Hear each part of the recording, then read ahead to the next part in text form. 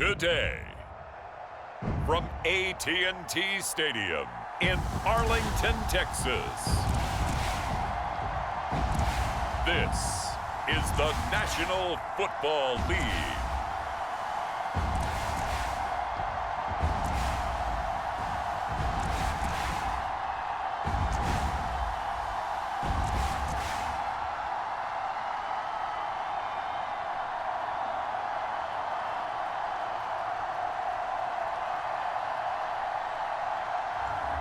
We'll see Dak Prescott and the Dallas Cowboys taking on Russell Wilson and the Seattle Seahawks. EA Sports coverage of the NFL brings us to the Lone Star State and the very mammoth AT&T Stadium in Arlington, Texas. A moment ago, here was the scene with the Cowboys emerging from their tunnel. It was loud. It's still loud. We're ready for football as the Cowboys get set to match up with Russell Wilson and the Seattle Seahawks.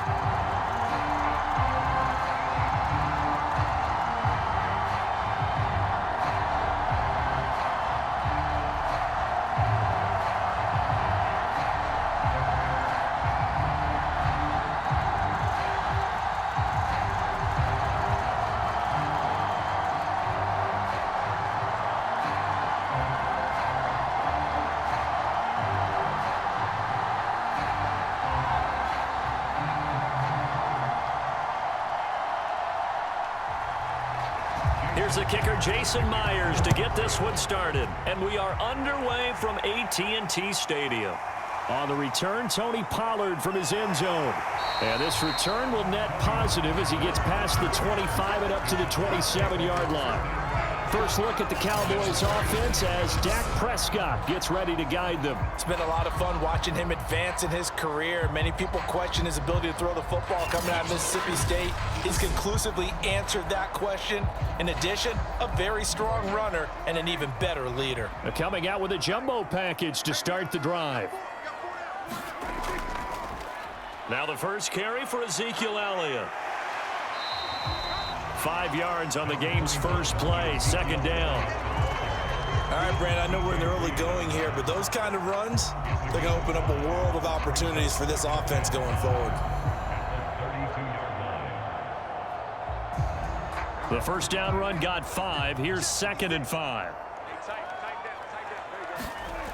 Out of the gun, here's Prescott. And that nearly an interception here on this opening drive, but he gets a reprieve. It's 3rd down. Oh, man, that was close. The opportunity to change momentum, big play, right in his hands, unable to come down with it. A sigh of relief, no doubt, on offense that fell harmlessly to the ground. Prescott now. Looking deep in the direction of Cooper. He's got a man complete. And he finally goes down, but not before reaching the 21. A big play here for Dallas. Execution was one of their watchwords leading up to this one. And on that play, able to execute brilliantly here on this opening drive.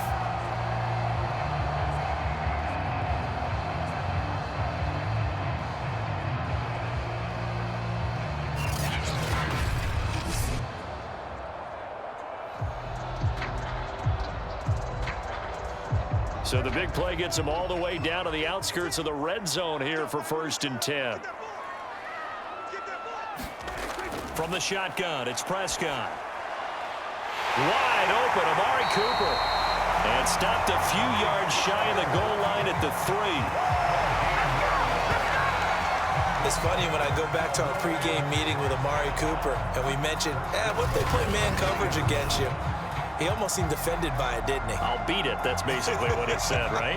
I mean, the best receivers we've ever talked to and covered, when you talk about covering them with one guy, they think that's a personal affront. If they feel like if they can't just beat one defender, then they're not very good. A terrific opening drive has them knocking on the door, 1st and goal.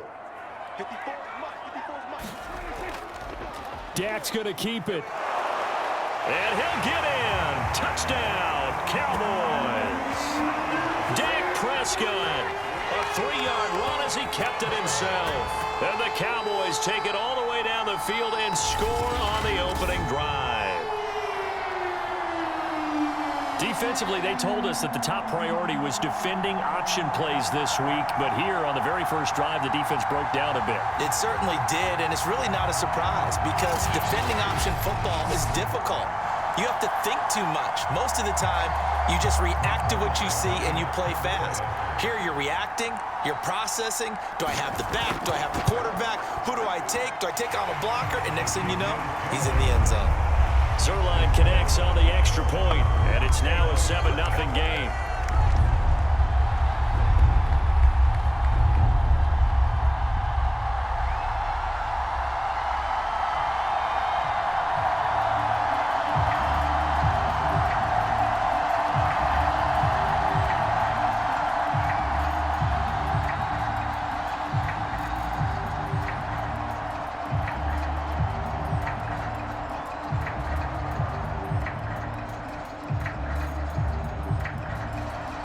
Now after the touchdown, it's Zuerlein. He'll kick it away.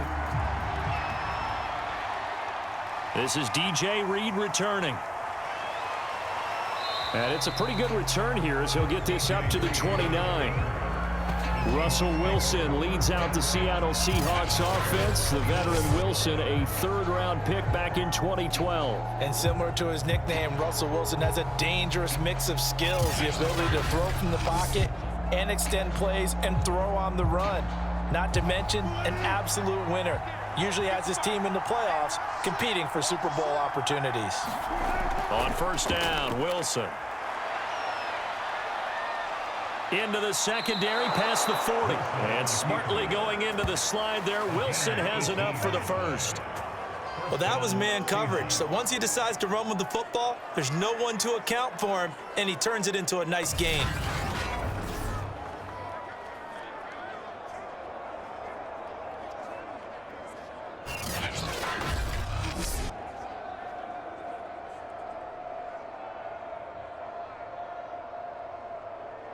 A big hitter to start the drive has him up near midfield here for 1st and 10.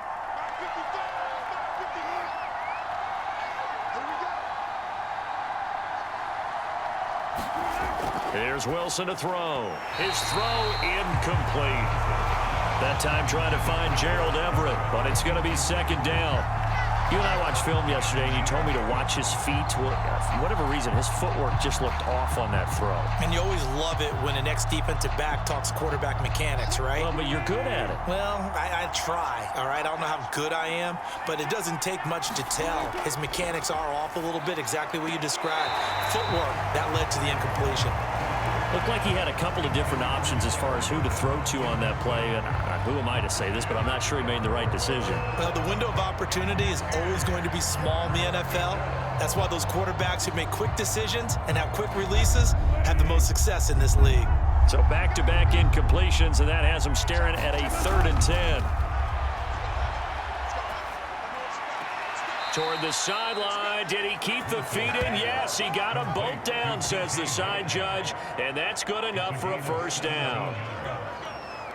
Plenty of things to talk about here, partner, but to me, their defense gave up a touchdown on the first drive. How about how they're responding, coming back? That's a big 3rd down pickup to keep their drive alive.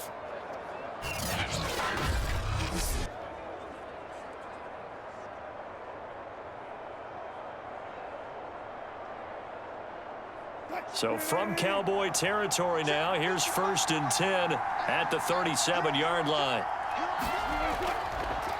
Now they'll run the option to the short side left.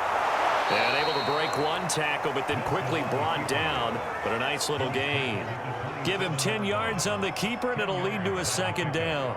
And this, I mean, it's certainly something to watch out for. He is not afraid to call his own number on plays like that, and here he takes it for good yardage. And we know this defense prepared all week for this, but sometimes when you see it in person, it's a whole different ball game, and all that preparation, it goes right out the window. 2nd and inches is oftentimes an invitation for an offense coordinator to take a big shot downfield because he feels like he can come back on 3rd down and pick up the 1st down. But sometimes you just don't want to break tendency. Stay with what you are, stay with who you know, and go get the 1st down. That's exactly what they did. On 1st and 10, it's Wilson. Steps away to his left. And he'll go down here right around the 23-yard line. He'll get just a yard on the scramble. It's second down. He was able to get away earlier in the drive, but apparently all the time they put in practice finally came to the front, didn't it? They remembered their lessons and found a way to contain him when he took off on that one. 2nd and 9.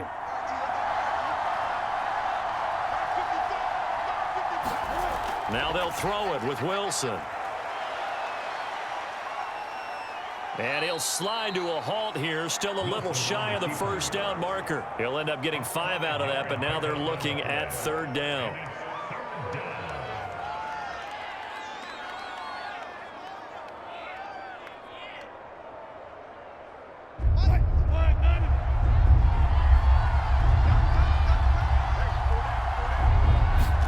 Here's Wilson. Throwing left side, it's complete. And the Seahawks are going to have 1st and goal as they try to finish off this drive with 6 points. After one, 7-0 on EA Sports. 1st and goal and a chance to get that initial touchdown right back. Here's Carson. And a minuscule gain of maybe a yard from the 6 to the 5. Be interesting to see now what they do offensively down near the goal line after not much there that time. As the offensive play caller, that may change your sequence now. Instead of coming right back with a running play, you may have to go to the air.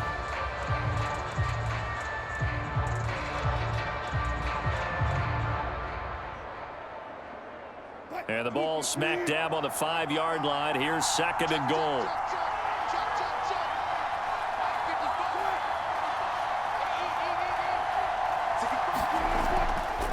Now it's Carson. And not a whole lot there. He does get a couple, taking it from the 5 down to the 3. 2 straight shots on the ground. Now on 3rd, do you go to the air?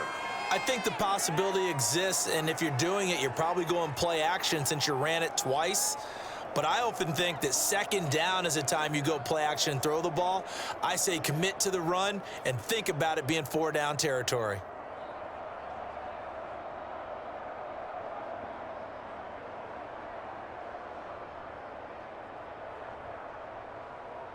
This Cowboy defense trying to hold him out of the end zone. They've run it to 3rd and goal. Now Wilson. And he's got it. A great job to hold him to just a yard there. Now it's 4th and goal. Partner, I think that completion takes the definition of dink and dunk to a different level, doesn't it? It does, and the defense was right there, kind of played into their hands.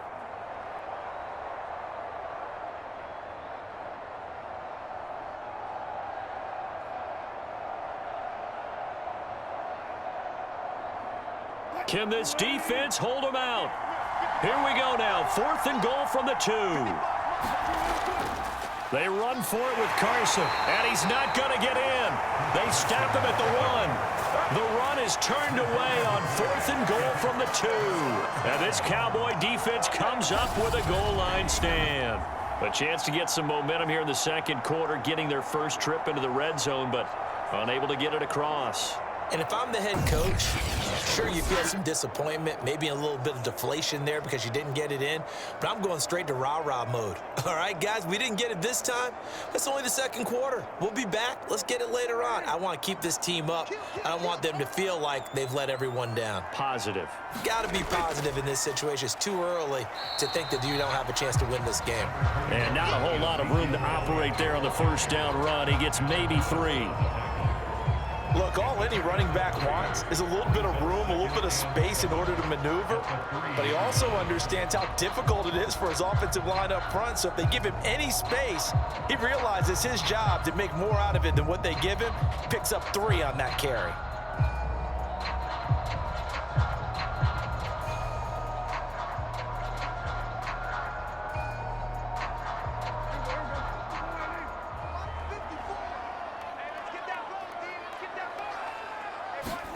Back near his goal line, it's Prescott.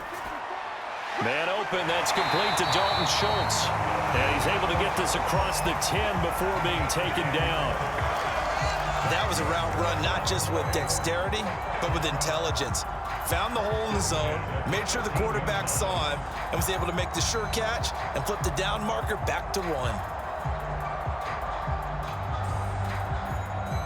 So a little more space to work with here from the 13 on 1st and 10. Prescott from the gun. It'll hit the slant route. That's caught by Cooper.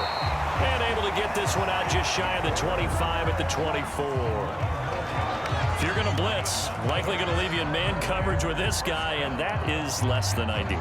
It is, because just about any offense that has an elite receiver, if you blitz and have him in man coverage, you're going to him, even if he has an elite defender on him, because he usually knows where the ball is before the defender does. And incomplete on the deep ball. We know it's not an easy job to go out and catch passes when people are trying to tackle you and knock the ball away, but the bottom line is that's a pass he's got to have and a pass he should have caught. So after the incompletion on 1st, now 2nd and 10. Prescott. Got an open man. It's Michael Gallup. And he's going to have a 1st down on a gain of about 10, and that'll take us to the 2-minute warning.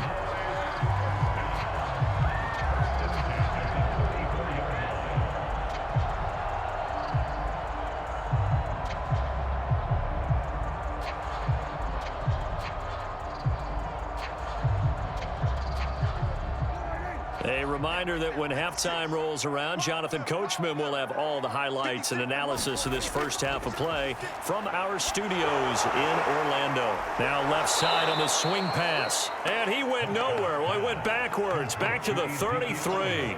He was unable to shake free there, and they'll cover him for a loss of a yard. Well, that play really didn't fool him. They completed the screen pass, but for lost yardage, a really nice play by the defense.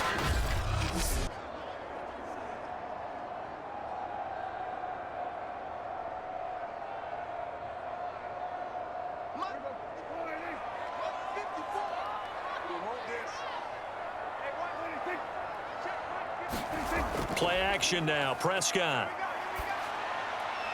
And he's got his receiver, Cooper. So the pitch and catch good for 11. And that'll bring up what looks to be a 3rd and inches. Can't be more than a half a foot. The goal for any offense versus his own defense, find the holes where guys are available and put the ball on the receiver before any defender can step up and fill it. They did it well there. Perfectly executed crossing route. Play number 7 coming on this drive. It's 3rd and inches. And again, it's Prescott. And he's able to hook up with Michael Gallup. Now the Cowboys going to burn the first of their timeouts as they'll stop it with just over a minute to go before halftime.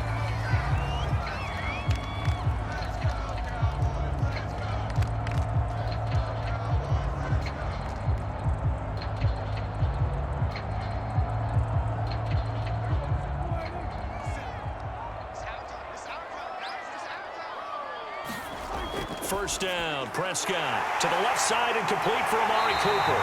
And he's going to have a 1st down here. They're also in the field goal range down at the 27-yard line. The Cowboys going to use their 2nd timeout now, as the stoppage will come with a little under a minute to go in this first half.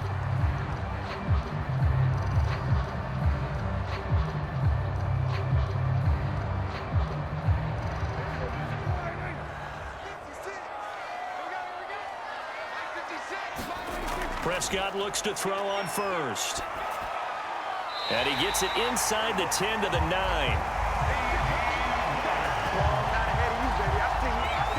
Yeah, this is a well-orchestrated drive they've put together. You think back to how far they were backed up to start things out, but they've gone on a march since then, and now after that completion there, they've got a 1st and goal.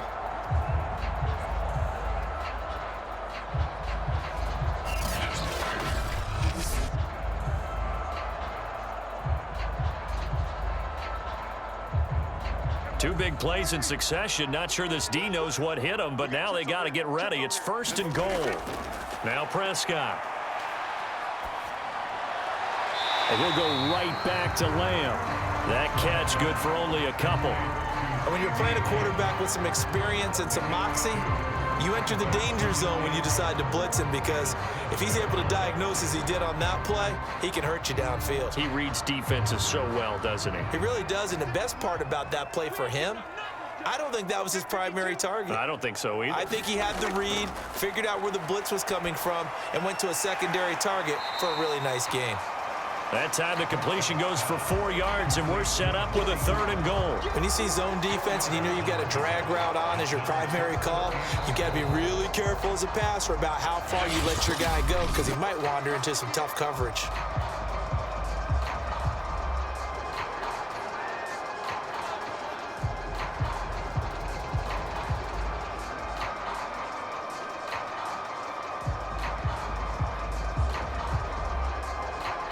Stonewalled on 2nd down. Now let's see what they can do on 3rd and goal from the 2. Now Prescott. Looking end zone, but it's incomplete. So it's been a long drive. They've held the ball for quite a while. Now what do you do here? Well, to me, at this stage, after this drive, this close to the goal line, 3 points would be a letdown. I'm going for it here. So they won't get a touchdown, but here's a chance to at least get 3 to end the first half. From the right hash at a bit of a tight angle. Zuerlein's kick is up and through. And the lead moves to 10-zip.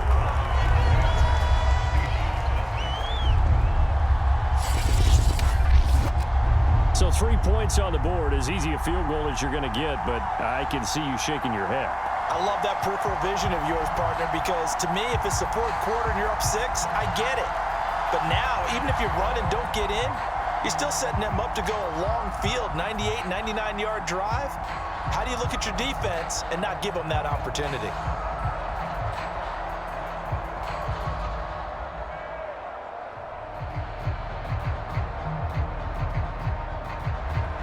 So just 8 ticks remaining here in the first half as they'll kick this one away. Here's Reed returning. And he's up across the 25 and down at the 28. The white flag coming out as they line up to kneel on it.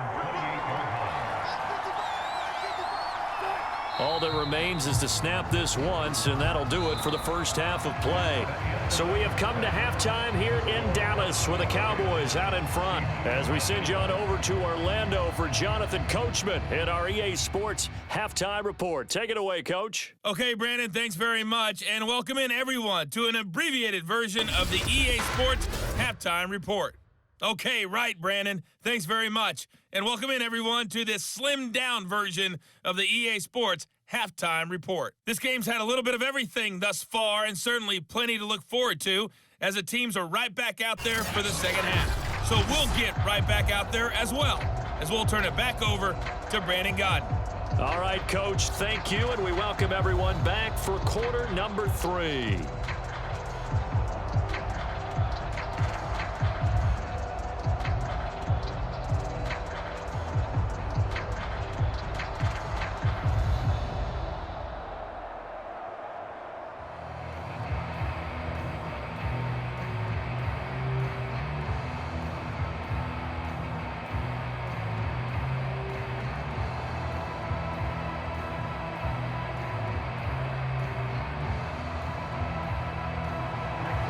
The Seahawks trailing, but they will have possession first here as we resume action in the 3rd quarter. Here's Reed.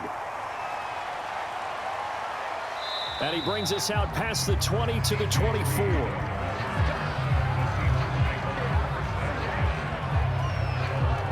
The Bucs ready to go here to begin the 3rd quarter. And right out of the gate, they face what you'd think could be a pretty important drive. I would say so. You know, they're down 2 scores. That's not the end of the world. It wasn't the strongest of first halves, but for them to start clawing back, they've got to start putting a little pressure on that defense, start cutting into this deficit. You can't have 3 and outs and expect to get that done. And he'll get this one up to the 26. A nice play design there with the touch pass. Looked good at the start, but bottom line, the defense was ready. And they did a nice job scouting, didn't they? Not just scouting, but now executing once they saw the play for real after having worked on it all week in practice. They drilled on the play, then they drilled him. Throwing on 2nd and 8, Wilson. And he works his way past the line of scrimmage and then slides to a halt. He'll end up getting 5 out of that, but now they're looking at 3rd down.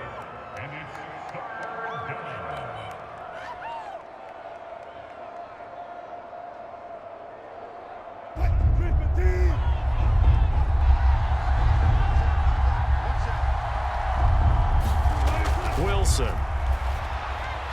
That's caught by his tight end, Gerald Everett. And he is going to have a Seahawks first down. They needed 3. He doubled that. He got 6.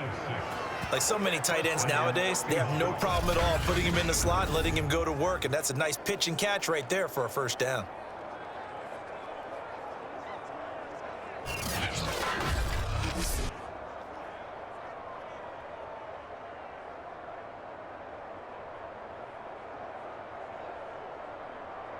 So here's a 1st and 10 at the 38.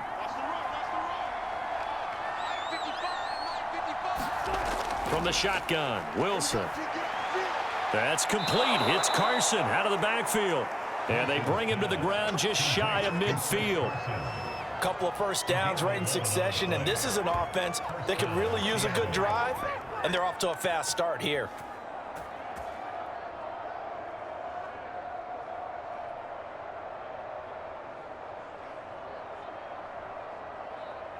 Two first downs have them up near midfield now on 1st and 10.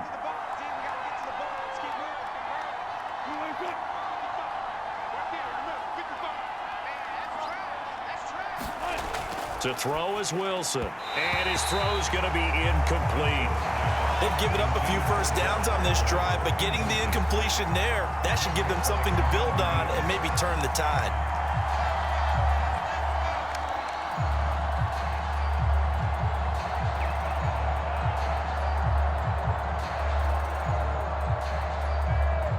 Dallas, Texas is the spot. 3rd quarter inside AT&T Stadium. Glad you're with us. 2nd and 10.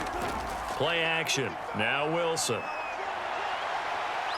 Dodges him at the 50. And he'll get it down here to the 43. He turned that into a nice gain. Gets him 8 yards closer for 3rd down. They brought the blitz that time, and I thought they were going to get to him, but instead, he flipped it on its ear and ended up picking up positive yardage. I thought he was dead to rights, but you are exactly correct, sir. Able to turn that into a positive gain. 3rd and 2, now Wilson. And that's knocked away and incomplete. And that's a nice job there because you've got to play the ball, not the man when in coverage. That'll keep you away from a lot of needless penalties, and he's able to knock that one away.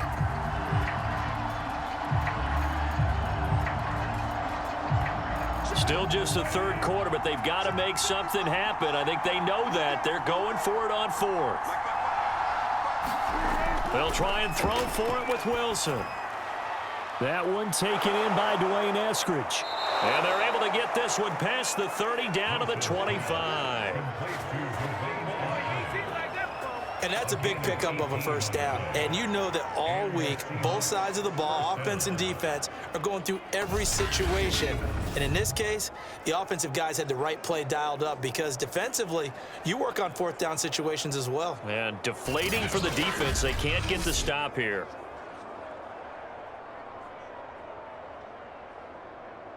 Still in search of their first touchdown of the game, but they're on the move. 1st and 10.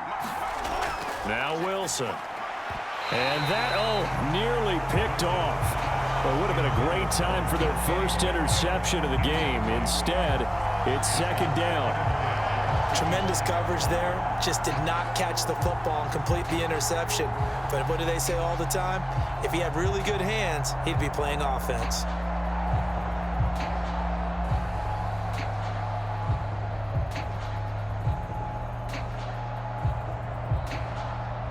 An incomplete pass leads to 2nd and 10 from the 25. From the gun, it's Wilson. He'll get this out wide to Penny. They get 6. That'll leave them with 3rd and 4. Caught that look from you there, partner. I think we're on the same page on that one. Just his first catch. I think we both thought he'd be a little more active in the passing game. Let's see if that's the start of them trying to get the ball to him a little bit more here in the second half.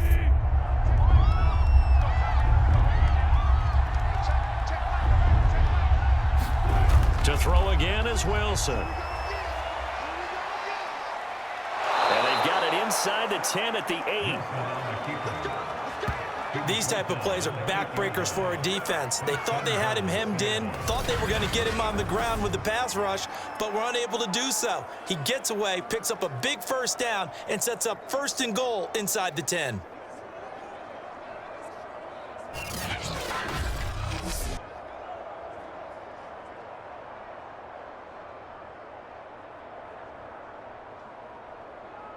First and goal, and they got to be thinking a chance to get right back into this football game. On the delay, here's Carson. And they'll get this from the 8 to the 5. Pickup of 3. And Brad, they went to a nickel defense, and that's a surprise this close to the goal line, because ordinarily you use the back end of the end zone, the sidelines as extra defenders, and you want bigger people on the field to try and help against the run. And the ball smack dab on the 5-yard line. Here's second and goal. They run again with Carson.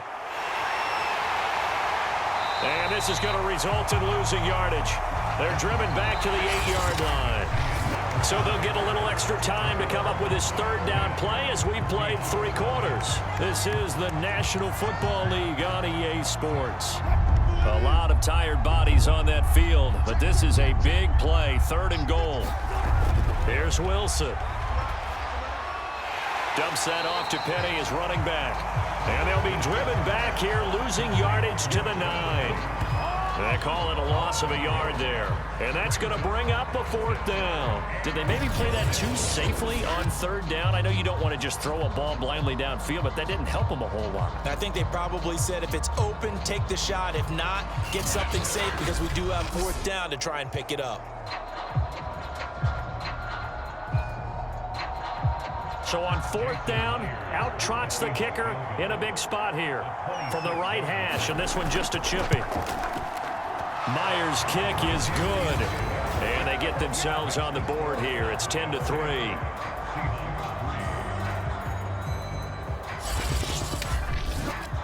Well, he was a spectator for much of this game. This is his first field goal opportunity of the entire contest, but he's able to connect. Yeah, he had a pretty good seat to this one, didn't he? But let's face it, all kickers that you and I know, they want to contribute. They want their opportunity, and he seized his.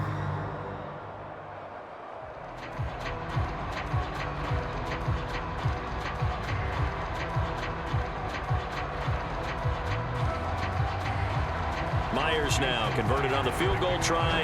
Now he's on to kick it away. This is Tony Pollard. And a good return as he'll be stopped just shy of the 30-yard line.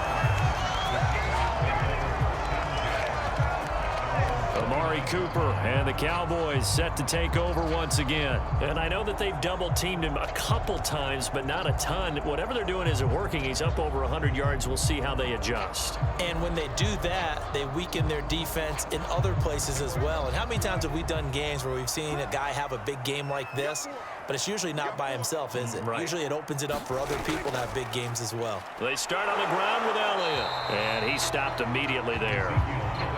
Making the stop that time, Bobby Wagner. When we talk about defenders, specifically linebackers, keeping their eyes in the right spot, he had that eye down the entire time. And you know that's not easily done because they throw a lot of misdirection at you. They try and fool you and get your eyes in the wrong place. But you're right about that one. He correctly figured that one out and made a really nice play. And this throw incomplete. Well, the defender all over him that time, but it's going to lead to 3rd down. This a very important drive, and that incompletion leads to a very important 3rd down here if they're going to try and get the football back. Yeah, getting it back, absolutely crucial to their chances to try and win this game. I would expect a lot of pressure here. They can't afford to let them continue to get first downs and eat away at the clock.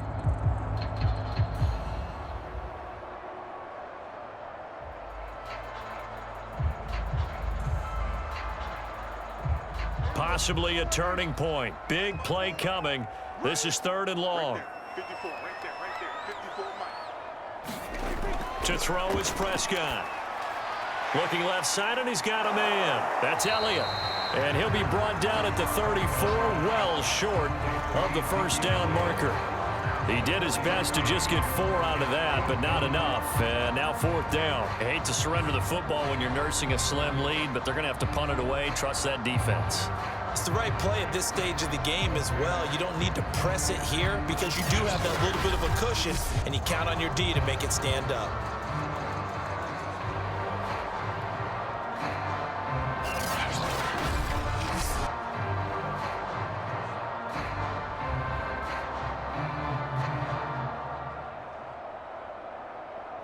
Here's Brian Anger now. And surprisingly, this is the first punt of the game for either team.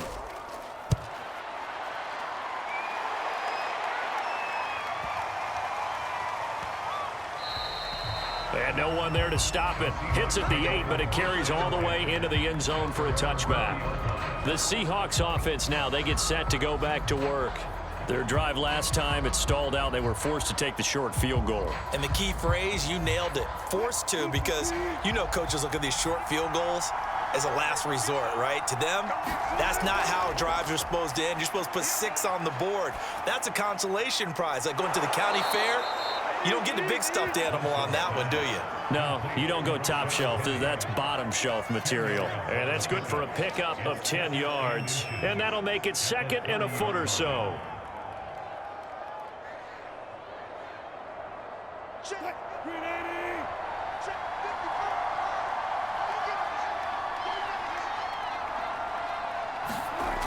Throwing is Wilson. Working the middle here. That's complete to Everett, the tight end. Many different ways to create space, but on that play, he did it with that big, wide body of his. Didn't get a whole lot of yardage on the play, but it did what it was supposed to. Pick up a first down. Back-to-back good plays have them on the move on first down. Now it's Wilson. Leaves it for Penny. And he'll be out of bounds after getting this one across the 40. Heady on that one, huh? Getting out of bounds before the 2-minute warning. They get an extra timeout, extra opportunity to move the ball downfield. Very smart football. And they'll try to squeeze in one more play here before the 2-minute warning. Again, Wilson. To the right side and complete to Metcalf. And he's got this to the 30 before being taken down. We've got a one-score game with inside of 2 minutes remaining.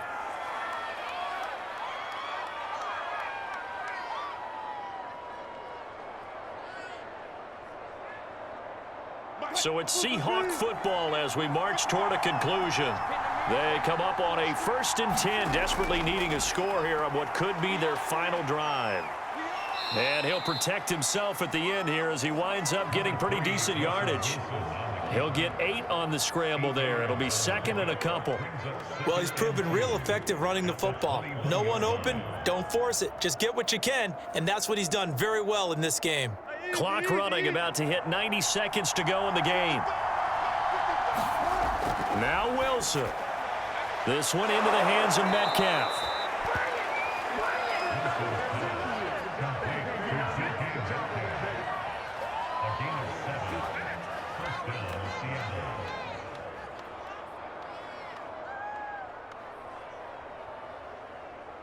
First down now, but the clock continues to move. Wilson to throw. Escaping the pressure right. And all the way down inside the 5 to the 4. How many times have we seen this late in the 4th quarter? Because you know the pass rush is getting after him, and they get upfield, get that great push, and what do they create? Space, and he takes off. A looming decision to make on the conversion, down 7, but first things first, they need to score as they come up on 1st and goal. And it's caught. It's a touchdown. So they rally here in the final minute, and they're an extra point away from tying this game. A lot of people might call this backyard football. Sometimes just understanding who you've got out wide and who you're going to throw it to. Give him an opportunity to go up and make a play, even when contested. Looks like that one worked out pretty well. The trust factor in effect.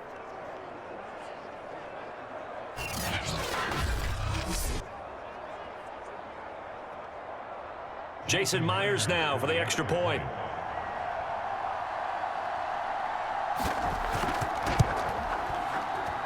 And no sweat, he puts it through, and we are tied here in the 4th.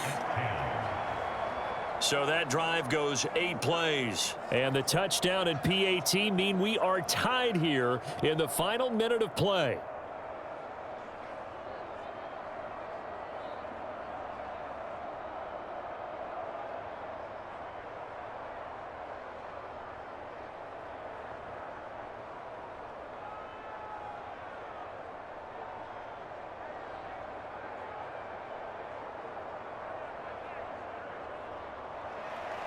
All level now at 10 apiece as the kick's away. Now Pollard. And the tackle going to be made right there at the 25-yard line. Here's the Dallas offense now heading back out onto the field. They have a little bit of time here to get into field goal range. Not much. In a tie game, you don't want to do anything crazy, right? I agree with you on that one. Risk reward, okay? If you go for it, what is the absolute reward on this? But the risk is probably greater. Run the clock out, get to overtime, and try and win it there. All right, we'll see if they do just that. And they'll get him down after a gain of 7, but they'll happily give him that. Now the Cowboys going to burn the first of their timeouts as they stop it with 22 ticks to go in the fourth.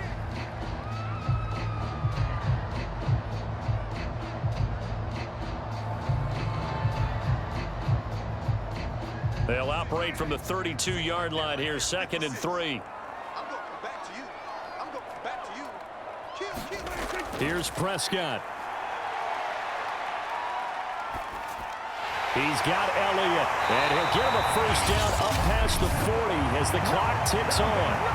The Cowboys going to use their second timeout now, as it'll come with 15 seconds to play in the ball game.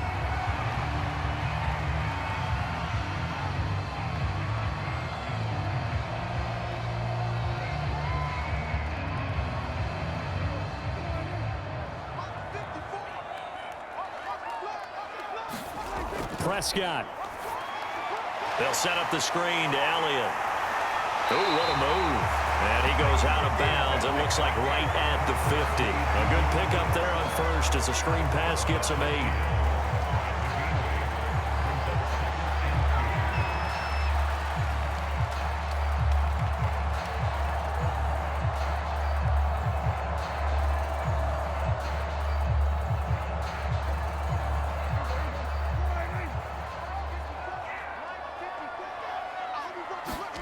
Now Dak.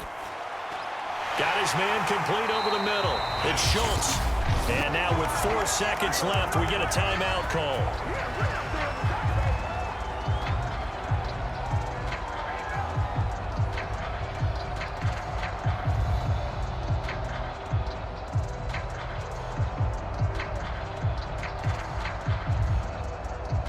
So it'll all come down to the booming right leg of Greg Zuerlein. And now with 4 seconds left, we get a timeout call.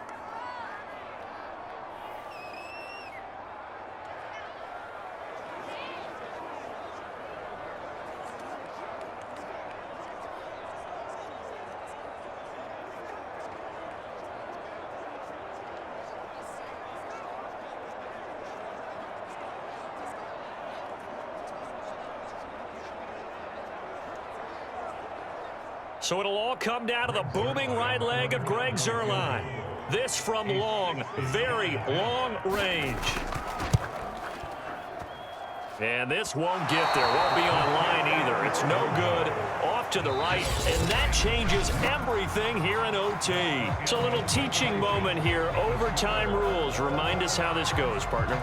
Okay, so in the past, we had sudden death. First team to score wins, but no longer.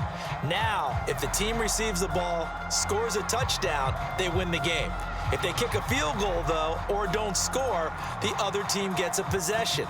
And after both teams get a possession, then we're into sudden death. First team to score wins the game.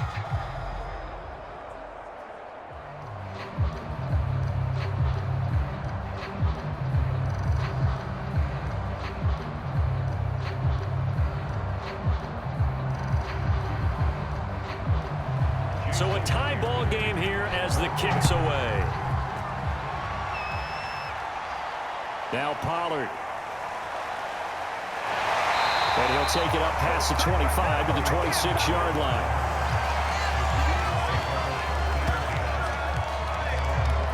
Dallas offense set for this next drive.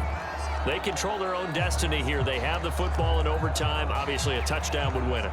And I think teams around the league are still adjusting to the idea of going downfield, scoring a touchdown wins the game, because they were used to just going downfield and trying to get in field goal range to win a game. Still having to make that transition. Let's face it now, the ones who are doing it best know they need to go down, attack, put the ball in the end zone, and not leave it up to a field goal and give the other team a chance. Yeah, as we said, they control their own destiny now. They'll break the huddle, come up on 2nd and 8 at the 27-yard line. Again, it's Elliott. And running with power here. And he takes us up to the 40-yard line before being corralled.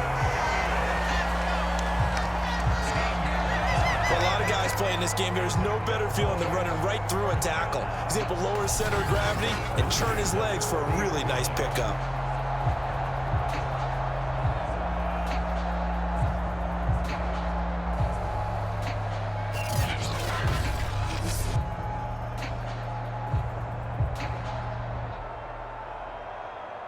So after a good run by Zeke, another 1st and 10.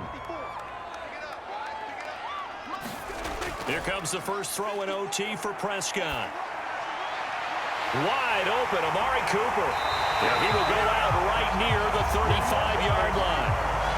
So Amari Cooper out of Northwestern High School in Miami making a nice play there. And it's so funny that when I was going through the draft process when he came out of Alabama and was inquiring about him and his skills, they say it all began back in Miami. He really became a pro receiver at a young age because of his attention to detail and precision.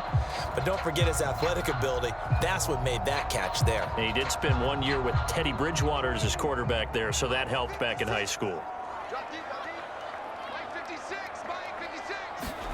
On 1st and 10, Prescott. And down he goes. They sack him back right around the 41-yard line. L.J. Collier. Credit him with a sack, and it goes as a loss of 6.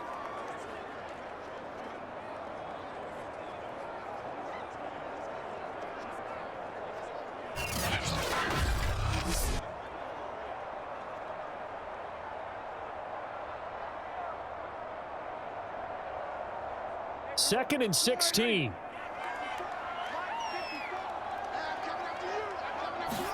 Another try after the first down sack.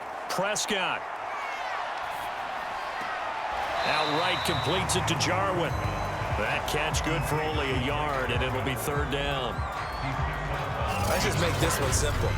Could he be any more open than he was on that play? Yeah, they lost him going to the outside. Hard to believe, because you go through your accounting on each and every defensive snap. Who's got who, what defense you're in. That was totally a blown coverage. The defense going to blanket the field. 6 now in the secondary here for 3rd and 15. From the shotgun, it's Prescott. He's going to find Gallup here complete. And he's able to break out of 1 tackle, but then quickly brought down. They stop him for only 3 that time, and that'll bring up 4th down. One hallmark of good defenses is understanding the game, understanding positioning, and tackling immediately in the secondary after catches. I think we just saw that on display right there. Got to him before he ever had a chance to think about turning it upfield. So here we go. Maybe the biggest kick of the game forthcoming. This to at least get them a lead here in overtime. And Zuerlein's kick is good. And they will take the lead at 13-10.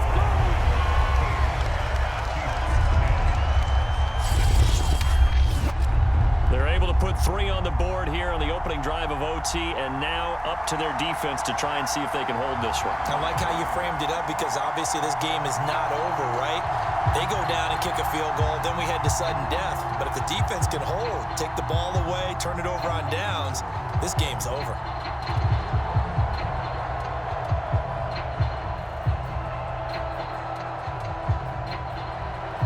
So it's the Seahawks who are going to get the first crack at things. They'll possess it to start things off here in overtime. Reed going to bring it out of the end zone. And with a marker down, he's up just past the 25-yard line, but I think they're going to be going backwards. Let's check the call.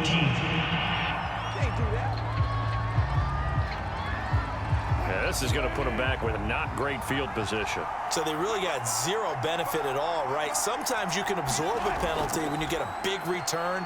Then the penalty brings it back, but you still have great field position. As you pointed out, not in this case. This will be stopped about 2 yards shy of the marker. 8-yard gain, 2nd and 2.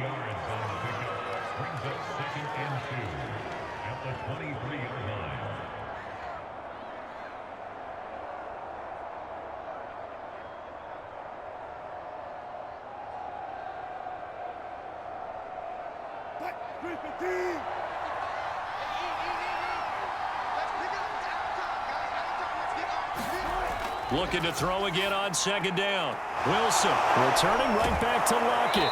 And he'll be out of bounds across the 30-yard line.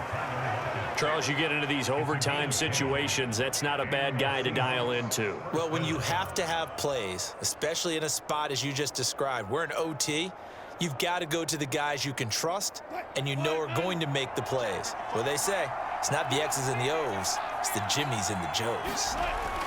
They'll throw on 1st down with Wilson. And the Cowboys' pressure gets there this time for the sack. Micah Parsons in there to get him. It's a loss of 5. That time, finally, a measure of revenge as they get him down behind the line. It almost felt like relief, didn't it? Because with the success he's had throughout this game, you'd almost expect him to get free and pick up 10 to 15 every time he takes off. Not in that case. That has to feel good for the defense.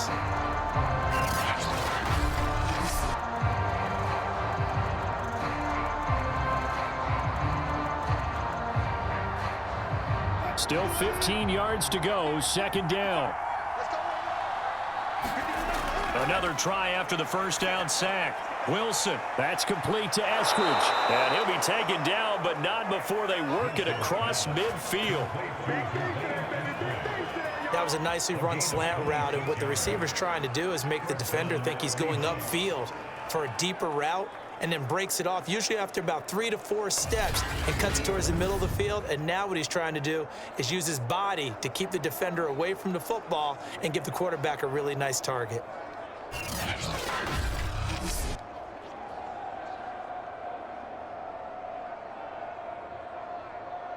So from Cowboy territory now, here's 1st and 10 at the 46. Out of the gun, here's Wilson. And oh my goodness, it's incomplete.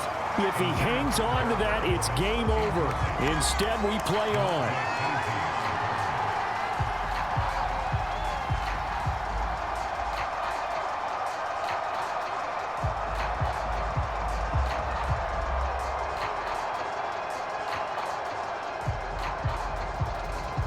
After the incomplete pass, here now is 2nd and 10. Wilson. That's complete to the tight end, Everett. 5 yards. Now it's 3rd and 5. Let's not quibble about the gain there on 2nd down. That was a positive play because that was a take-what-you-can-get situation. Got out to the tight end. Now it gives him a much better opportunity to convert on 3rd down.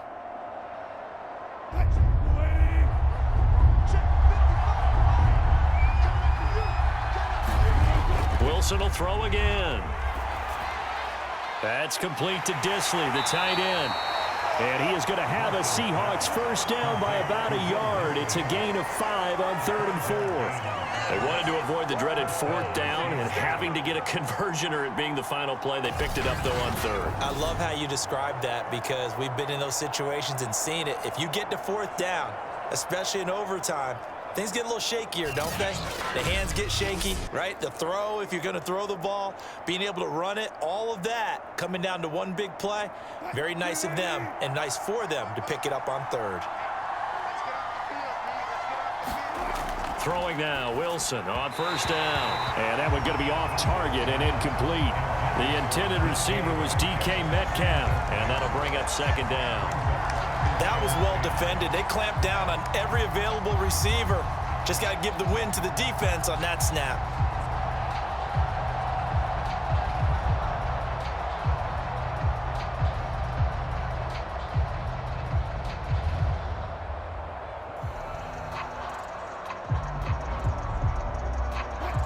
try again from the 36 on 2nd and 10. Now it's Wilson. Throw right side, taken in by Eskridge.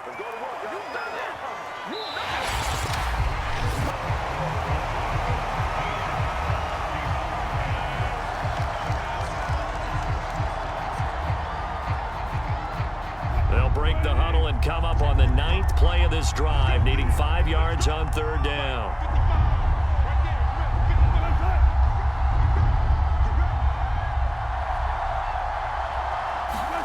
Throwing again here, Wilson. And this a quick slant to Lockett. And he is going to have a Seahawks first down as they're able to get the 3rd down conversion. That's the 3rd time on this drive that these two have connected with each other. They've got a real rapport going. And right now, it's paying off with big chunks of yardage, as shown by that last play.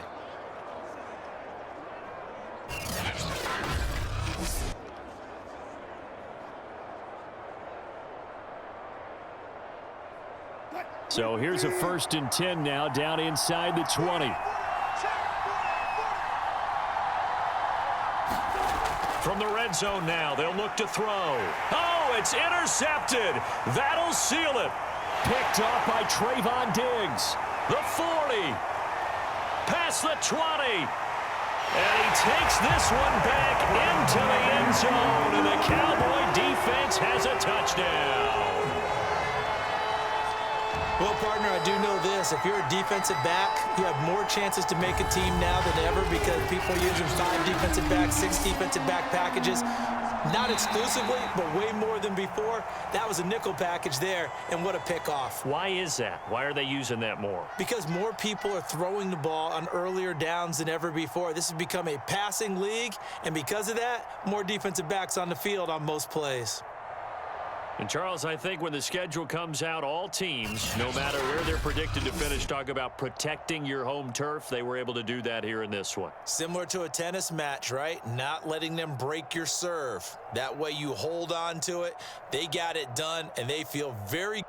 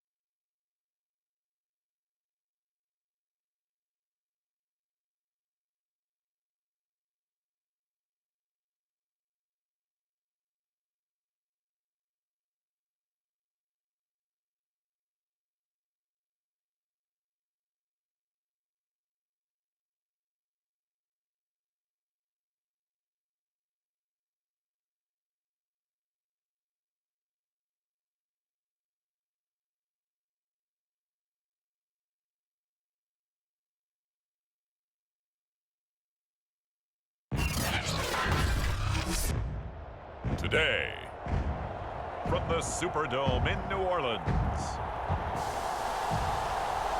this is the NFL on EA Sports.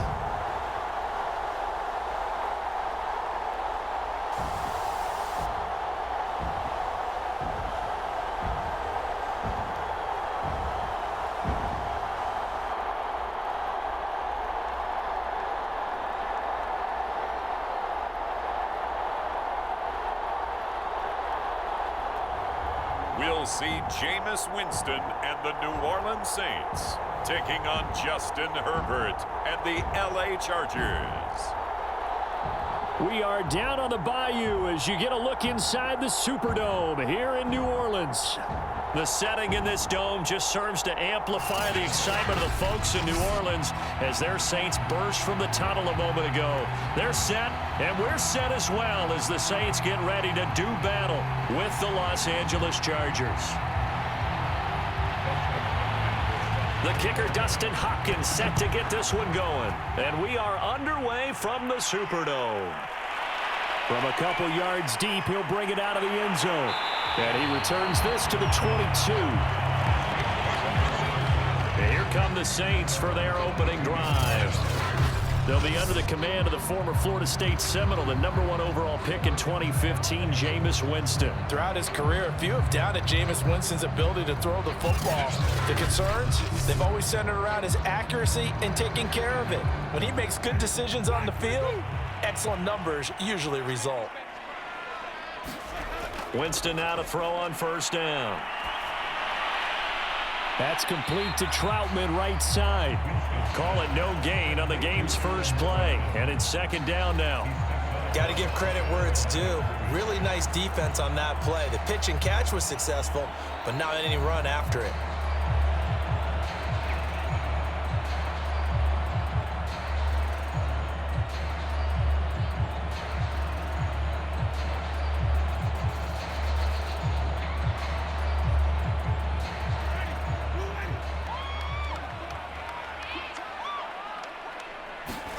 To throw again on second down.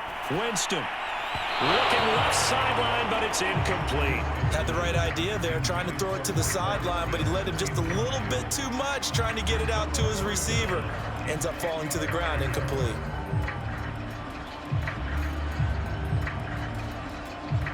So now an early 3rd and 10 here on their opening drive. Jameis to throw it. They'll set up the screen now to Kamara. And a good tackle there right around the 30. Stops him short of the first down. They'll get 8, but they're going to have to punt here on the opening drive because that's not enough. So, Charles, first drive here, little safe completion underneath. Maybe get some rhythm, get your feet wet, so to speak. I agree, and I like it because it's a lot like a basketball game when you're getting started and you pass the ball around so everyone touches it early and gets involved in the game. In this case, it's not just dumping it to a back and he's able to run with the ball, but you get your offensive linemen involved because they get to get out and run and hit people in the open field. Everyone getting their feet wet early. Blake Gillikin on to punt now on 4th down. Back deep here, Andre Roberts.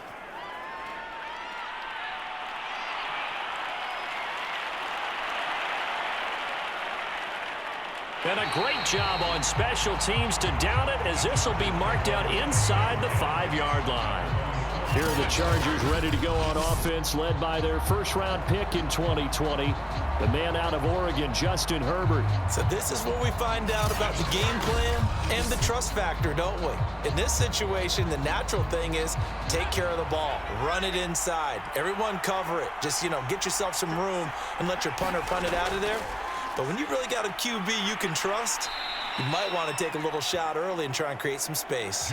A solid run on first down. Gain of 7 leaves them with a 2nd and 3. I think they're ahead of schedule now after that run. They might be bold with this 2nd down call after that type of a gain. A good run got 7 on first. Here's 2nd and 3.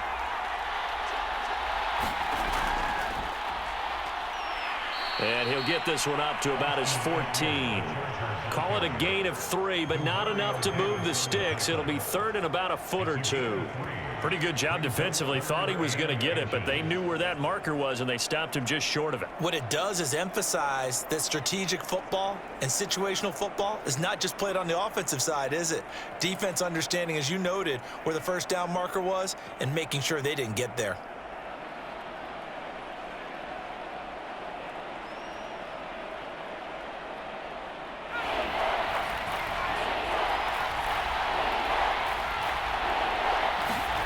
Herbert on 3rd down now. finds the open man. It's Mike Williams. And he is going to have the Chargers first down, and he'll have it by plenty as they're able to keep the drive alive on 3rd and inches. That throw's not going to get them a whole lot, but that really didn't matter, did it? They got what they needed on that throw. Picked up the first down, and I'm going cliche here. Game of inches, partner. Absolutely. Well, and you talked to me a lot about opening drives, how key those are to set the tone. You kept the drive alive. 3rd down conversion here is big. Counting down toward the midway point in quarter 1. Running on first down, Eckler. And he'll maneuver his way forward for about 4. 2nd and 6. Well, the end of all that hitting and hollering, it was a 4-yard run, so the offense is going to go back to huddle and feel pretty good about themselves. Defensively, you have to feel okay because you didn't let it turn into a bigger run, but the goal, shut it down for 2 yards or less. That's when you start to feel good about yourselves. From the 24, Herbert. And it's hauled in by Jared Cook. And he'll get this up past the 25 before he's out of bounds. If anyone ever has any doubt that tight ends are primary targets nowadays, just watch this play. He's back in the pocket, finds his guy, and they get a nice gain out of it. Yeah, simple little completion out to the flat.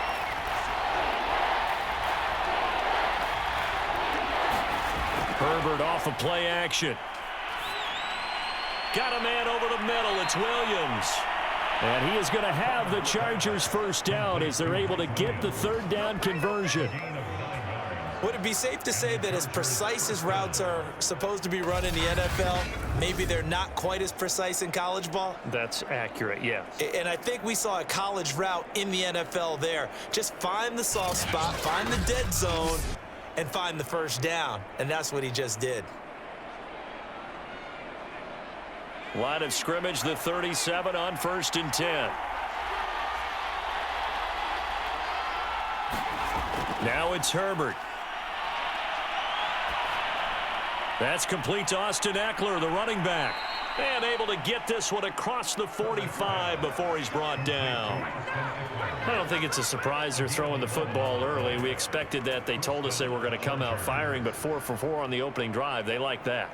They don't just like it, they love it, because now everyone gets locked in. Your confidence jumps up. Everyone's easy about what they're doing out there. And by the way, they're looking at the sideline thinking to themselves and expressing, let's keep throwing it. We're doing pretty well. Herbert's throw there complete to Allen. And he'll go down, but not before getting this inside the 30. I think it all came together there. In-breaking route, drove it with excellent pace. Money throw right there to move the sticks.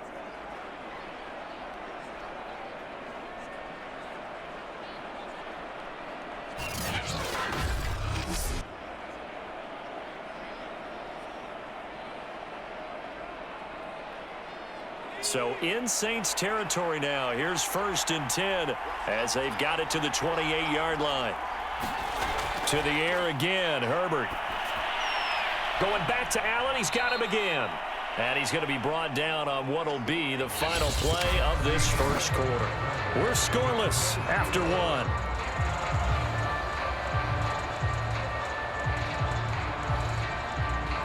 Second and 2.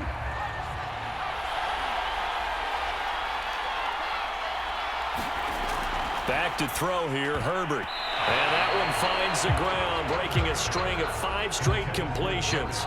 And it brings up 2nd down. No, 3rd down. But prior to that, he had hit his first 6 passes to start the game, so on a nice little run to begin. It feels like this offense has carried its dress rehearsal into the game, you know, because you do practice it, you do go through it, and in this case, it is clicking exactly like they drew it up. So they need 2 yards here on 3rd down. Remember, they're already 2 of 2 on 3rd down conversions on this drive. They'll try to pick up the first with Eckler. And he gets it inside the 10 to the 9. This is a very impressive drive, especially when you consider where they started from to now be set up 1st and goal. Yeah, and some nice running right there. That's what got them the first down. But at this point, I suggest open up your playbook. You can call just about what you want.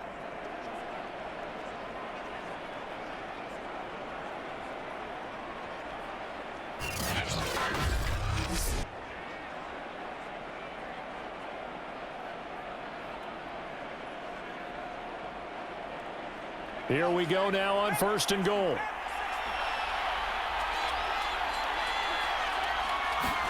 Here's Herbert. And this is incomplete. Very lucky to get that one back. That nearly picked. It's 2nd down now. Chances are good he's going to be a very busy guy. 2 catches already in this opening drive, and they were looking his way for a 3rd. I think they put this defense on notice that could be a really, really frequent combination.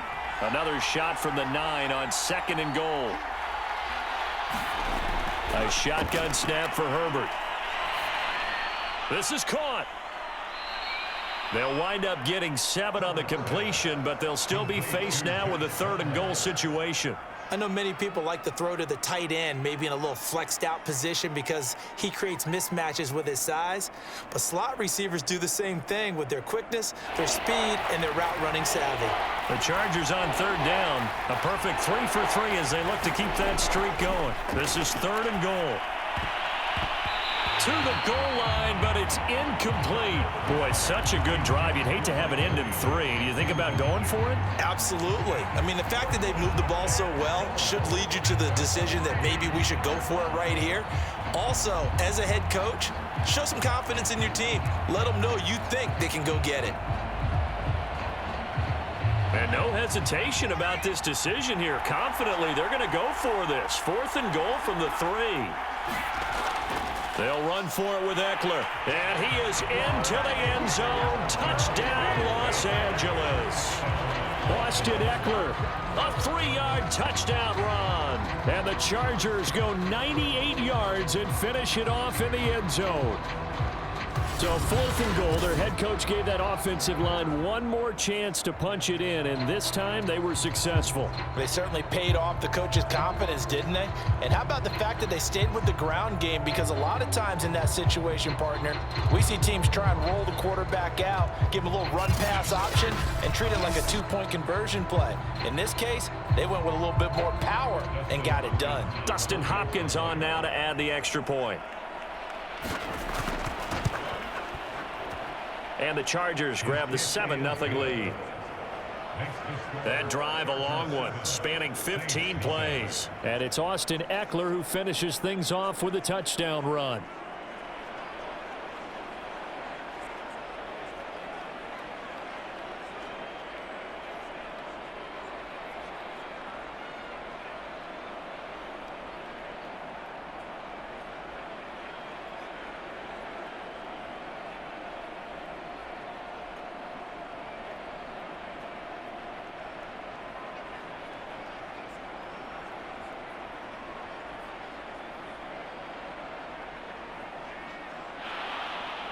Following the touchdown, Dustin Hopkins will kick it away.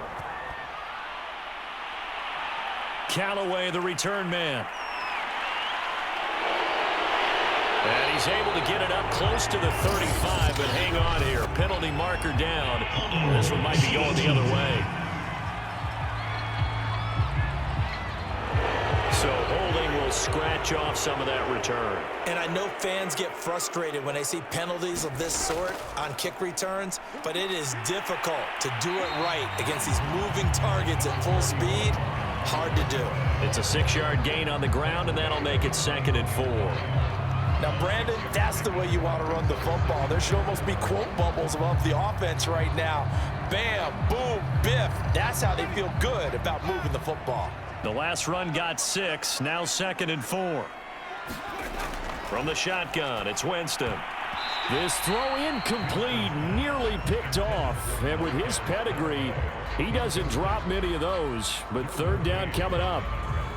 I didn't like the look of that play right from the beginning. I thought he should have seen the coverage that was there, tried to force it in. That one, he's fortunate, just fell incomplete.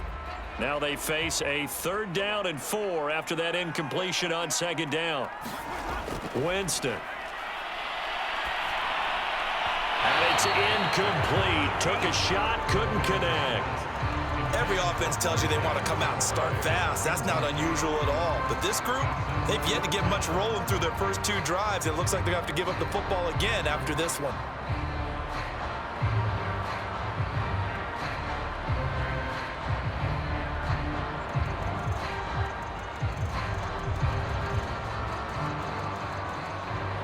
Here comes the Saints punter now, as he'll kick it away for the second time.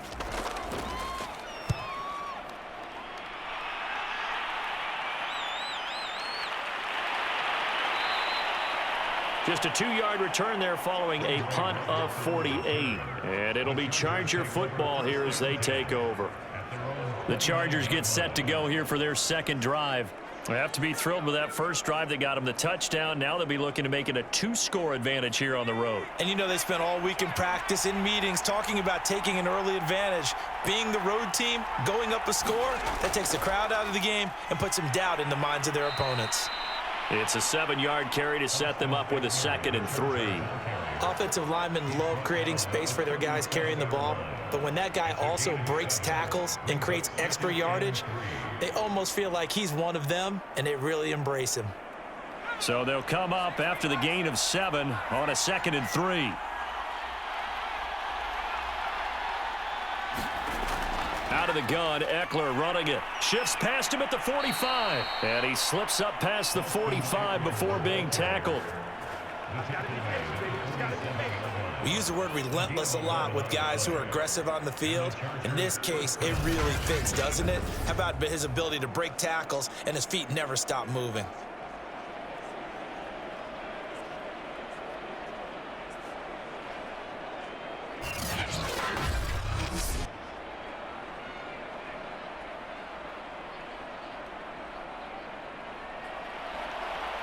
Two minutes on the clock, second quarter, 7-0 ball game.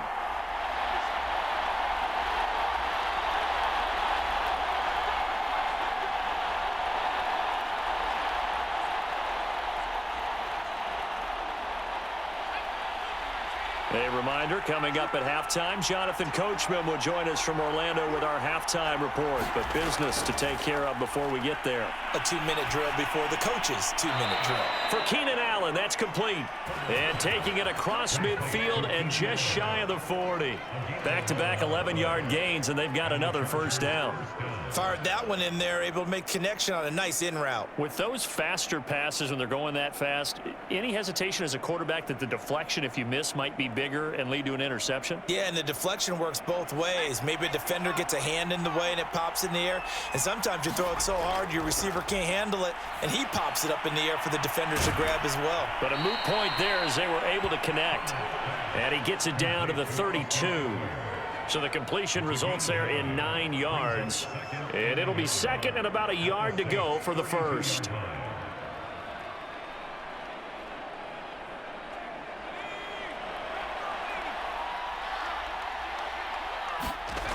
From the shotgun, here's Herbert. Oh, that's into a sea of bodies, and it's intercepted.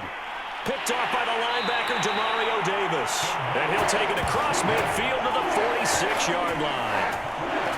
That throw, Charles, over the middle of the field, and a few too many bodies in there got picked. That's a normal situation, too, isn't it? No matter how hard you try and spread the field sometimes, there's always going to be a traffic jam, it feels like, towards the middle. And if there's any type of a missed throw, or maybe the ball's tipped, or just too many bodies in the area, an interception can result.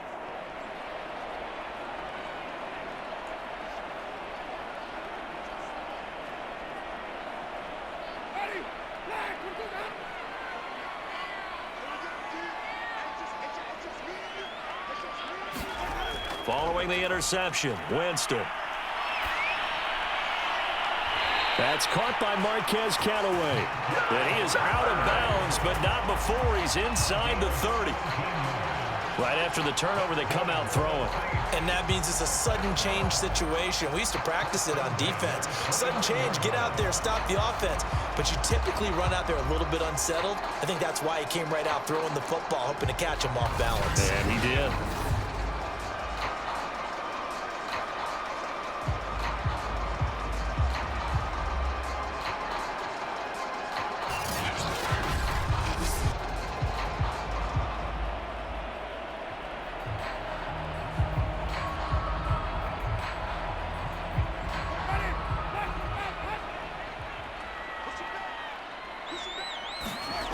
Jameis now on first down.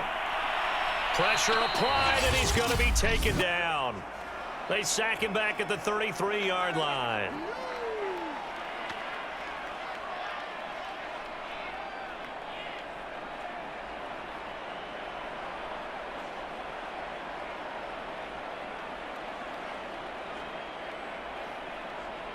So 2nd and long, and got to be careful not to fall out of field goal range.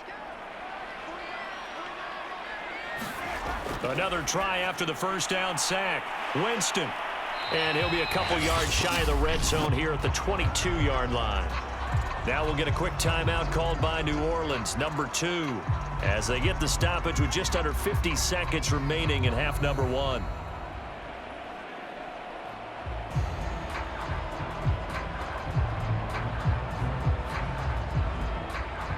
An extra defensive back on the field for the Chargers now on 3rd down. Winston. He'll get this one underneath to Kamara. And he is going to have a Saints first down. They needed 3. He doubled that. He got 6. Another catch for him there on this drive, Brandon. And it looks like they're going to utilize him out of the backfield any way they can. And that time they pick up a first down. So now on defense, do you assign a man to him and try and cover him before he gets going?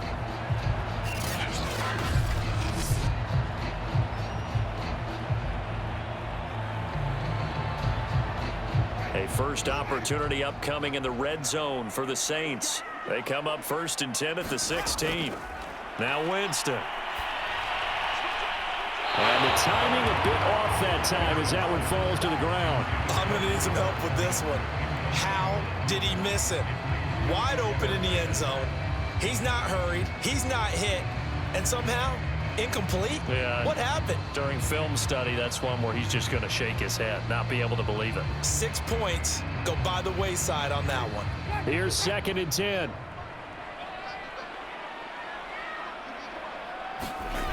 Now Winston.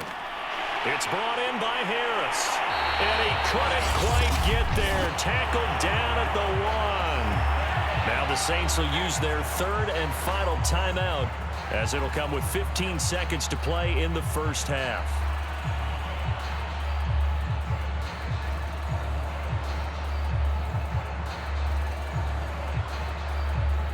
A chance now to get even before the break as they come up 1st and goal.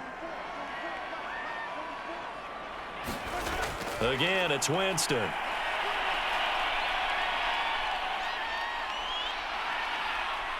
Trying to improvise toward the end zone, but that's going to wind up incomplete. I tell you, Brandon, this defense is playing with some confidence. Haven't allowed a point yet. Flying to the football. I'm telling you, it's almost 11 to the ball on every snap.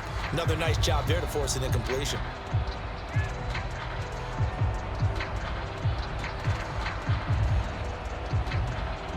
Another shot from the 1 on 2nd and goal. Working out of the gun, Winston. And he's got him. It's caught in the end zone. Touchdown, New Orleans. Marquez Callaway in the final seconds of the first half. And the Saints have a chance to tie the game here in the final seconds of the half. So a late touchdown here just before the half, and that obviously changes the dynamic of this game. Yeah, in a couple of ways, partner, because they've been shut out up until this point. So now at least they go into the locker room, and Uncle Mo may be creeping over to their side to talk to him a little bit. And second, they're right back in the football game, an extra point away from tying things up. Will Lutz on for the point after. It's up and good, and we're tied at 7 here in quarter number 2.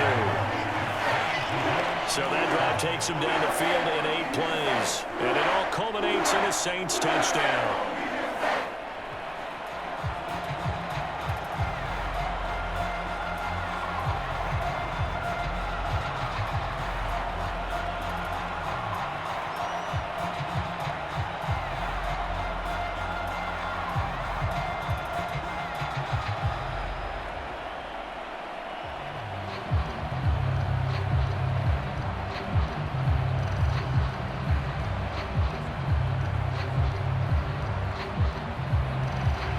So all even at 7 now as they kick it away.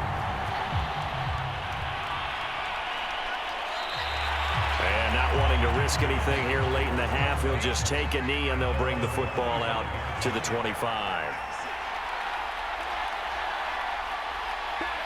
The final second ticks by, and that's going to do it for the first half of play. So thanks to the late touchdown, it's a tie ball game here heading to break. As we'll get you over to Orlando, where standing by is Jonathan Coachman. He has our EA Sports halftime report. Okay, Brandon, thanks very much. And now, due to apparent time constraints, we fast forward to the beginning of the second half.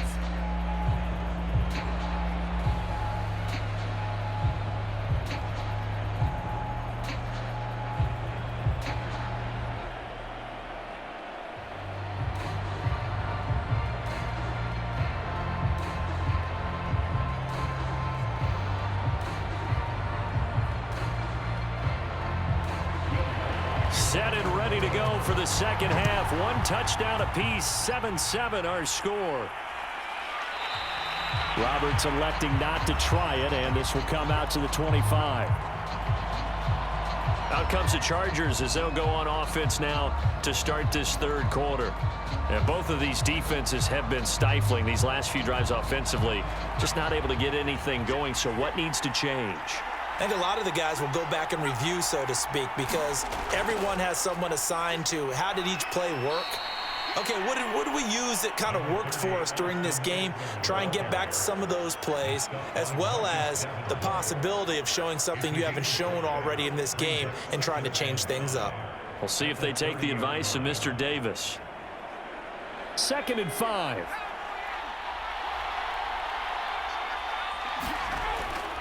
Once more, here's Eckler. He takes us from the 30 to the 34. Well, if you're a football guy, that's a pretty run because everyone is in sync right there. Obviously, the guy carrying the ball, but how about the people up front?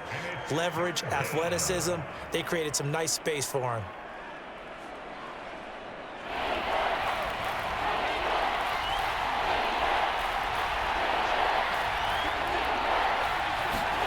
Play action this time for Justin Herbert.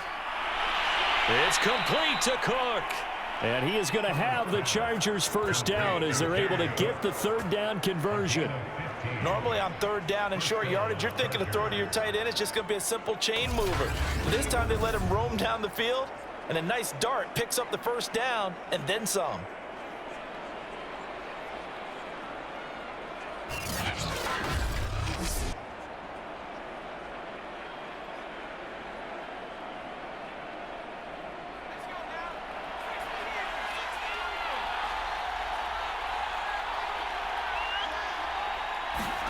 Herbert setting up to throw on first down.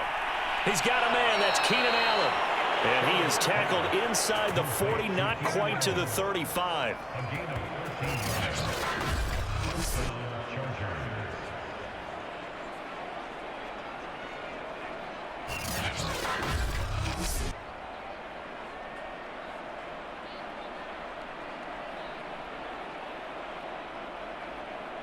So in Saints territory now. Here's 1st and 10 at the 37-yard line. Herbert will give this one to Eckler. And he'll get 3 down to the 34-yard line. Give credit to the defense for stringing that play out, and they gave up no cutback angle. You know he was trying to dart through. No place for him to go. A nice job there, only giving up a 3-yard gain. 2nd and 6. No, scratch that. 2nd and 7. Justin Herbert looking to pass. They'll get this over the middle here to Palmer. And this is going to be another first down as the tackle's made at the Saints 23.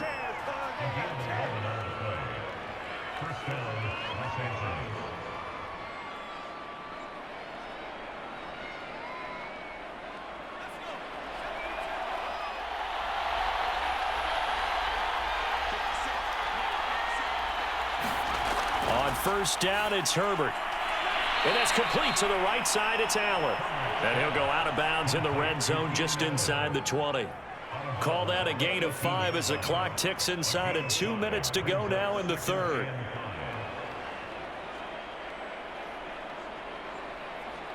Working with 2nd and 5 now. Herbert. On the screen, this is Eckler. And they'll lose yardage here. Knocked back to the 19-yard line. A loss on that play, and now third down gets tougher. 3rd and 6. Well, Brandon, we could see that play developing, and they were hoping that he was going to be able to put a move on the first guy and turn it into a big play. But no such luck. The speed on defense continues to get better and better in the NFL. Pretty nice example there of those guys being able to run from their assignments and finish off that play. So it's 3rd and 6, and this will be the 8th play of the drive. Herbert throwing again. Got a man. It's complete. It's Palmer. And the Chargers are going to have 1st and goal as they try to finish off this drive with 6 points. And I'll tell you what, this offense is playing a little bit of keep away right now. They've come out here in the 3rd quarter, possessed the ball for quite a while, and they keep on converting. Nice pitch and catch there to set up the 1st and goal.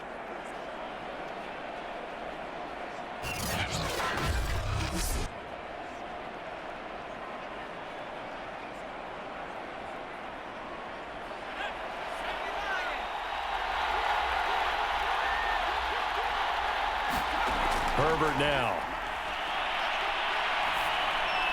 Back of the end zone. Could he get his feet down? No, it's incomplete.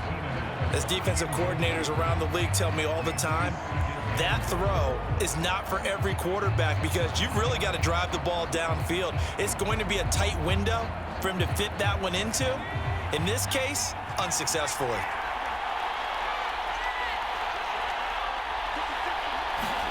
Second down and goal. Herbert. And he's going to be taken down, sacked back around the 18-yard line. The sack coming from defensive end Cameron Jordan. Second goal, last thing you need to do is get pushed backwards to take a sack. But he couldn't find anywhere to go with the football, had to eat it, and ended up on the ground.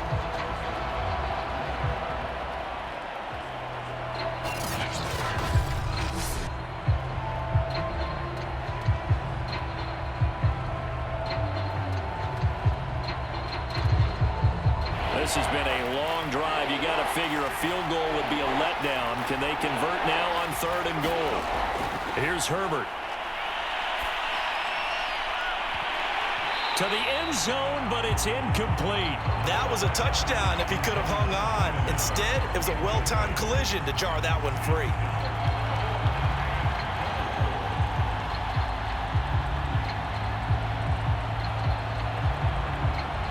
The Chargers will bring out the field goal unit now.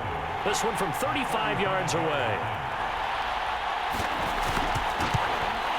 And Hopkins' kick is good. And they take the lead here now at 10-7.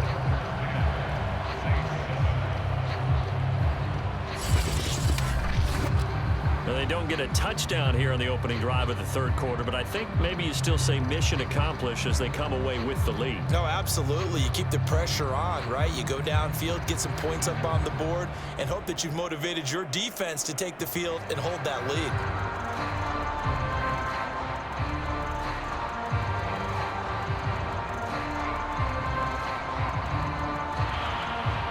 Following the made field goal for 3, Hopkins now to kick it off. Callaway, the return man. And penalty markers down on the field.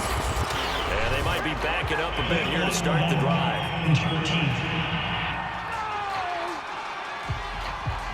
They were trying to create some space to run. They created the penalty. And you work on it so much. You work on it so hard. But it's tough to simulate game speed in practice, and that often runs you into a penalty. So the special teams penalty cost some yardage there as they come out on 1st and 10. From the gun, Winston. That's complete over the middle to Callaway. And he'll get this up to the 30-yard line. This defense has certainly had an outstanding second half, haven't they? I know they just gave up a first down there, and for the offense, they're hoping that that's something that they can jumpstart with and maybe start to move the ball a little bit better. But it's been tough sledding for them here the entire second half. So 1st and 10 now from the 30 to Winston. That's complete to his running back, Kamara. That's good. The completion there for 7 yards. And it's a second down. Just about every quarterback is trained to really look downfield first before you come back and make a nice, safe throw.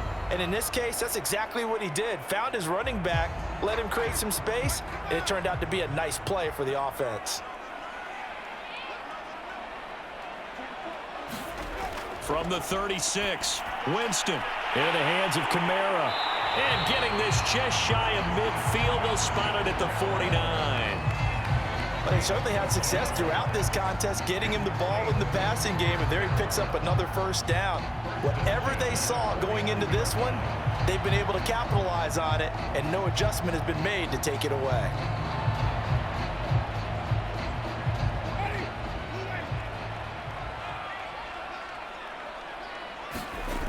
On 1st and 10, Winston. Looking right sideline, but it's incomplete. Had an open man that time, but ended up putting a little too much heat on it, don't you think, partner? Absolutely. Just needed a touch more air under it. Instead, he fired an absolute bullet. Second and 10.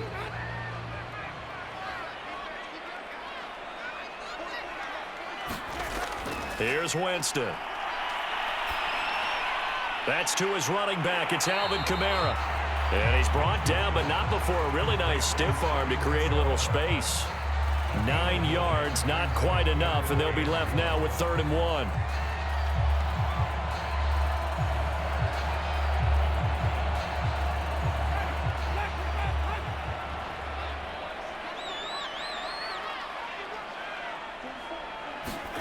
To the air again with Winston.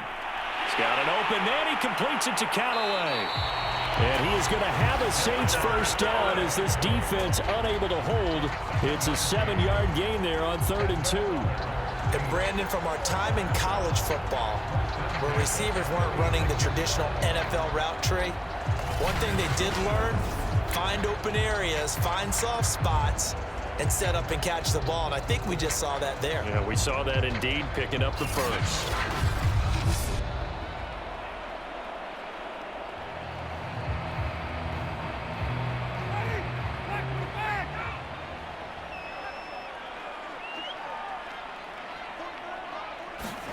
The first down throw for Winston.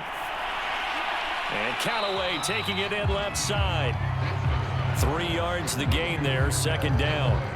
One thing I think that's safe to say defensively, the tackling's been really good. And because of that, it's been very, very hard for them to move the ball because you're not getting the benefits of run after catch. They're tackling them almost on the spot. That means you have to run extra plays, harder to move it. 3 points separating these two sides with 2 minutes left to go in the 4th.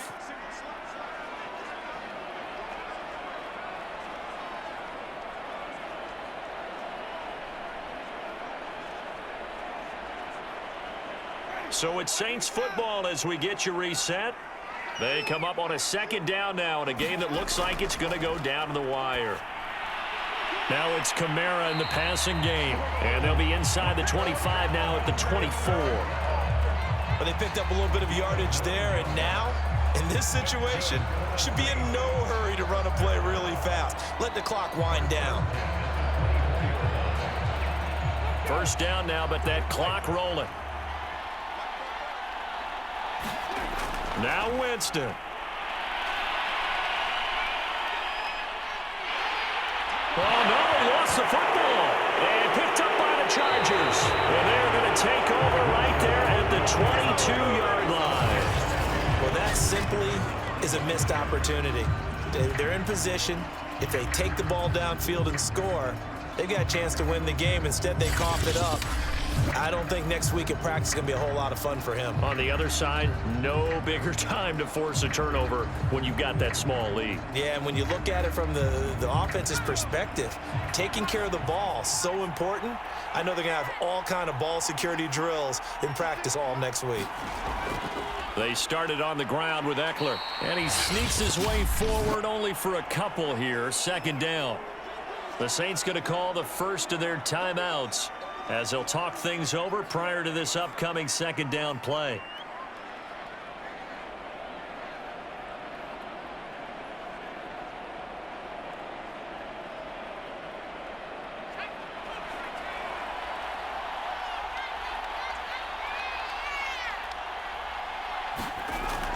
It's Eckler again. Now we'll get a quick timeout called by New Orleans, number 2. As they'll head to the sideline and talk over what to do next.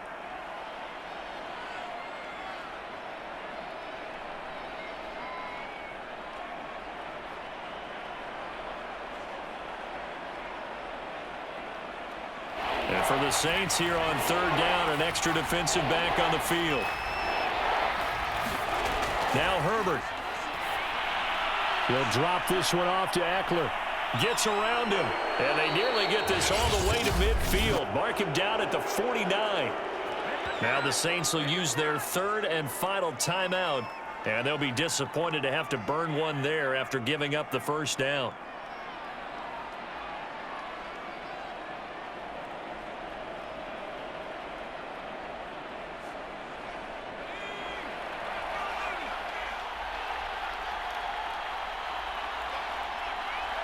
Victory formation, time for the Chargers. They take a knee.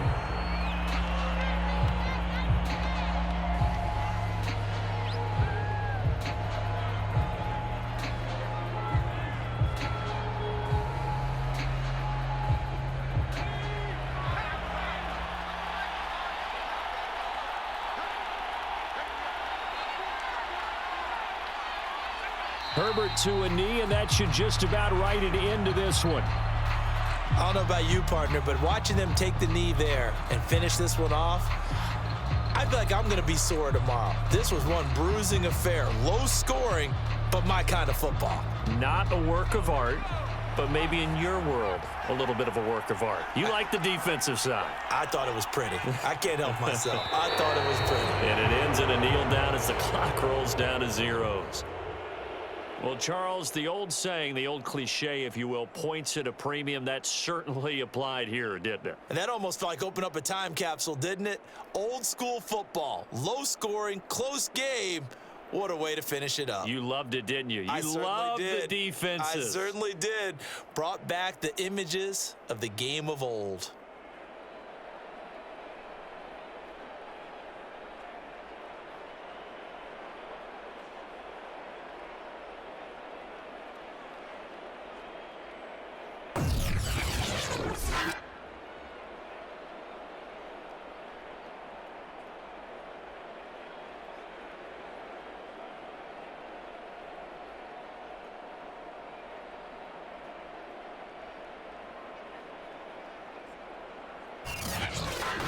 So that'll do it for us. For my partner, Charles Davis, and all the hard-working men and women on our crew, I'm Brandon Gaudin. You've been watching the NFL right here on EA Sports.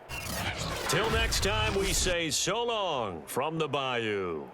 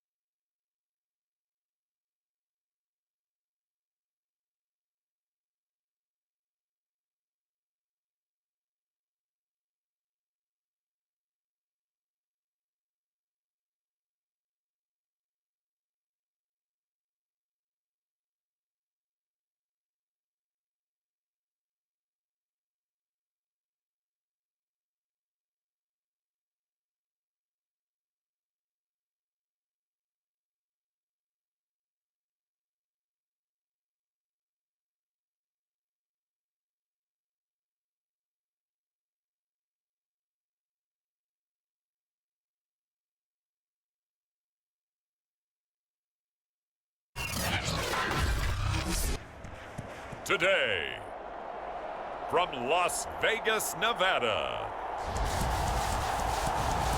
this is Madden Football on EA Sports.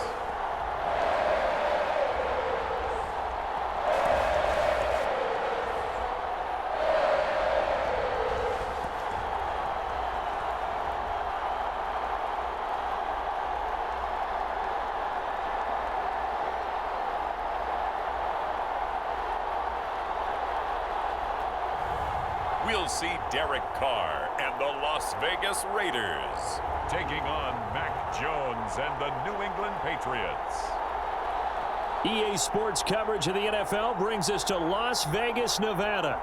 The atmosphere here, electric. No matter the venue, the home folks love their silver and black. They are fired up as their Raiders get set to face off with the New England Patriots.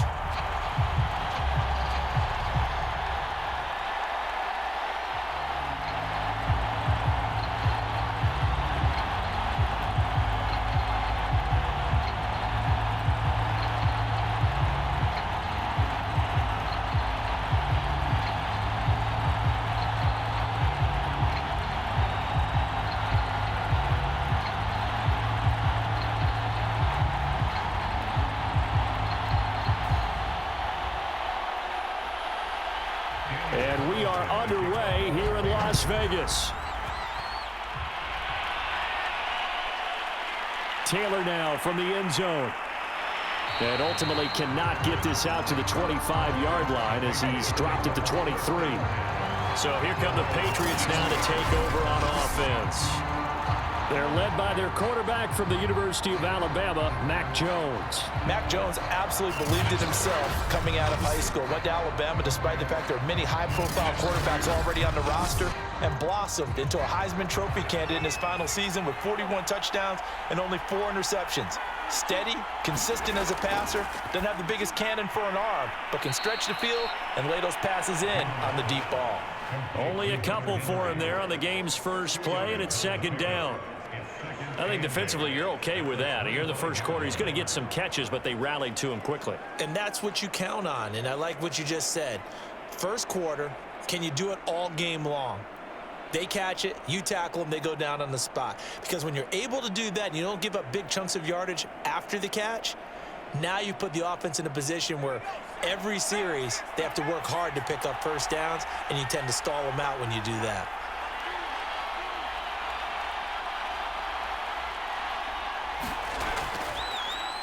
First carry for Damian Harris, the Alabama man. And they get him down, but not before he takes it across the 40-yard line. That O-line, they cleared a big hole there on that run. The athleticism of offensive lines continues to evolve, and we're seeing it here. Not only are they controlling things right at the line of scrimmage, but they're able to get upfield to get to what we call the second and the third levels. You know, get to the linebacker spot, the secondary spot, getting all the way downfield with their blocking, which helps keep the running back clean. They'll try to continue that trend here this afternoon.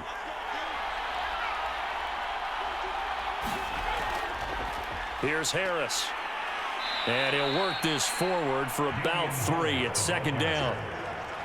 They went right back to him, but he pretty much had nowhere to go on that play. Yeah, the previous carry looked pretty good. That one, maybe he was a little tired. I don't know. Yeah, maybe he should have tapped out and had a second back come in and maybe make that run. Who knows?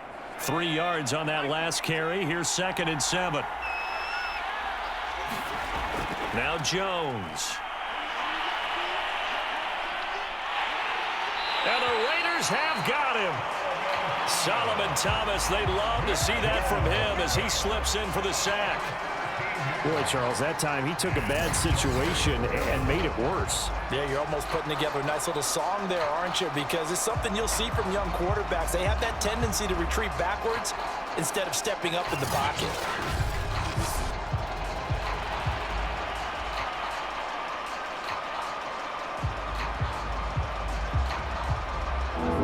For Jones and the Patriots here after the sack. It's 3rd and long. Now on 3rd and long, they'll look to throw.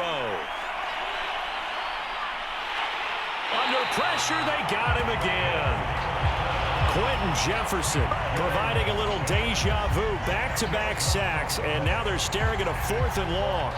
We had a pretty good idea that they were going to pressure this young quarterback, and that's now 2 sacks here in the first quarter. And yeah, this is a secret to exactly nobody, because if you're a rookie quarterback, you know you're going to see pressure. Defenses want to see how you're going to handle it, or if it forces you into making bad decisions. That's their goal.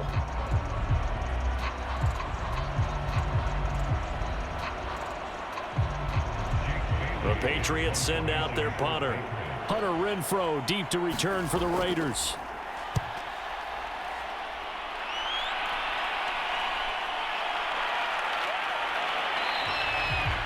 So a change of possession here on the punt. And the Raiders will take over now 1st and 10. The Raiders set to go to work behind their veteran quarterback, and that's Derek Carr. It's been fun to watch his development through the years, and right now what you see is a very confident quarterback who has a strong sense of self, totally understands the offense, and knows how to get the ball to his playmakers on the run. Carr and the Raiders come up 1st and 10 at their own 26. First rep of the game for Josh Jacobs. And down he goes, but he takes it up to the 40. Well, there's plenty of real estate for him to maneuver on that run, and let's face it, it shouldn't be a surprise. He's one of the better backs in the league. Had to come into this game with the idea, slow him down, otherwise it's going to be a long afternoon.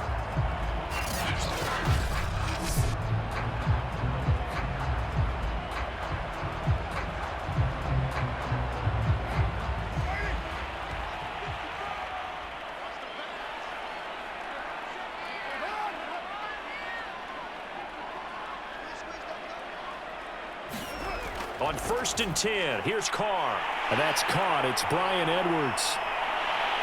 Now he gets this deep into Patriot territory. It's a big play there for Vegas. That was awfully nice. Hit him in stride, and off he went. It was almost like the ball hitting him was like him receiving a baton, and he was running the anchor leg in a relay race.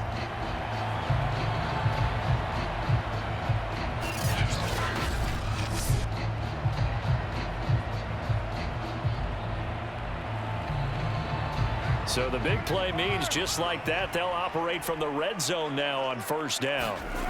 Carr. That is incomplete. Got out of the pocket. Didn't look like he had anybody open, Charles, so just gets rid of it. And a good play by him. If no one's open and you don't have a running lane that you want to take, make the right choice. Get rid of it. Live to fight another down.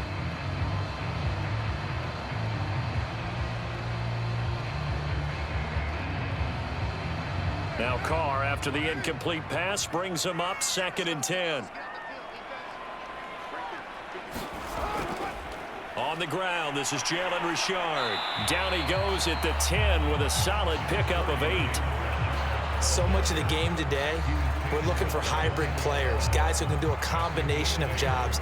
And anyone who plays a strong safety position, now more than ever, is a hybrid type player.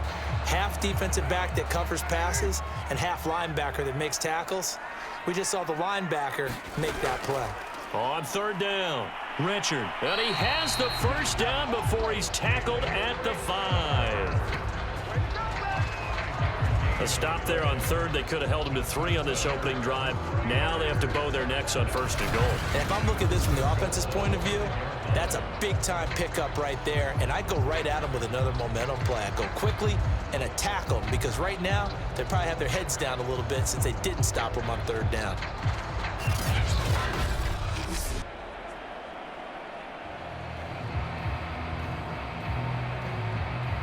Five yards from the end zone, 1st and goal. Here's Jacobs. And he is in. Touchdown, Raiders. Josh Jacobs, a 5-yard touchdown run. And the Raiders have taken the early lead. No, CD, there didn't seem to be much resistance there down near the goal line. Yeah, partner, from what I saw there, not a real good job of matching up defensively, because to me, they look like they were just in their base 3-4 package. You need bigger bodies in there in a goal line type situation. The 3-4 fine between the 20s, but not down here when you're guarding your end zone. Now for the extra point, Daniel Carlson.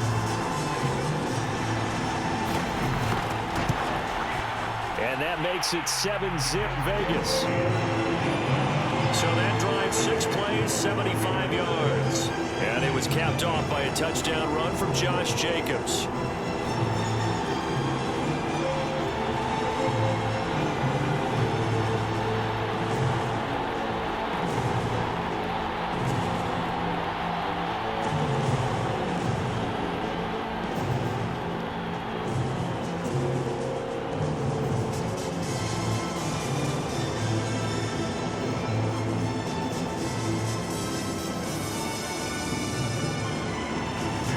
a touchdown. Ready to kick it away is Carlson. Taylor decides not to try to return it, and this will come out to the 25-yard line.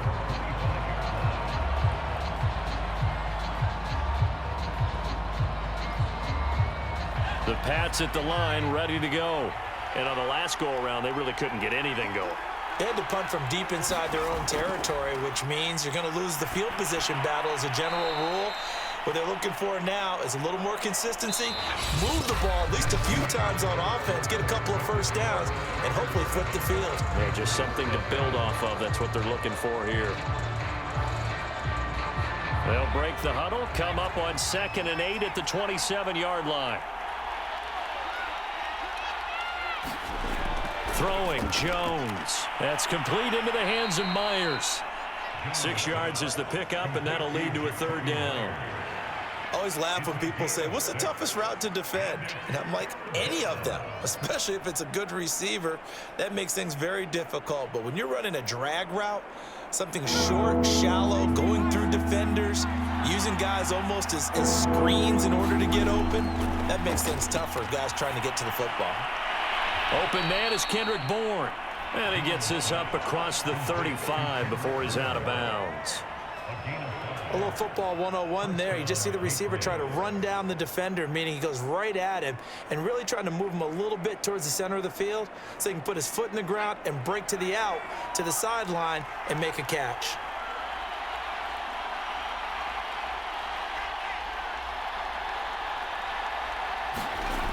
Again, he'll drop to throw. He'll get this to his tight end. It's Jonnu Smith. And that tight end position, it just seems to continue to evolve every year in the NFL. Yeah, you're getting really terrific athletes. A lot of them maybe were wide receivers at one point that continue to give you speed, great hands, and big bodies, which make them excellent targets for quarterbacks.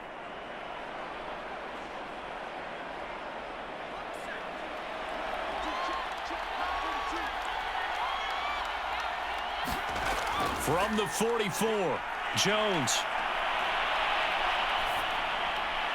And that's incomplete. Well, to me, there was no question about the intent there, and I think he was a little fortunate that the penalty flag didn't come out for grounding. But he'll get away with it and get another shot on 3rd down.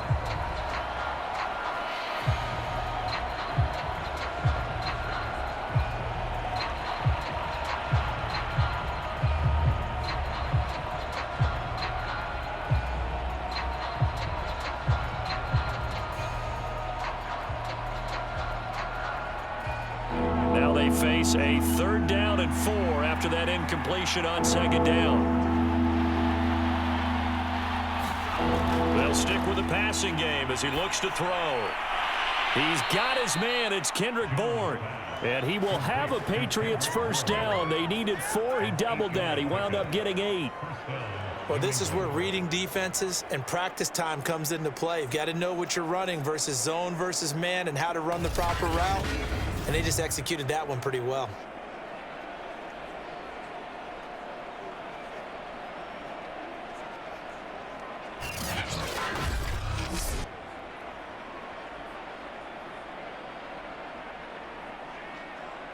So here's a 1st and 10 now in Raider territory at the 48-yard line. They'll run it here. This is James White. And a pretty big hole as he's down to about the 40.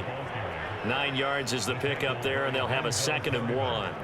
That's a strong pickup right there on 1st down. And as this drive goes on, we're seeing an offensive line and running game imposing its will.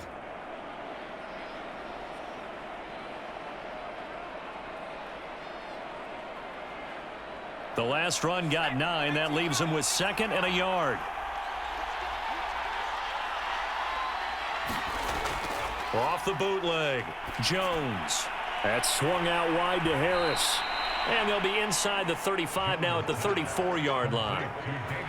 One of my old teammates called me the other day when he was watching the game. He's like, man, trying to watch an NFL game and trying to account for their passing game, that's difficult. And just when you think you get everything covered, here comes a back out of the backfield. And in this case, he picks up a 1st down.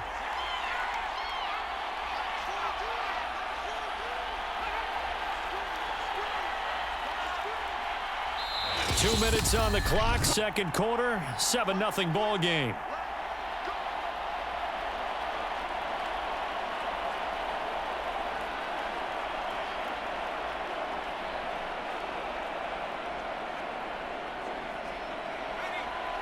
A reminder coming up in a couple of minutes' time. We'll pay a visit to Jonathan Coachman, the coach in our EA Sports studios.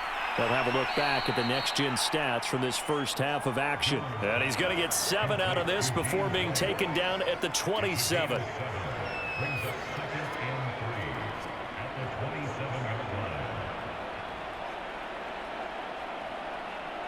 Three yards remain for second down. Back to throw. Jones. And he's going to drop this down to Harris, middle of the field. And this won't be enough to pick up the first. A gain of 2, 3rd and 1. Well, offensively, that's the mismatch that you want. You want to force a linebacker to try and cover your back out of the backfield, out in some open space. But linebackers nowadays, they run like backs, and they take a lot of pride in covering. What a nice play he made there in the open field.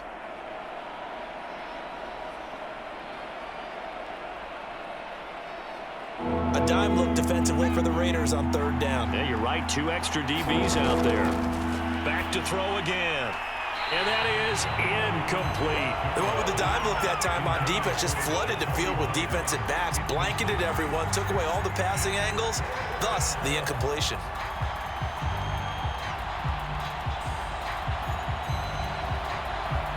And no move to get the offense off the field. They'll stay put on 4th and 1. They run for it with Harris. And he gets the first down here as he's taken down at the 24. At first glance, I actually wasn't sure that he got it, but he ended up getting it by about a full yard. He certainly did, but it took a little effort, didn't it? Took some nice push, a little crease inside, and some determined running to make sure that he got the first down. Now the Patriots going to use one of their timeouts as they'll stop it with just over a minute to go before halftime.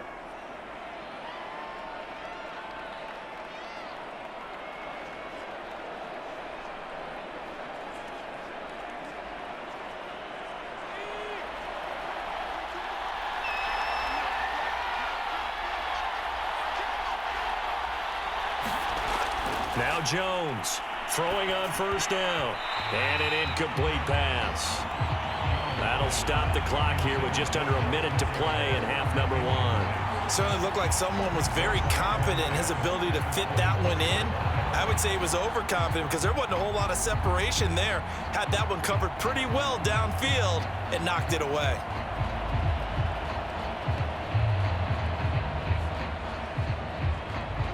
So now 2nd and 10 after the incompletion on 1st down. Operating from the gun, Jones. And down inside the 15 he goes. Now the Patriots will use the second of their timeouts as they get the stoppage with a little over 50 seconds to go in the first half.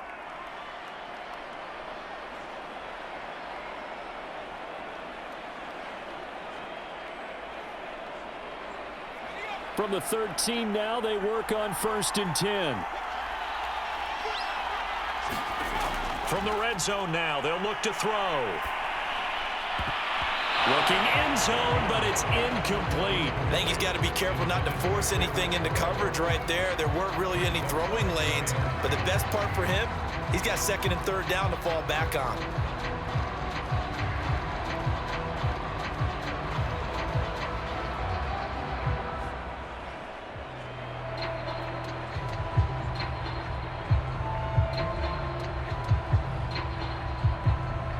So they'll come up after the incompletion for 2nd down. They'll look to throw again. And it's caught. Touchdown. Kendrick Bourne from 13 yards out. And the Patriots are on the board here in the final minute of the first half. After nearly 30 minutes of football, that touchdown puts us in a position where if they make the extra point, we're right back to even before we start the second half.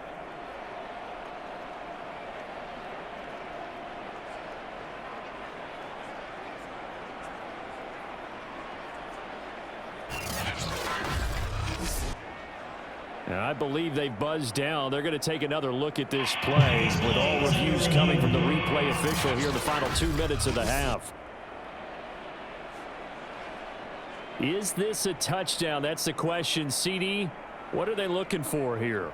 You just need any part of the football to break the plane. You don't need the whole football. It doesn't need to go over the entire white line. It's just that front part of the white line. And if you draw an imaginary plane going straight up, that's what they need to cross.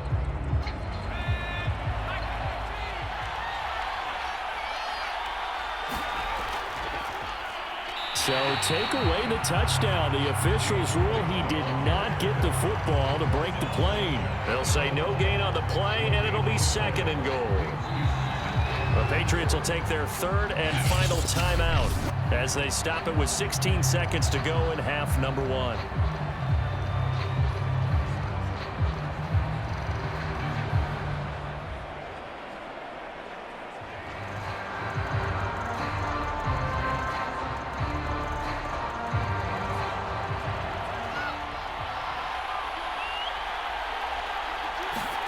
On 2nd and goal, Jones, and this is caught. Touchdown, Patriots. James White as the first half is winding down. And the Patriots are on the board here in the final seconds of the first half. There was a lot of zip on that pass, and baseball might have called that a frozen rope. I like it when you bring the diamond into the game. I'm going back to the gridiron. Had some heat on that bad boy. Sometimes you throw a touchdown pass, and sometimes you throw, what, a touchdown strike? There you go. That's my man, in concert. Extra point up and good by Folk, and we are tied here in the 2nd quarter.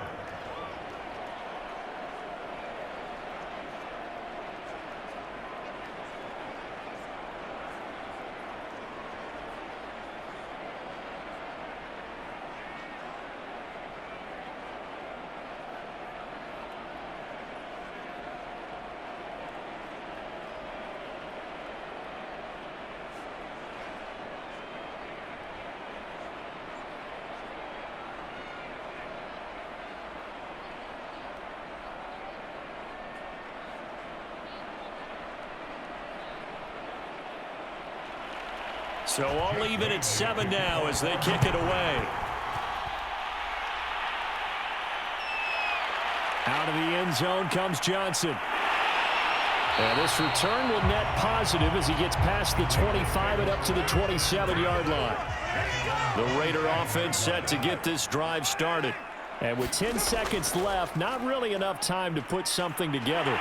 And an anxious moment or two there, but they do get him down. Now a timeout taken. Perhaps a chance for one more quick play and then another timeout if they hurry. We'll see.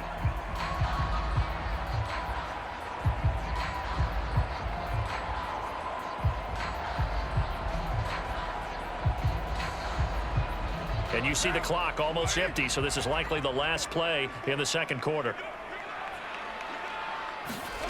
The final shot here before half for Carr. Looking downfield for Jones. And this is caught right along the sideline. What a job of keeping the toes in bounds there. So thanks to the late touchdown, it's a tie ball game here heading to break. As we send you to Orlando to check in with Jonathan Coachman at our EA Sports Halftime Report. Coach? All right, Brandon, thanks very much. Welcome, everybody, to our abbreviated version of the EA Sports Halftime Report. We thought this one would be a close battle coming in, and we have not been disappointed. But they are all even to this point. So to see if either side can pull away, we'll get you right back out to Brandon and Charles for the start of the 2nd half. All right, Coach, thanks. Yeah, both teams likely to make some changes in what's been a closely fought battle to this point.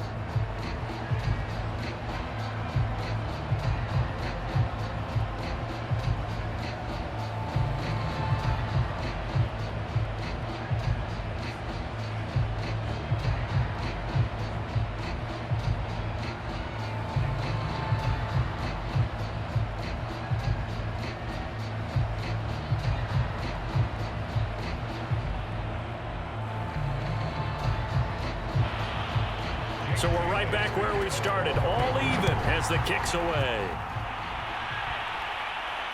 This fielded right at the goal line. And he'll be tackled just shy of the 25. Let's go.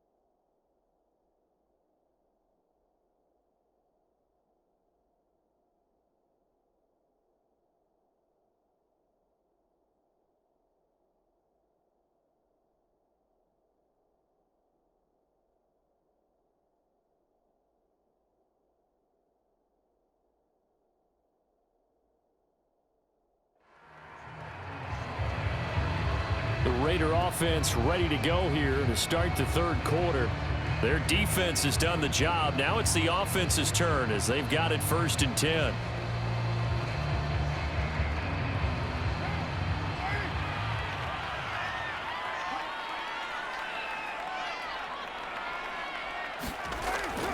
On the ground, Jacobs will get the third quarter started. And a nice run past the 30-yard line there. 41 yards on the ground for him so far. First play of the drive, let's give credit all around. Excellent blocking, but the guy carrying the ball, he was the finisher. A really nice run. 2nd down and 3.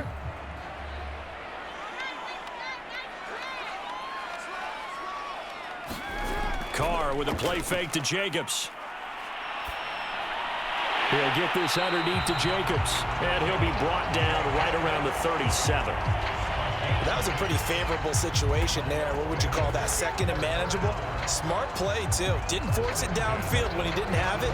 Just checked it down, let him get the first down, and that's exactly what he did. Line of scrimmage, the 37 on 1st and 10. Now Carr. He's got the hook up here to Deshaun Jackson.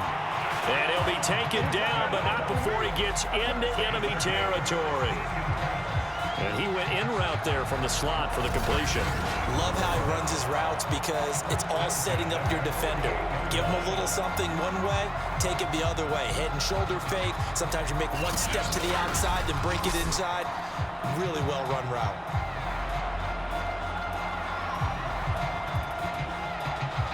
So into Pat's territory now. Here's 1st and 10 at the 48-yard line. On play action, now Carr. Open man is Edwards. He's got it. And he is out of bounds, but not before he's inside the 30.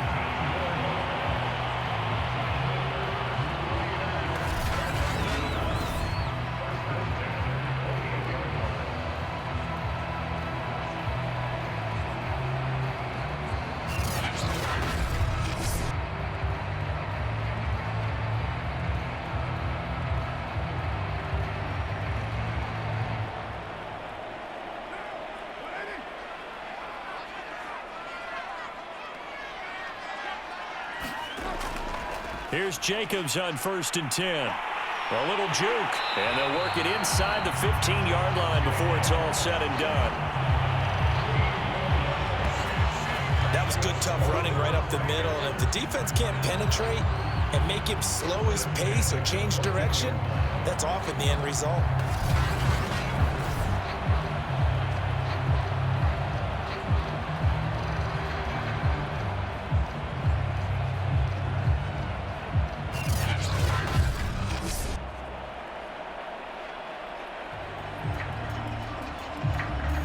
Here's a 1st and 10 at the 14-yard line.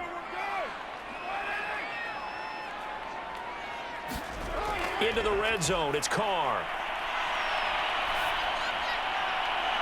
And this is Carr. Touchdown, Raiders. Josh Jacobs, he scored on the ground and through the air. And the Raiders have taken the lead. Well, we know he can run the ball. There he shows he has the ability to do a little bit more. That's what you call a complete player. A guy who can run it, catch it, probably can protect the passer when necessary, but his skills are best used when you get the ball in his hands. And that's the thing. When you've got an athlete like that, you want to get the ball to him in multiple ways, right? Without a doubt, because he often creates mismatches about who can cover him, whether he's coming out of the backfield or even lining up like a receiver. Carlson on for the PAT. And he's got it. It's now a 14-7 ball game. That time a 6-play drive. And it winds up at 6 points for the Raiders.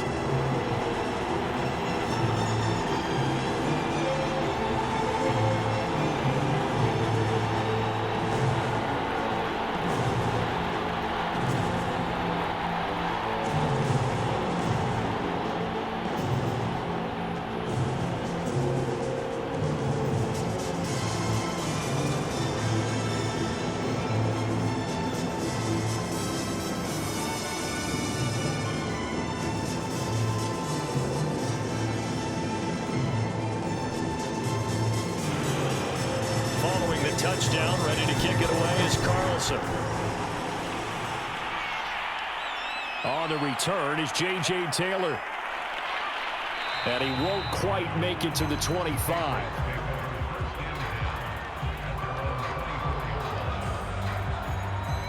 Here comes the Patriots offensive unit. They'll have it first here to begin the third quarter. And they're hoping to redo their efforts in the last drive when they got into the end zone. And just think of what it's like now on the sideline, because when you score a touchdown, you have to go over and look at the tablet and see what you did on the last drive.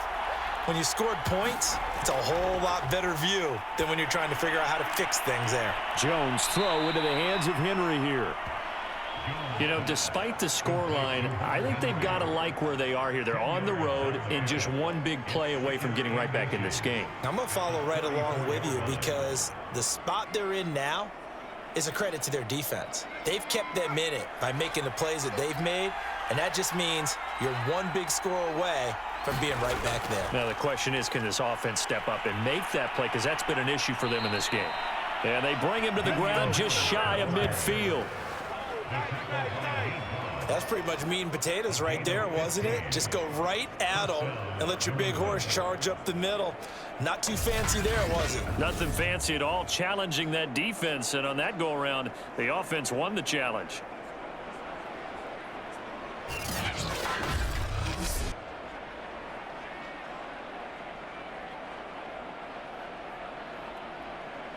Back-to-back good plays have them on the move on first down.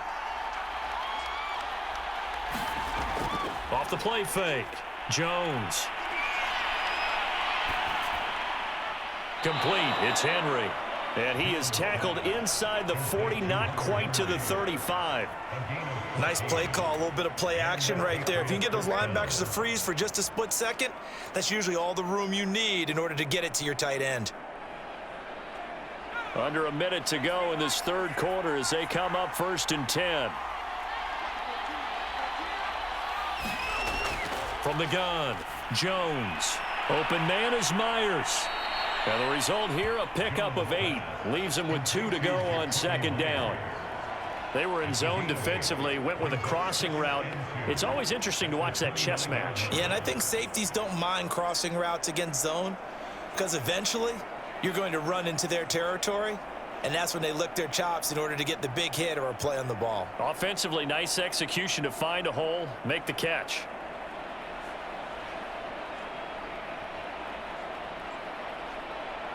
Only needing 2 yards on second down.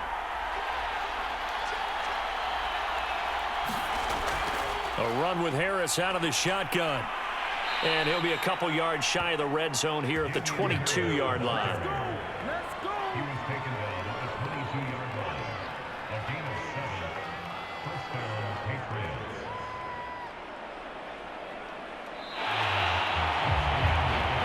And they're not going to get to the line to run another play. So we will switch ends as the third quarter has come to a close.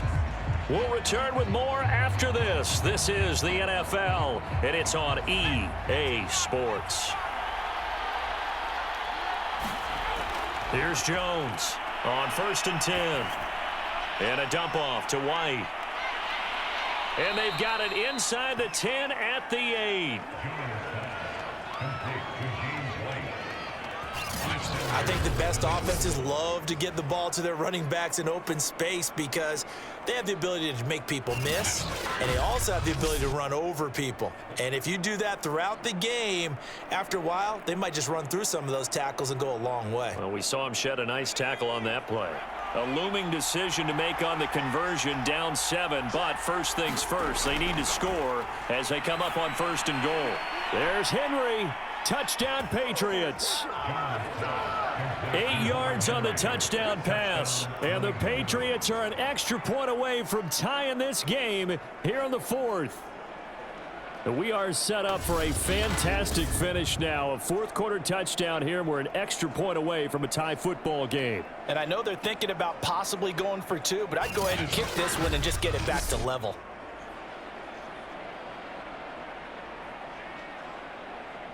And now remember, all touchdowns are reviewed, and in a tight game like this, they're going to take a good long look at it.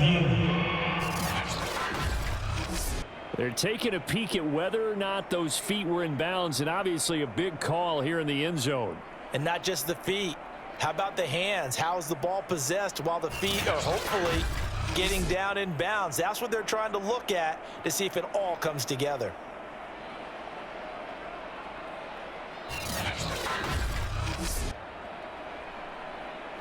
Nick Folk for the extra point. So they called it a touchdown originally, and this will stay a touchdown after the video review, so they had it right. Don't forget the extra point. It's up and good, and we are tied here in the fourth quarter.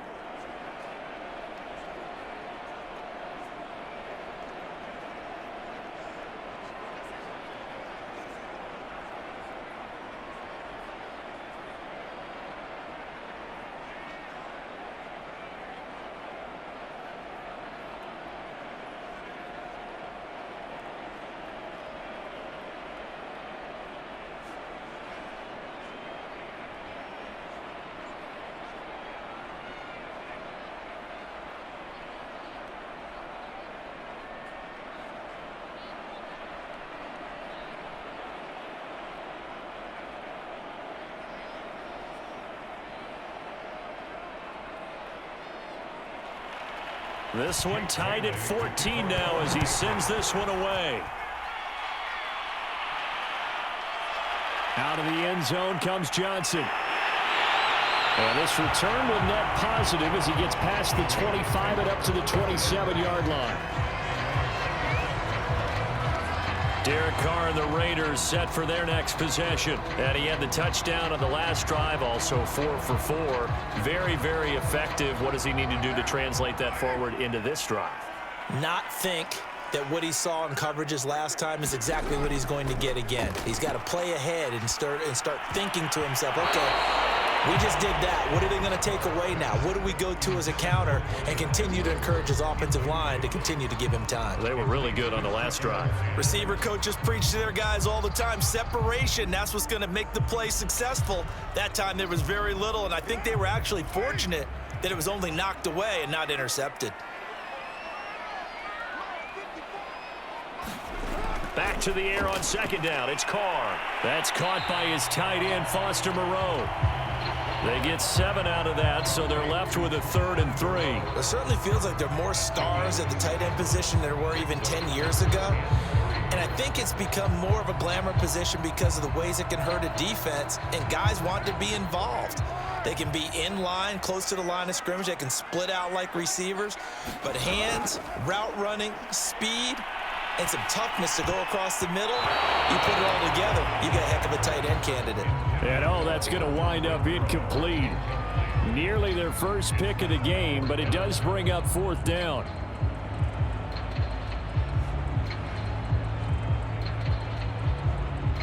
Here's A.J. Cole now as he's on a punt for the first time this afternoon.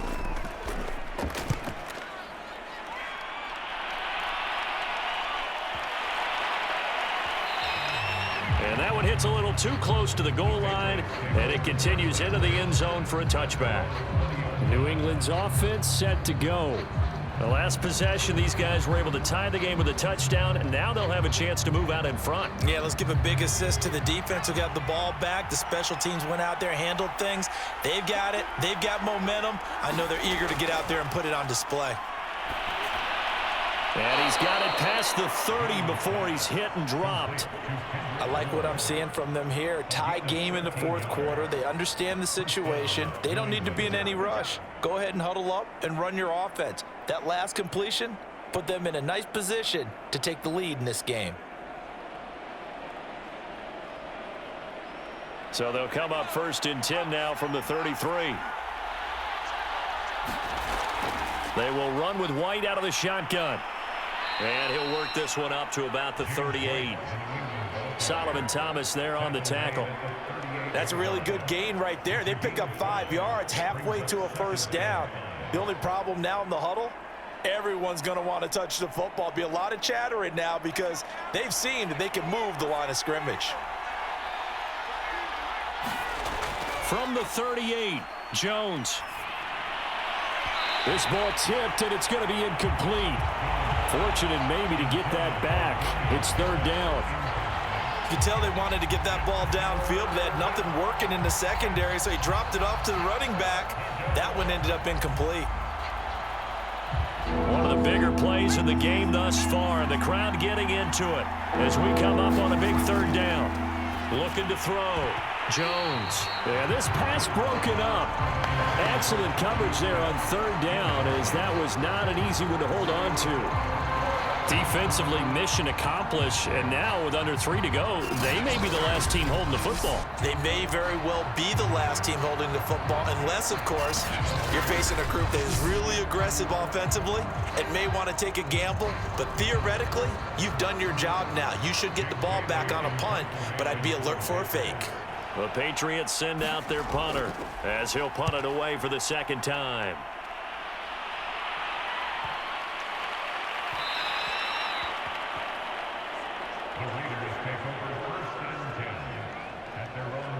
Here's Las Vegas ready to take the field. And a tight game after punting last time. See if they can get something going on this drive. As they head to the field now, with the game this close, you've got to feel there's a sense of urgency for them going on offense right now. But they have to do it without letting panic creep in and affect their play. Meanwhile, Carr's throw here into the hands of Jones. And he'll be corralled well upfield right around the 40-yard line.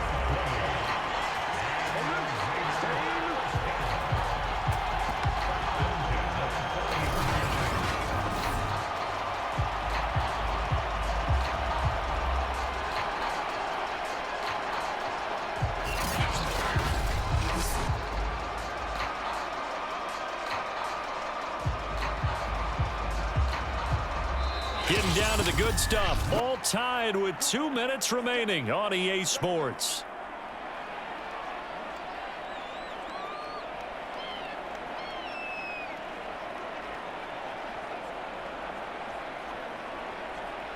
So it's Raider football as we get you reset. They've got it 1st and 10 as they search for a go-ahead score. On first down, Carr. And he can't get a throw off. He's taken down. What a huge play at this point in the game. Christian Barmore busting through to get him for a loss of 6.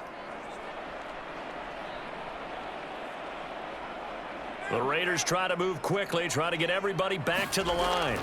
Here's Carr.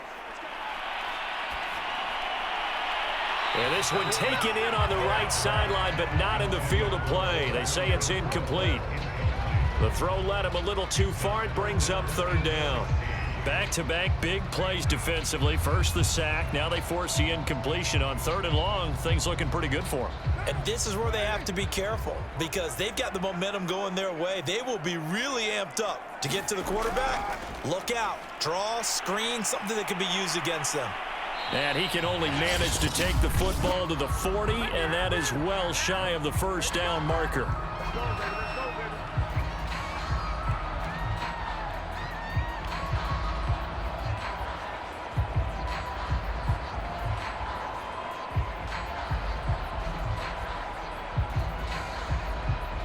Here's A.J. Cole now as he's on to punt for Vegas.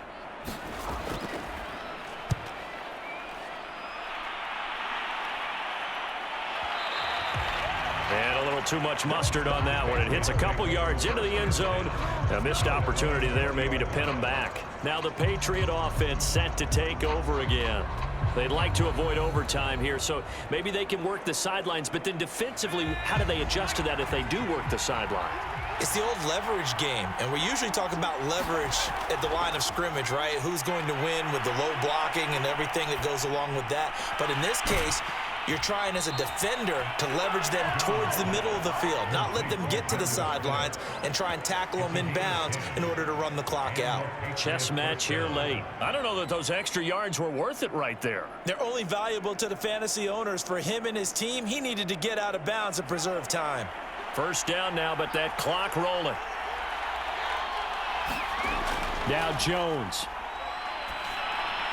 He's got Henry. And they get him down, but not before he takes it across the 40-yard line. A gain of 11 on the play. First down, Patriots.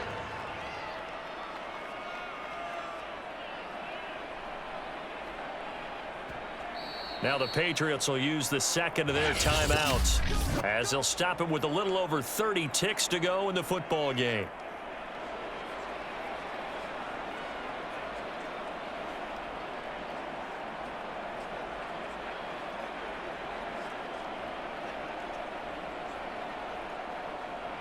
Back-to-back good plays have them on the move on first down. Jones. It's caught. This is White. And he'll work it across midfield inside the 45. Partner, you got to like what they're doing right there. Little by little, they're getting closer. Another good pickup. First down, New England.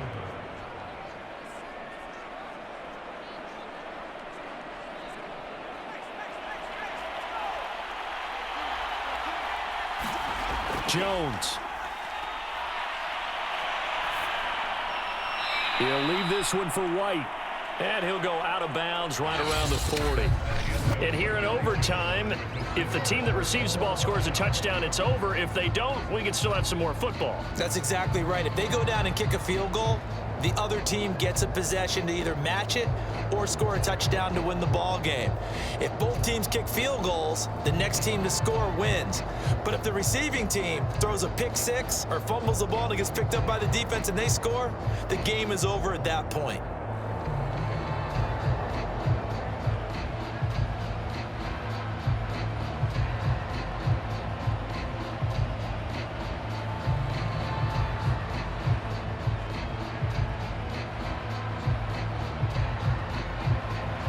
So a tie ball game here as the kick's away. Taylor now from the end zone. And beyond the 20, but not by much. In fact, just a yard pass there to the 21.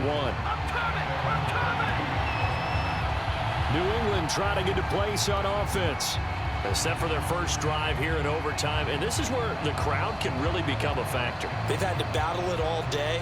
But I know what you're saying. In overtime, that gets doubled, doesn't it? At least, because now the crowd really wants to be involved and help their team. And that first drive can dictate the whole thing because they know if this team takes it downfield and scores a touchdown, it's game over. It's been loud in here so far. Give them 3 on first down. It'll set up a 2nd and 7. Short gain there to start overtime. Almost a tester play, wasn't it? Wanted to see if the guys on defense were going to fit the gaps the correct way because we're in overtime. So it's not just physical tiredness out there, right? Mentally, are you still doing what you're supposed to do? And they were up to the task on that play. And certainly fatigue on both sides of the football. 3 yards on the pickup. That's going to set up an interesting 3rd and about 4 to go.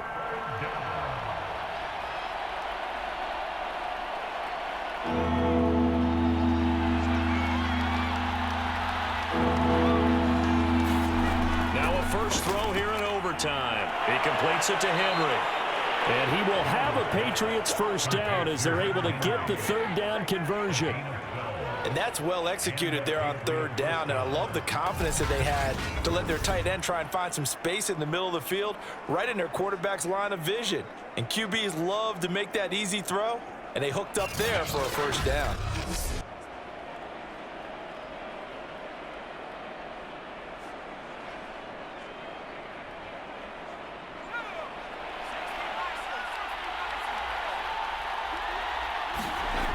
Jones on first down. And that is nearly intercepted. Oh, that would have changed things here in overtime, but instead, it's just 2nd down. Another nice job there defensively. They've really stymied their passing attempts, and it continues in overtime. And for them to do that, that means they've had to be cohesive on defense. Pressure in the quarterback's face. Good coverage of not just the wide receivers, but the tight end, the running backs when they try and slip out, and making sure they're at the point of attack. When the ball's in the air, they get there and help force some of those incompletions. He'll get only 3 there, so it leaves him with a 3rd and 7 ahead. Pretty good little 2-play sequence there. You force the incompletion, then a very short pickup. Yeah, now maybe you bring in an extra defensive back or two because you want to try and defend on 3rd down. They like to play those nickel or sub packages, don't they? What will they draw up to try to keep this opening drive of overtime moving? 3rd and 7. Operating from the gun, Jones. Smith catches left side. And he's going to be out of bounds, but not before he takes it inside the 40. This is a big spot for a rookie QB, and overtime's kind of where you earn your stripes, isn't it? It really is, and we've talked with enough coaches and players about how these youngsters are getting into the game and playing this at such a high level so early. But overtime, that's an entirely different animal, and he's handling it well. Yeah, starting to put together a nice drive. So here's a 1st and 10 now in Raider territory at the 37-yard line. Back to throw. Jones. And it's complete right back in the hands of Smith. And he works it past the 30, almost to the 25.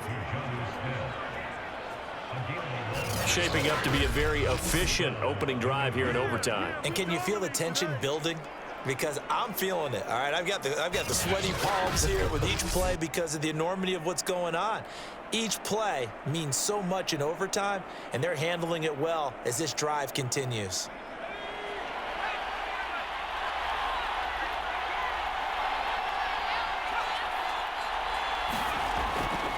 Now a 1st down carry for Harris. And down inside the 15, shy of the 10. 66 yards rushing for him now as he is just trying to will his guys to an overtime victory. He's obviously a bit of a shorter running back. And sometimes when he goes up the middle like that, he gets lost in there and then he pops out for 10, 20 yards. I actually asked NFL linebackers if that was true. Do you actually lose sight of some of the smaller running backs? And all of them confirmed that that can be a problem. Think of it this way. 2 of the top running backs in NFL history, Emmitt Smith, Barry Sanders, both 5'10". Here's Jones. And that is nearly intercepted. Oh, that would have changed things here in overtime, but instead, it's just 2nd down. He's lucky to be getting that one back. After what they've done with him all day long with all the targets trying to go after him, he's obviously gotten smart and his pride has kicked in. Made a terrific play. To throw is Jones.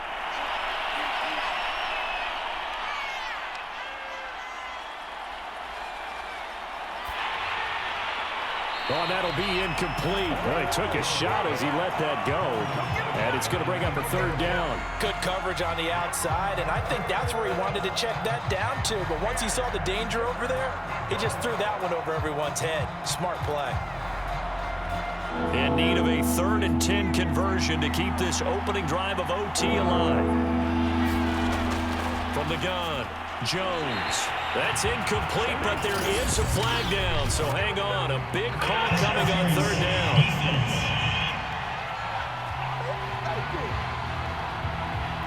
And since the penalty occurred in the end zone, move the ball to the 1-yard line. 1st and goal from the 1-yard line. Costly penalty. And he is in for the score. And it is absolute stunned silence here as they win it on the road in overtime. As the fans exit back out through the turnstiles, not happy looks on their faces. Feel like they probably let this one slip away at home in overtime. I would agree with that, and their unhappiness hurts the guys at the concession stands on the way out, right? Not stopping to buy something for the kids. They just want to get home. But what a dramatic way to finish this bad boy off. I mean, this game was dramatic all the way through. That's why we got to overtime. And then to go ahead and finish it this way, the fans streaming out unhappy. But the team that came in here and won this one on the road, they sprinted to their locker room. And speaking of buying things, dinner on you tonight, Davis. I kind of figured that was coming. So that's a wrap for Charles Davis. I'm Brandon Gaudin. And this has been a presentation of the NFL on EA Sports. For more, check us out at easports.com. With that, we say so long from Las Vegas.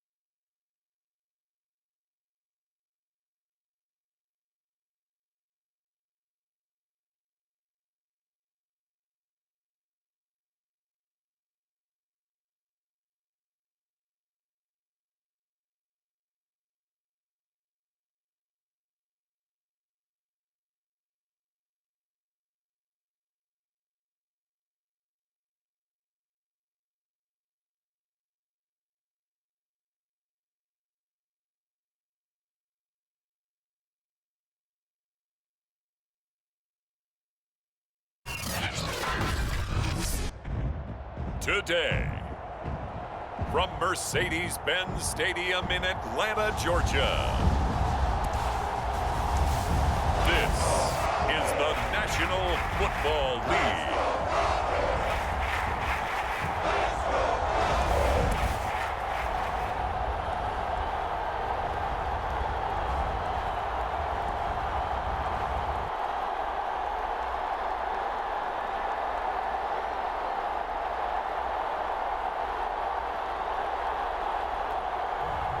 We'll see Matt Ryan and the Atlanta Falcons taking on Trevor Lawrence and the Jacksonville Jaguars. First opened in 2017, there's a look at the beautiful state-of-the-art Mercedes-Benz Stadium here in Atlanta, GA. A moment ago, here was the scene. The Falcons coming out from their tunnel to the roar of all the folks here in Atlanta. We're ready for football as these Falcons get set to match up with the Jacksonville Jaguars.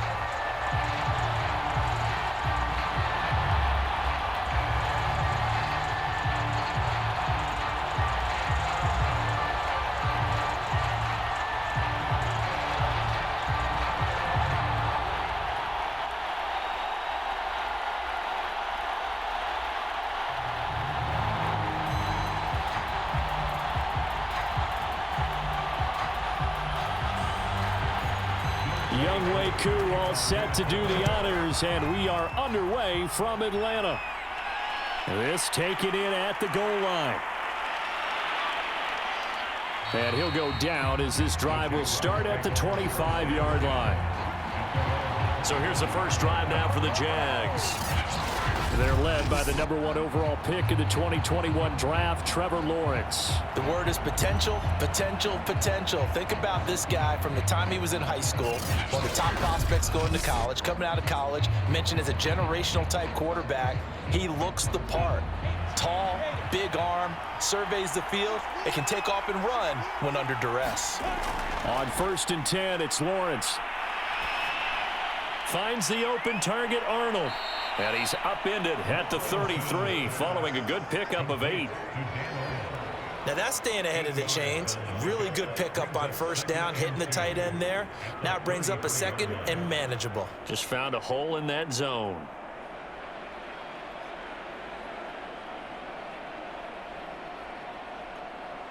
Ahead of the chains now, 2nd and 2.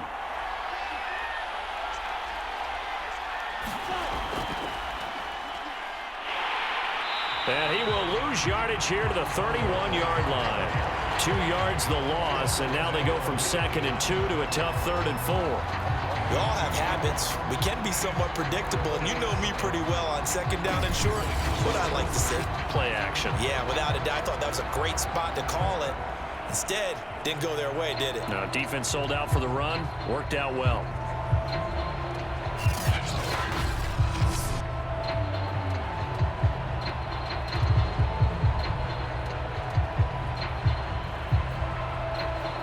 And they'll look to avoid an early 3 and out here on 3rd and 4. Now Lawrence to throw. He'll fight his man, Laviska Shenault. And he will have a Jaguars 1st down as they're able to get the 3rd down conversion.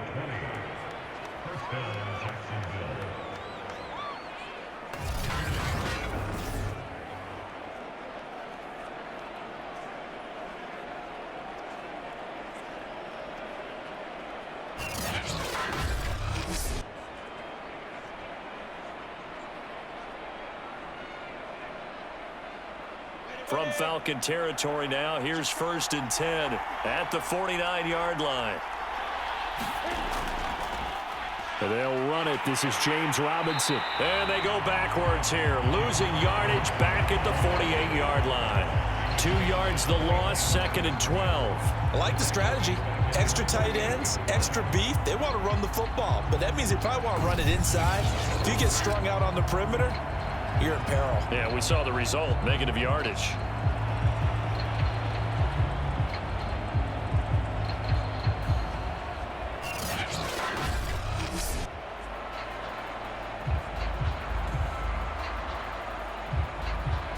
Now they contend with a 2nd and 12 after the loss. Lawrence will throw. Completing it here, Marvin Jones. And that's going to be good for another first down as the tackle's made at the Falcons' 28. Pretty solid start for the rookie here on this first drive, Charles. Able to have some confidence, stepping back into the pocket, move around a little bit, find open receivers, and deliver. That just means his confidence is going to continue to grow because he's getting more and more comfortable with each completed pass.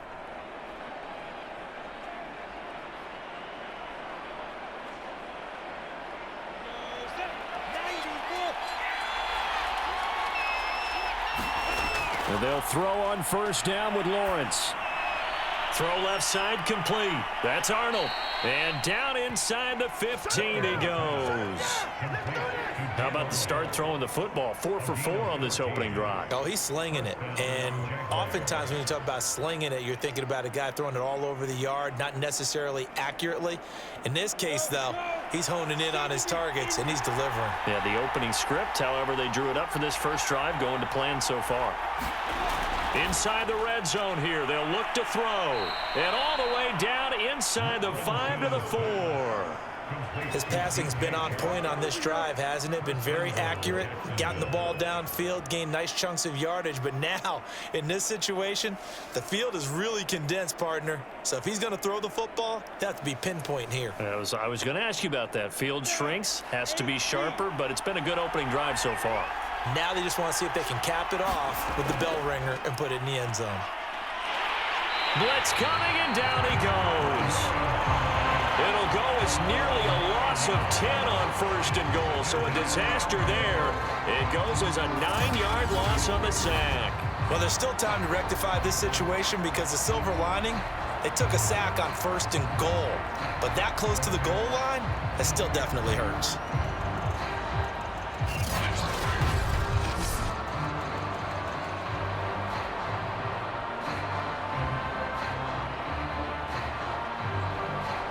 So first down went in the wrong direction. They're at the 13-yard line. Here's 2nd and goal. Lawrence with the handoff to Robinson. The broken tackle could not free him as he's brought down at the 10-yard line. It's a pickup of 3, but still a little work to do on 3rd and goal. Driven it down the field nicely here on the opening drive, but now it's put up or shut up. No doubt about it, because to make that type of a drive and ultimately kick a field goal would feel very disappointing. But I'm just wondering, is the head coach thinking, is this 4-down territory? Might he go for it? On 3rd and goal, Lawrence. And oh, that nearly an opening drive INT, but it does fall incomplete. Not the way he wanted to start this ball game as it brings up 4th down.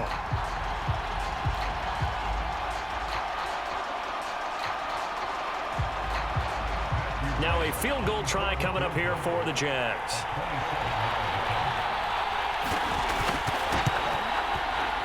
And his kick is indeed good. And the Jaguars grab a 3-0 lead.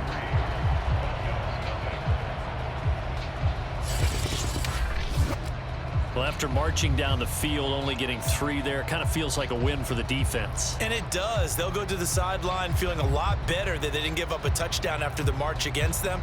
But if I were the offense, I wouldn't hang my head over that one. That's a good drive, and 3 points were put on the board.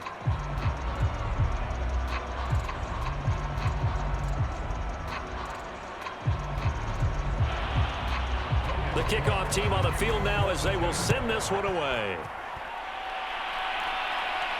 On the return, here's the dangerous Cordero Patterson. And he brings us out past the 20 to the 24. Atlanta takes the field. Their offensive leader, of course, Matt Ryan, the former Boston College Eagle. And when you start with listing a guy's accomplishments like Matt Ryan's, all these years in the league, near the top of the league in completions and percentage, touchdowns each and every year, has won an MVP, taken his team to the Super Bowl. You're talking about a guy who might be finished, but he still has gas left in the tank. Big right arm, great leader, the face of his franchise. Now here's a throw that's taken in by Tajay Sharp. And he gets this one just shy of the 40, down at the 39. 3-0 after 1 on EA Sports.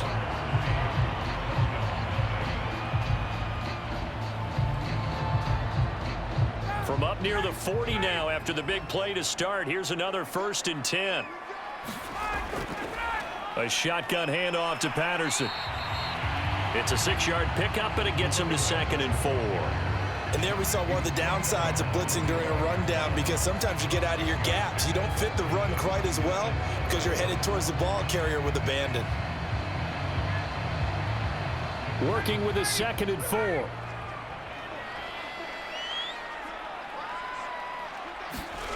Ryan. And the Jags get to him as down he goes. Josh Allen.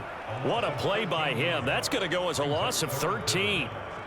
And, partner, it's safe to say that the secondary really contributed to that sack. Yeah, nickel set, 5 defensive backs. They covered everything. Nowhere to go with the football. But my question is, why didn't he throw it away?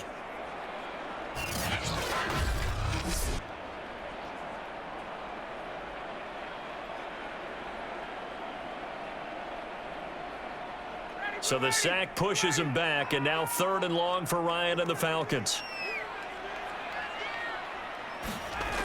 From the gun, it's Ryan. That's to the speedster, Olamide Zaccheaus. And he goes out right around the 39. Their opening drive here is going to result in a punt. They got 7 yards there, but not enough. And now the red flag out on the field. We'll have a challenge forthcoming. Did he keep those feet in bounds? That's the question they've got to decide. And I got to say, watching it in real time, it was awfully close. Yeah, it certainly looked like a heck of a catch because he didn't appear to bobble it, which could complicate things. But even with the benefit of replay, that's pretty tight. Now here's the call.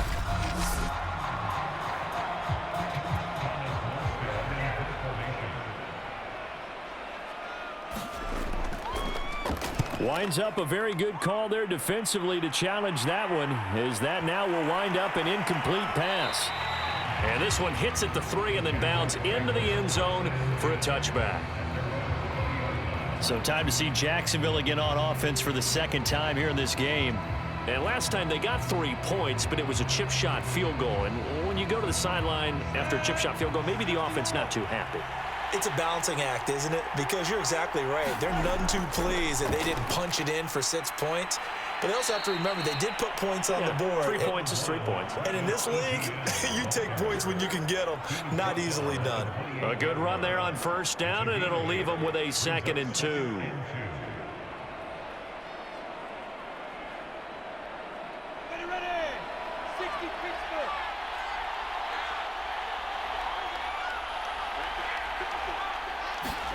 They go play action with Lawrence. That one complete. He finds Sharp.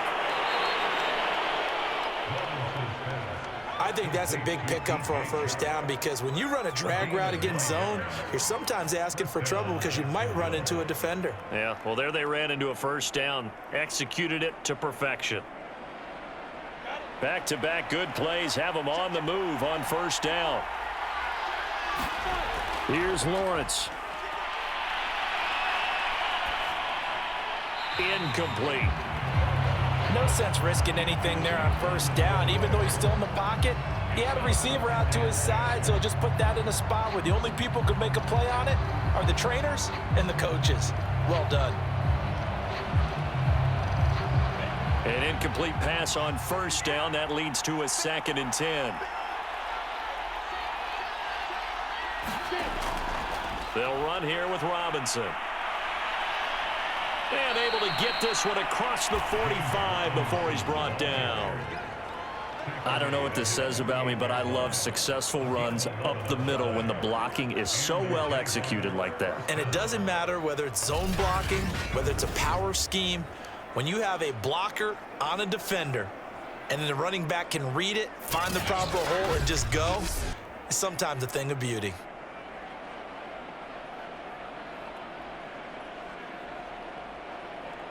Two 1st downs have them up near midfield now on 1st and 10. Now Lawrence. He'll get this out to the flat for Etienne.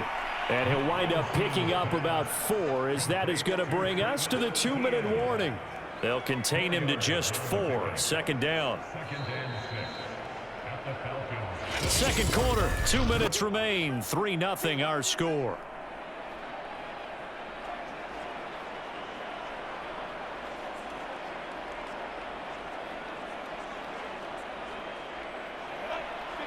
We remind you that coming up at halftime, we'll take you to Orlando and Jonathan Coachman. Coach will have highlights and analysis of this first half, one that's featured no touchdowns as of yet on either side. So his job's a little bit easier for this halftime report. Need to get the coach some highlights here. Yes, we do. And they move this all the way down to the 9.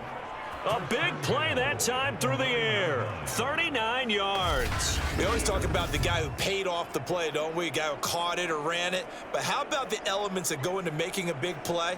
This one in particular, able to scan the field, pocket held up nicely. What a terrific job by the offensive line. The route, well run, and the football, right on the money. The chain gang hustling to catch up. Here's 1st and goal from just inside the 10.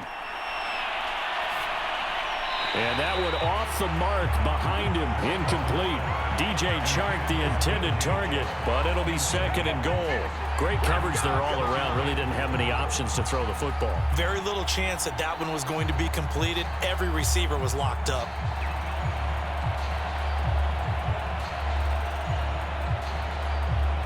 Another shot from the 9 on 2nd and goal. Lawrence. And that is caught. Touchdown, Jacksonville. Dan Arnold there to make the grab. And the Jaguars are able to widen their lead. Sometimes those tight ends are a mismatch. They found the mismatch there. And that's exactly why you want to draw up those types of plays, because coverage is just going to go to the natural guys, the guys that make the big plays on the outside.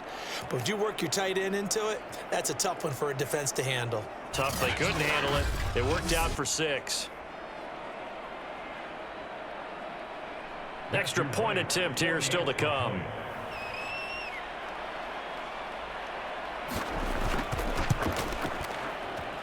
It's up and good, and that'll increase their lead to 10-zip. So an 8-play drive covering 80 yards. And it culminates in a Jags touchdown.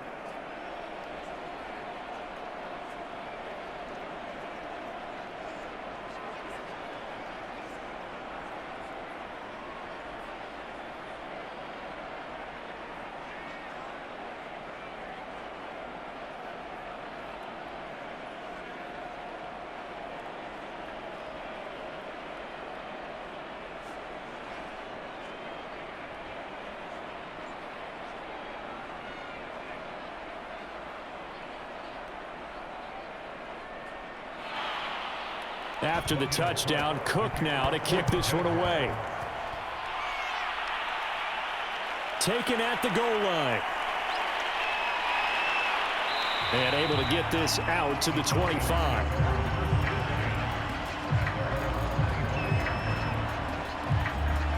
So for the second time in this one, we get set to see the Falcons offense. And in a spot like this, still more than a minute, I think if you put something on the board before halftime, that would go a long way towards helping them get back into the game. There actually is something to the psychology of the game at times, isn't there? How much better would they feel running into the locker room, as you noted, with something on the board in a positive fashion? You're exactly right. It's a great opportunity to get that done. Certainly no settling into the drive there. They came right out on the first play and attacked the middle of the field for a big gainer and a first down. Now the Falcons going to use one of their timeouts as they'll stop it with just over a minute to go before halftime.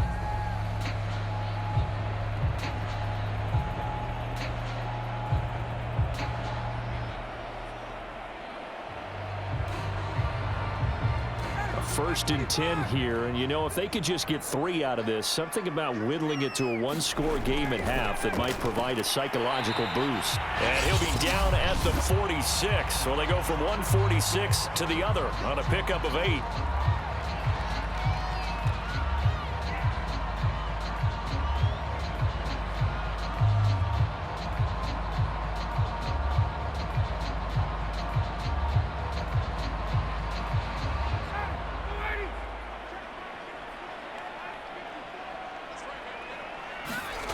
Throwing again on second down.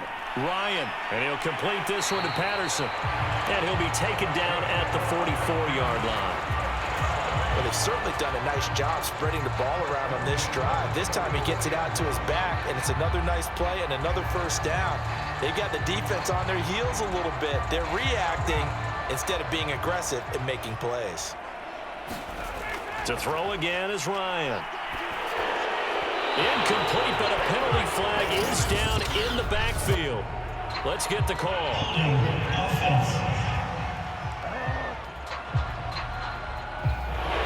They're backed up here with a 1st and 20 now after the holding penalty. From the shotgun, Ryan. Throw left side, complete to Sharp.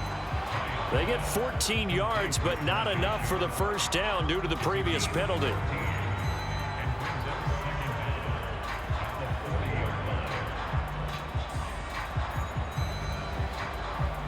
And you see the clock almost empty, so this is likely the last play in the second quarter. Final play of the half. It's Ryan. Zacchaeus here hauling it in. And he's going to have another first down as the tackle's made at the Jaguars' 24-yard line. So we've reached halftime here with the visiting Jaguars out on top as we send you down to Orlando where Jonathan Coachman has our EA Sports Halftime Report. Coach. Okay, Brandon, thanks very much. And welcome in, everyone, to an abbreviated version of the EA Sports Halftime Report.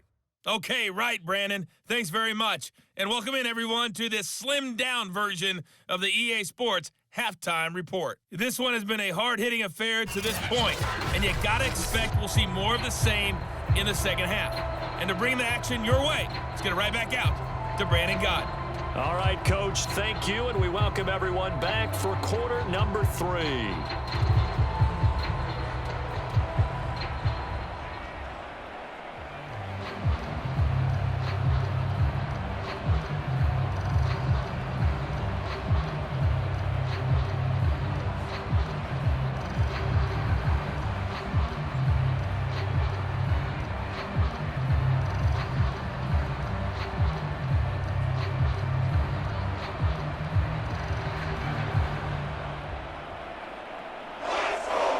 It'll be Falcons football, and they trail here as we get back underway on EA Sports.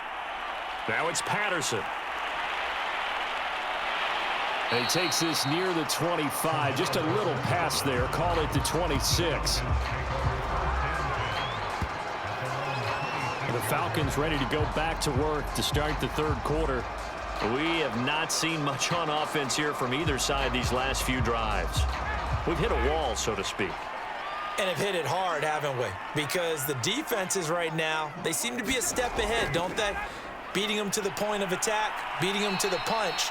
These offensive guys, they're tinkering like crazy. What's it going to take to get back on track? Yeah, both sides searching for adjustments. Well, we saw a lot of negative plays that resulted in plenty of lost yardage in the first half, and that trend is continuing here.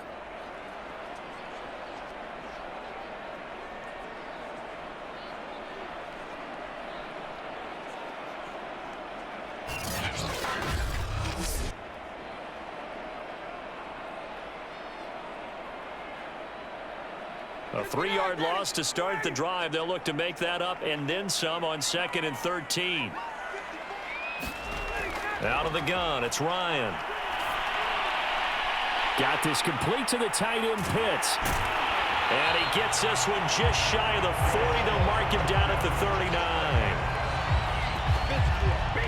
For a tight end, he's got good straight line speed, and on that route, he's often the guy that gets overlooked. Nice job there finding him in stride for really good yardage.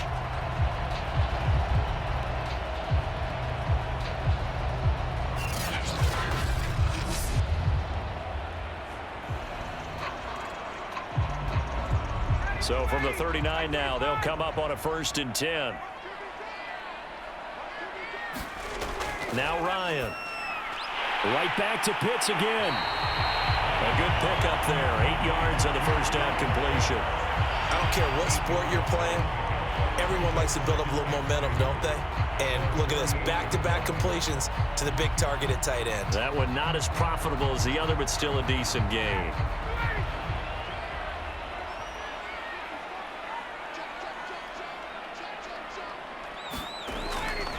They run with Patterson, and he'll get it into enemy territory just across midfield at the 49. Well, they still have time to get him established, but in my estimation, they've got to pick up the urgency here. They've got to get quickly in and out of the huddle and run off a bunch more plays. Still in search of their first touchdown of the game, but they're on the move. 1st and 10. Here's Ryan. Open receiver, that's Hayden Hurst, the tight end. And he's out of bounds as he gets this down to the 45. They'll contain him to just 4. 2nd down. That was a nice throw out there to the flat, but they defended that pretty well. The hope is to go ahead and put it on him so he can turn and get upfield and gain additional yardage. There just wasn't anywhere to go on that play.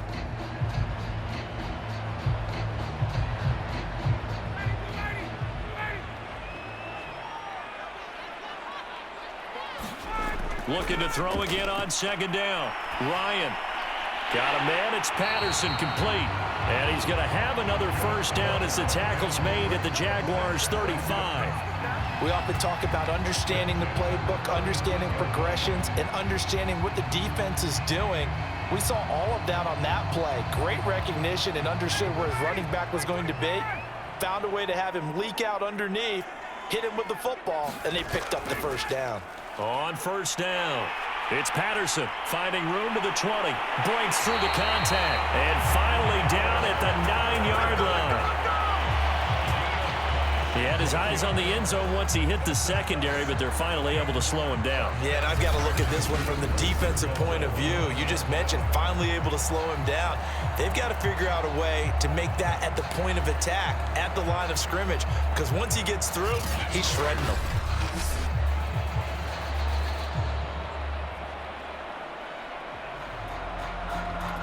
First and goal, and they got to be thinking a chance to get right back into this football game. Ryan. And this is caught for a Falcon touchdown.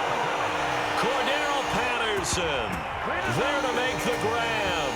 And the Falcons draw a bit closer. Getting your back involved, what's the importance there in the passing game? Well, oftentimes you can create mismatches because who's going to cover him, and you get him into space, which is where he likes to operate with the ball in his hands. Oftentimes makes people miss, gets that run after the catch, and off he goes. And into the end zone. No going for 2. They'll kick the point after. And they're back within a field goal. It's 10-7 now. So that drive in total 8 plays. And the Falcons score to cap it off.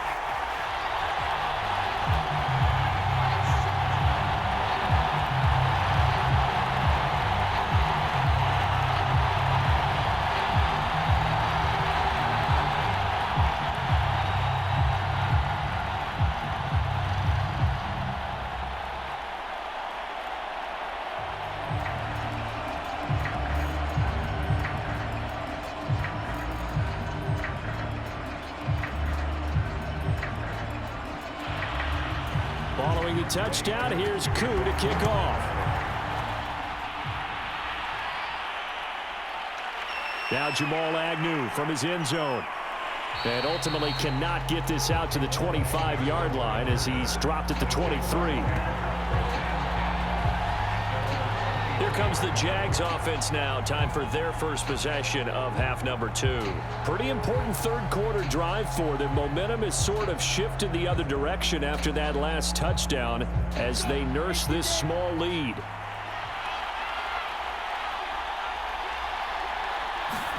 Throwing now, Lawrence on 1st down. Flush to his right. And he's able to get this one up to his 30 before he's out of bounds. Holding offense. So following the hold, they're in a bit of a hole here with a 1st and 20. Here's Lawrence to throw. It's caught on the right side by Robinson. And not much to speak of. Call it a 1-yard gain up to the 15. As a defense, you're more balanced when you're in zone coverage because you're able to keep your eyes on the quarterback and see the play develop in front of you. They're able to keep the quick pass in front of them and stop it right at the line of scrimmage. Throwing on 2nd and long. Lawrence. That's going to be caught. It's Shenault. And way up past the 35 before he's taken down. And partner, they're locked in man coverage out left, and they end up running a crossing route. Rounded it a little bit more than a slant. And he's just going to angle himself towards the right side of the field, and that's very difficult for a defender to shadow him across all that ground.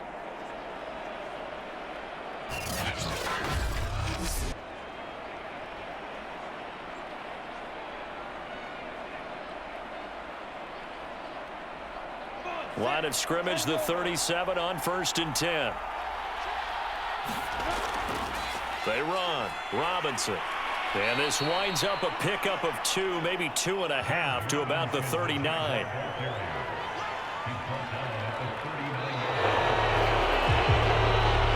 We've played 3 quarters. We'll return with more after this. You're watching the NFL on EA Sports. The last run got a couple. Here's 2nd and 8. Now Lawrence. That'll be caught right side. Shenault with it. That catch good for 5. It's 3rd down.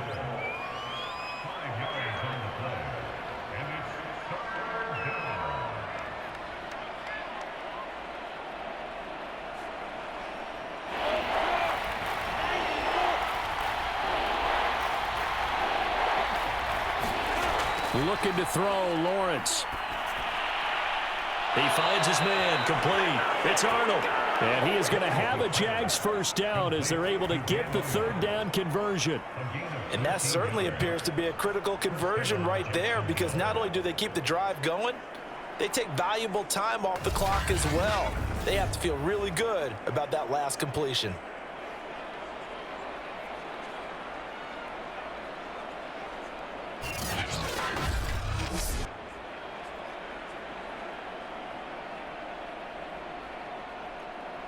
From Falcon territory now, here's 1st and 10 at the 43. They'll try and run some clock here as they keep it on the ground. And he's taken down inside the 30. Well, it is our business to analyze what we saw out there, and on that play, I saw a defense staying in base, not taking a chance, not blitzing, in a situation where they absolutely need the football back. That's either a case of overthinking it or not thinking it through. If you do blitz, do you have to be careful about where you're coming from, or are you just coming from all angles? You have to be careful about where you're coming from, obviously, but at this stage, you have to take a few chances as well.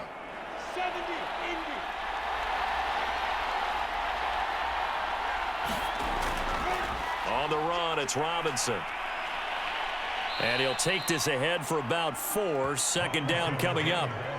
All right, that's a decent game there, but it hasn't been his best game overall.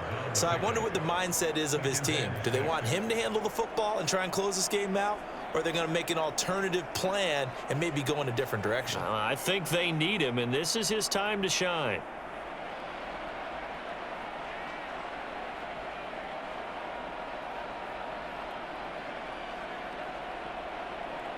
Clock continuing to run. They'll probably wind this all the way before snapping it on 2nd down.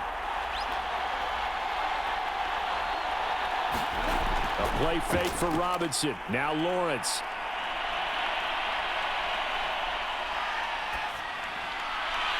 Man open, here is Jones. And he will reach the 5-yard line before going out of bounds. Well, clear running situation, trying to take time off the clock. He ran the previous play, set that play action up nicely. Boy, did they ever, because they had shown the ability to run the football. So now you lose your keys as a defense. You dive for the running play, and they hit them over the top.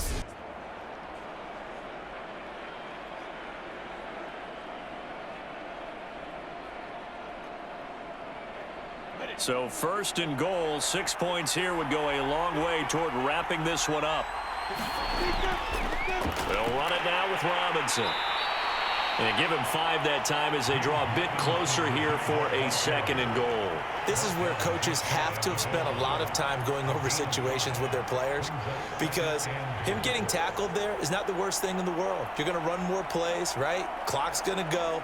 But his thought process is getting into the end zone. It's counterintuitive for him to actually go down in this spot. Yeah, but like you say, you don't want to get in the end zone too early here. No, not at all, because you may leave an opening that could come back and get you. Extra bulk up front for 2nd and inches. 3 tight ends. 3 points separating these two sides with 2 minutes left to go in the 4th.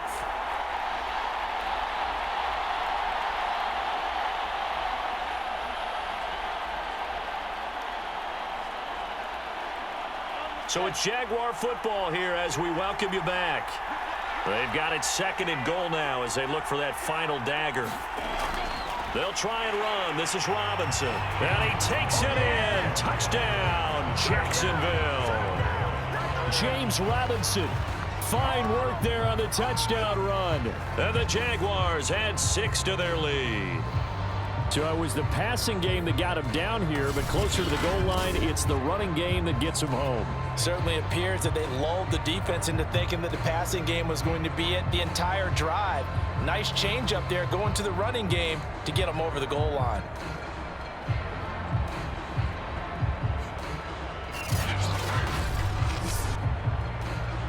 Now the extra point try forthcoming.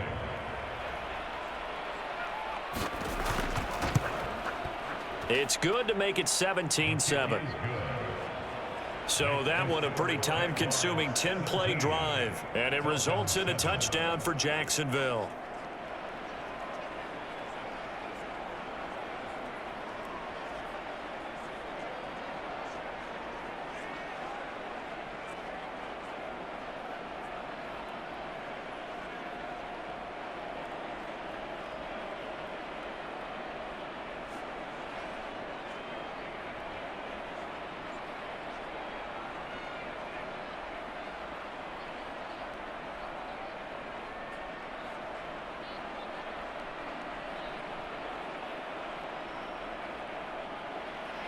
After the touchdown, Cook now to kick this one away.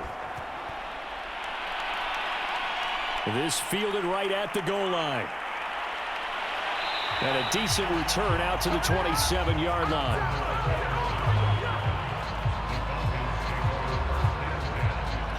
So Ryan and the Falcons down by 10. A minute 55 remaining.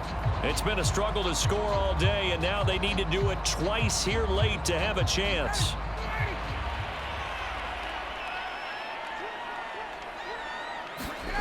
Throwing now is Ryan. That's caught by Pitts. And he'll be out of bounds across the 30-yard line. 3 yards the gain there, 2nd down. And right now, defensively, you love that, don't you? I mean, you'll give them that play. And they'll take it every single time. This is almost like nickeling and diming it downfield, and too much time's going to run off the clock.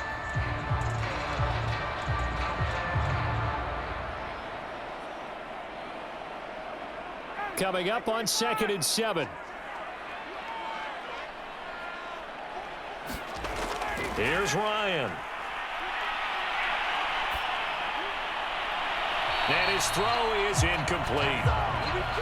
The nice thing is that you've still got all your timeouts, so the middle of the field, that should still be an option, especially if you see the defenders pinching the sideline. You can run a little seam route right here and pick up some nice yardage. They head to the line facing a 3rd and 7 following the incompletion on 2nd down. Ryan to throw. Toward the sideline. Did he keep the feet in? Yes, he got them both down, says the side judge. And that's good enough for a 1st down. Clock management definitely critical here if they want to get back in this game. Absolutely agreed. They have to up the tempo in this case, down a couple of scores. Want to make sure they have a chance to win this ball game.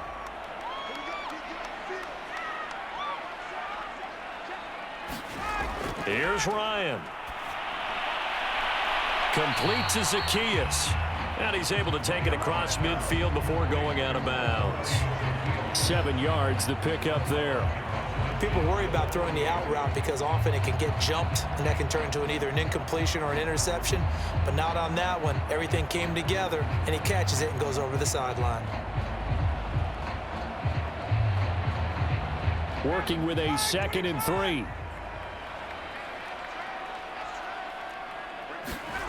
Now Ryan. That is caught. It's Tajae Sharpe. And he'll be brought down. Oh, that's a face mask. Certainly looked like it. Indeed, here come the flags. Well, when you're leading in the 4th quarter, that's not the penalty you want. Not at all, and now your discipline comes into question. Having poise this stage of the game, you can't have those kind of plays. So a big penalty there on the face mask leads to 1st and 10.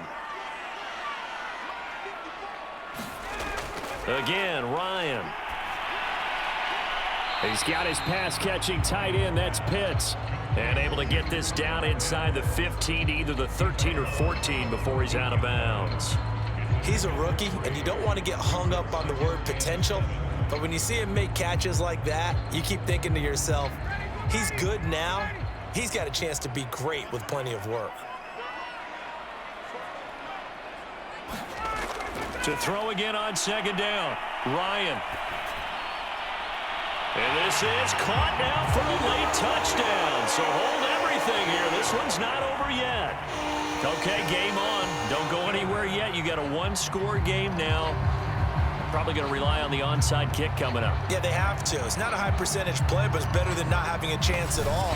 And that's when you put your leapers and your flyers on one side, get that high hop, and hope that one of the guys can come up with it. And on the other side, get that hands team ready.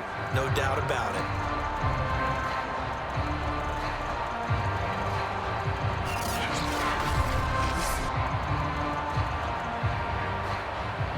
Koo now for the point after.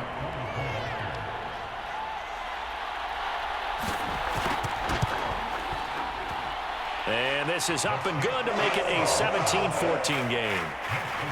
A drive that time of 6 plays. And the end result, an Atlanta touchdown.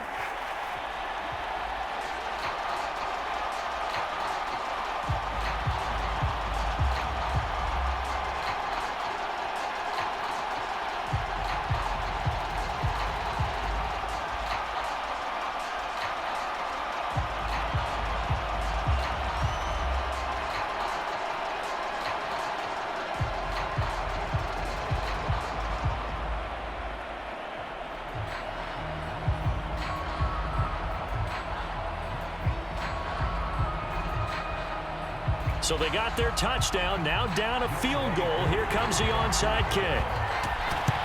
And the Jaguars are going to cover this one up. A tough one there. They certainly wanted that when they needed it, but they didn't absolutely have to get it. They still do have 3 timeouts. You're exactly right. They had to attempt it. But even though they didn't get it, as you noted, with 3 timeouts, if they can get these stops on defense, all hope is not lost. Jacksonville set to go again offensively. They've got the lead by 3, late stages of the game. What's the message here? Just hang on to the football? Is it that simple? That's exactly right, because ball security is paramount. And you got a small cushion. A field goal can tie you, but you don't even think that way. Just take care of the ball, close out the game. Will they close it out? We're about to find out. Now the Falcons going to use one of their timeouts as they'll talk things over prior to this upcoming 2nd down play.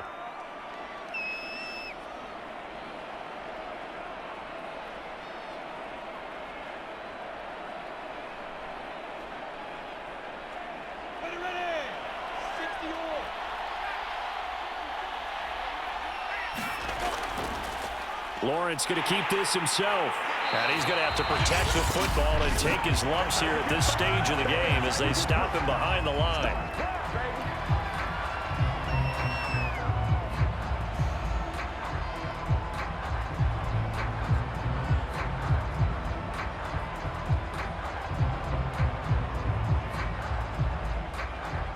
The coverage unit out there thinking pass on 3rd and 3.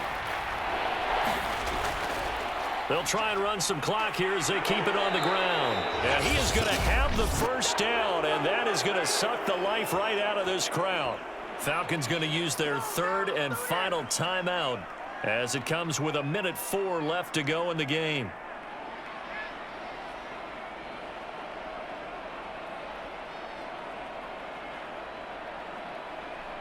Not totally home free yet, but it's looking good as they come up 1st and 10.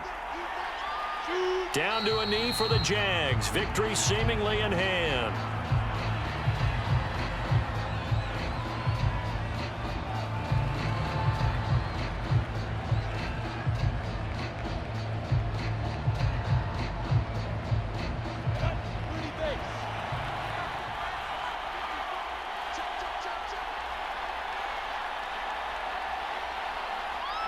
Down to a knee one more time, and that should just about do it. Yeah, it's fun to kneel down in front of your home crowd, but when you go on the road, that band of brothers attitude, right? Just us against the world and get it done. How happy are they? I remember a coach at a previous stop telling me, you get a win on the road, doesn't matter the opponent, get out of there like you stole something. And they did in this one.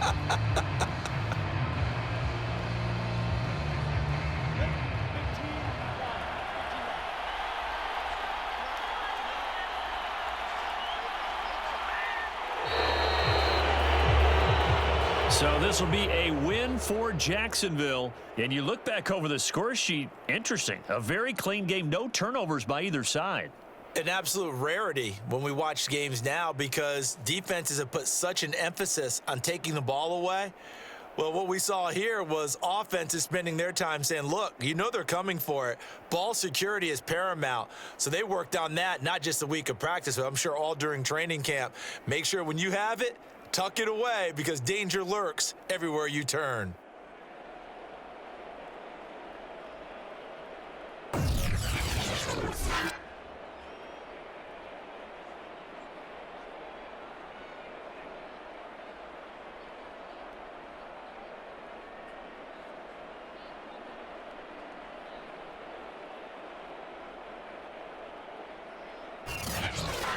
That'll do it for us. For Charles Davis and all our hardworking crew, I'm Brandon Gaudin. You've been watching the NFL on EA Sports. For more, find us on Twitter at EA Madden NFL.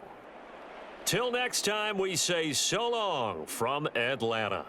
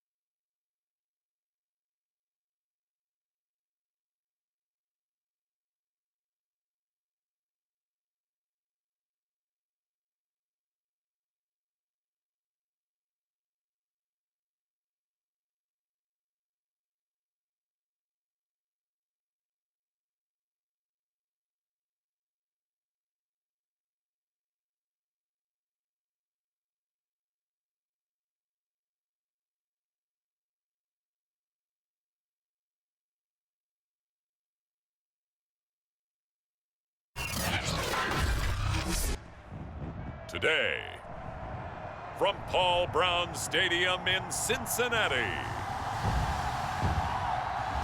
this is the NFL on EA Sports.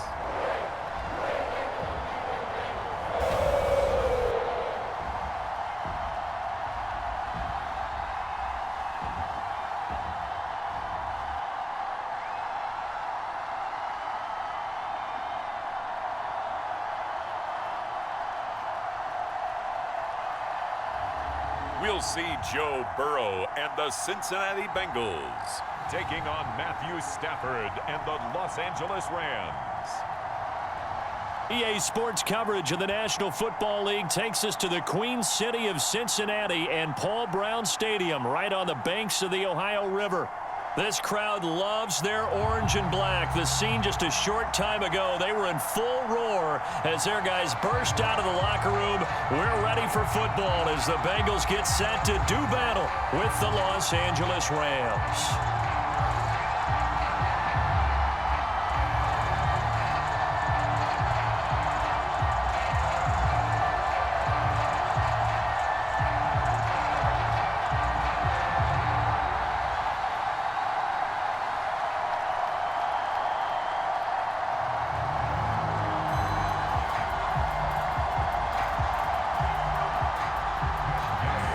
Here's the former Utah Ute, Matt Gay, to get this one started. And we are underway from Cincinnati.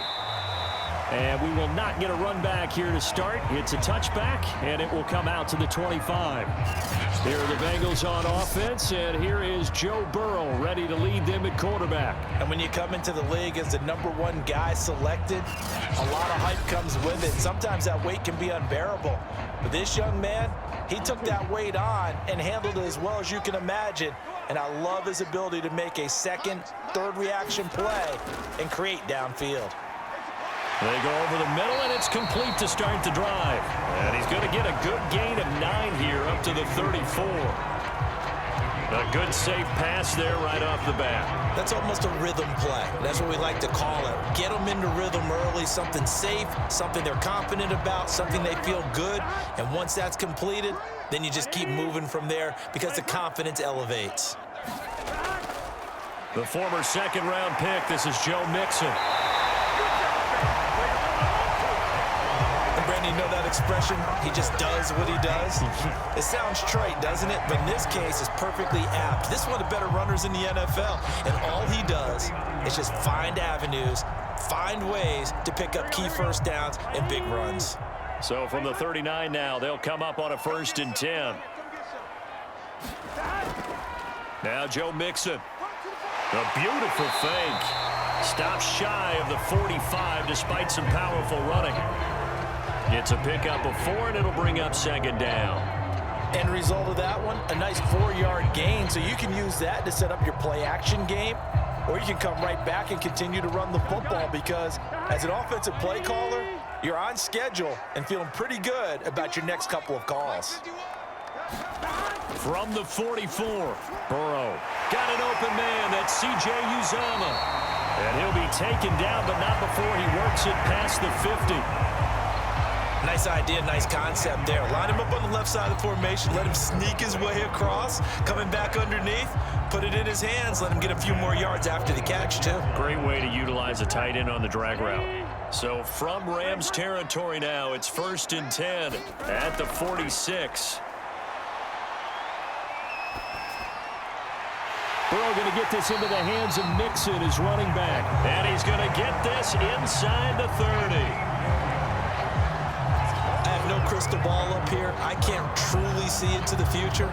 But if they don't start getting some pressure on him, make him move around a little bit and do something with the receivers to, change up their timing, they're just going to get shredded as we've seen so far. Right now, they're off to a blazing start. Yeah, and you are right. He looks way too comfortable back there in the pocket. Yeah, there shouldn't be a pillow back there for him, all right? If as a defensive guy, they've got to dump him on his backside a few times, shake things up. Yeah, they're going to need an in-drive adjustment here on this first series. Now he's forced out right. And he's tackled a yard short of the marker. Good gain of 9 on 1st down.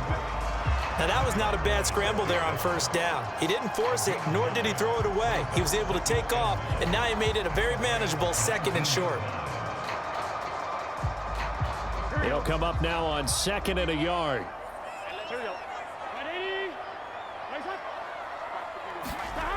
Now it's Burrow. Open man is Uzomah.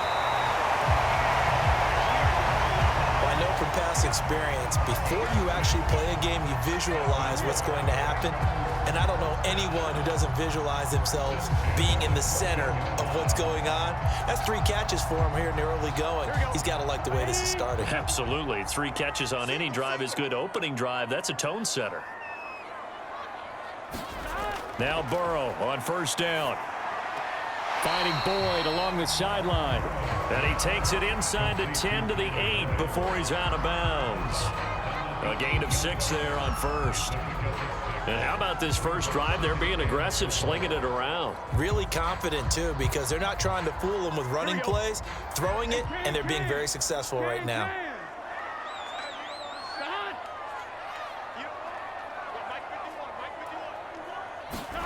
Throwing again on second down. Burrow. That's to Chase. He's got it. Touchdown, Cincinnati. 8 yards on the touchdown pass. And the Bengals take it right down and score on the opening drive. Quite the drive there to get things started. They took up the bulk of the first quarter, and they end up in the end zone. And I love your last point.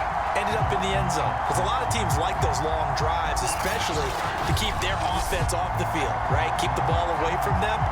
But they finished it with a touchdown. That's the exclamation point. Now, flip it over defensively. They've got to slow that down somehow, right? Maybe they need to be a little more aggressive. Maybe a few more pressures towards the quarterback. Extra point by McPherson, up and good. And that makes the score 7-0.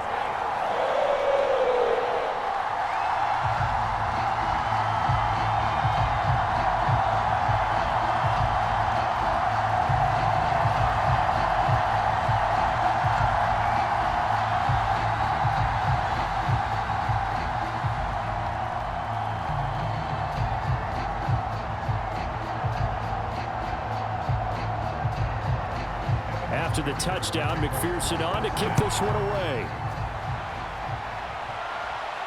On the return is Brandon Powell.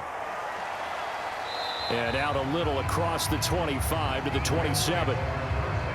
So out come the Rams now for their first possession. They'll be led out by a longtime starter in the NFL, a former #1 overall pick way back in 2009. It's Matthew Stafford. And Matthew Stafford was taken first overall in the 2009 draft, and he certainly played like a top pick. Throughout his career, he's been one of the most prolific passers in the league, and there's no reason to believe he's going to slow down his production anytime soon. Not only that, he's also one of the tougher quarterbacks in the league as well. And he will lose yardage and be backed up to the 24. Despite the completion, they're going to wind up losing 3 there. Second down. Well, so much for bluffing the defensive line into thinking that they were going to be able to get to the quarterback. Instead, they sniffed out the screen pass and made a really nice play for lost yardage.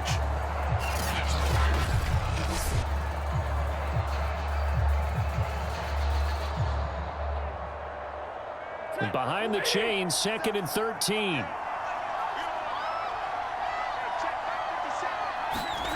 Throwing is Stafford. And that nearly an interception here on this opening drive, but he gets a reprieve. It's 3rd down.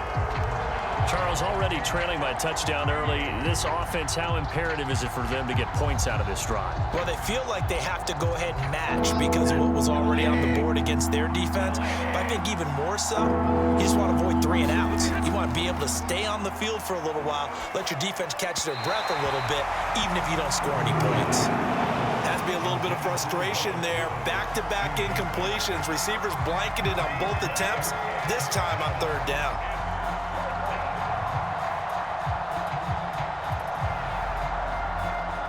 So on 4th down, here's Johnny Hekker to punt it away.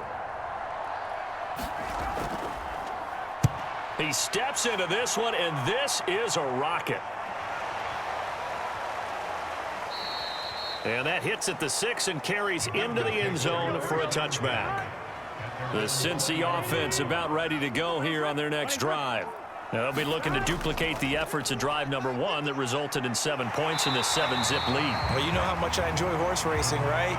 Looks like they caught a flyer out of the gate, as they would say when you're running the big-time races. It means they get out to a fast start. They're setting the pace, making the other team chase now. Line of scrimmage, the 31 now on 1st and 10. from the shotgun, Joe Burrow. And that is incomplete. Oh, the coverage a little too good there, and it's second down. They went with a dime look on defense. 2 extra defensive backs on the field and covered up essentially every blade of grass. That allowed them to disrupt the play. So after the incompletion on first, now 2nd and 10. Now it's Burrow. Airing one out for Boyd. And that is going to be pulled in one-handed. Wow. A big connection on that one. 39 yards. I don't think we'll ever get enough of watching one-handed catches, and when they pay off, they are spectacular. But how about the times they don't pay off and coaches go, 2 hands still works. I know, but they go for them so often now that I'm almost starting to take them for granted. Yeah, and that's unbelievable, isn't it? Because these are sensational type plays. Especially that one with a defender right there.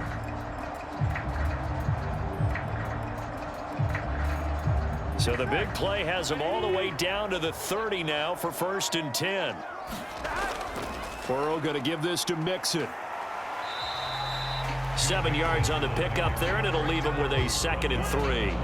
That play wasn't quite as big as the play that preceded it, but still, gotta like the way they're moving the football, partner. Absolutely. Pretty good room to run on that last play. Yeah, they didn't get a first down, but still, you'll take runs like that each and every time, won't you?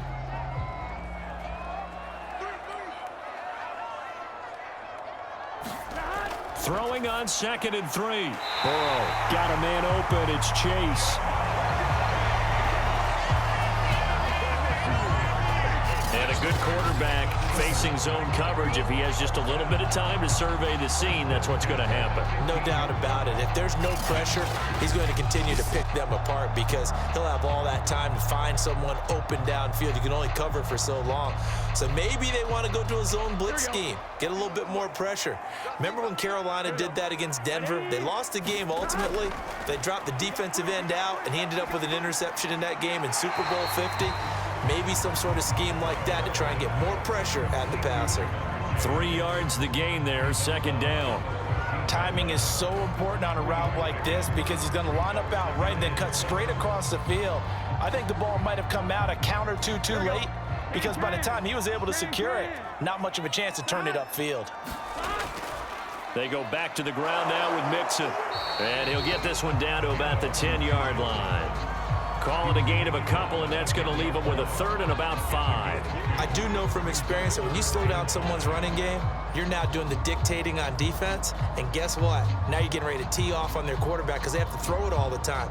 But you still have to be alert for the draws and other plays of that nature to make sure you don't get hurt.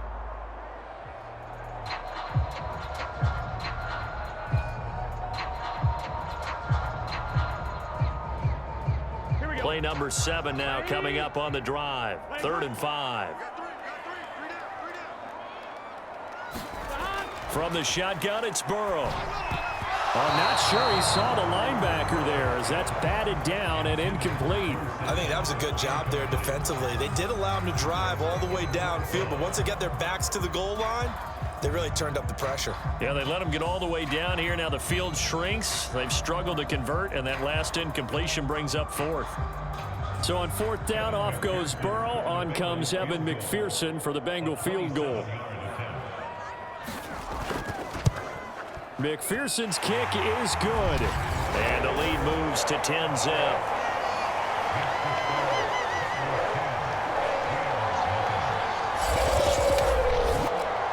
So a nice kick there as they are able to add on to their lead. And that's exactly what you're looking to do. Maneuver yourself into range. That way, if your drive stalls out, you're able to get something out of it. And they do so right there.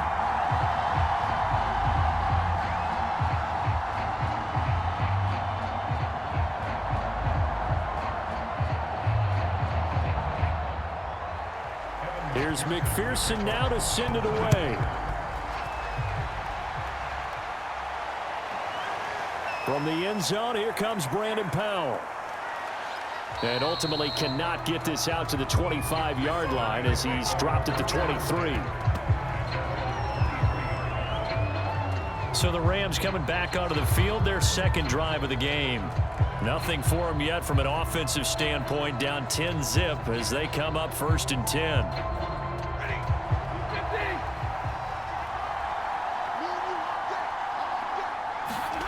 Back to throw, Stafford.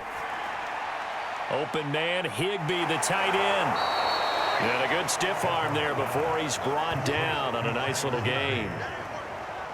When you execute a drag or a crossing route really well and give them a chance to let it develop a little bit, you can gain some significant yardage hitting your tight end on that one.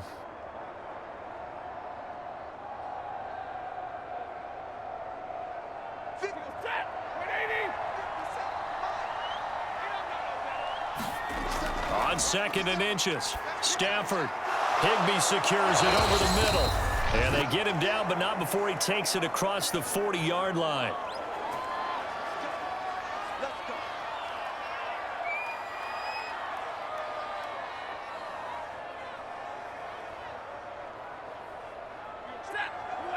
Coming up at halftime in a little less than 2 minutes, we'll send you to Orlando where Jonathan Coachman is standing by. He'll have highlights and analysis. Oh, a hit. He lost the football. Stafford puts it on the ground. Much like a running back going through the line, quarterbacks have to be aware of protecting the football as well. He left it exposed that time, wound up having it knocked free, but fortunately had an alert teammate who was able to get it. Stafford barking out signals and trying to get his guys set quickly. On 2nd down, here's Stafford. And the open receiver, it's Robert Woods. And able to break one tackle, but then quickly brought down. But a nice little gain. The reception good for 7. It's 3rd down.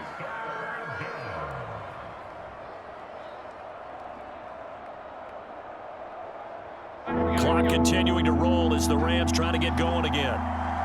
Off the fake to Akers. Here's Stafford. He's got the hook up to Odell Beckham. And they'll get this across the midfield stripe, but still winding up short of the 1st down. They do get 9, but it leads to 4th down.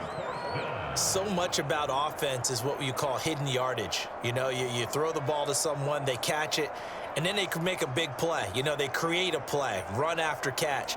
They did a really nice job there of limiting that and keeping him from a 1st down. Yeah, stopped him in his tracks.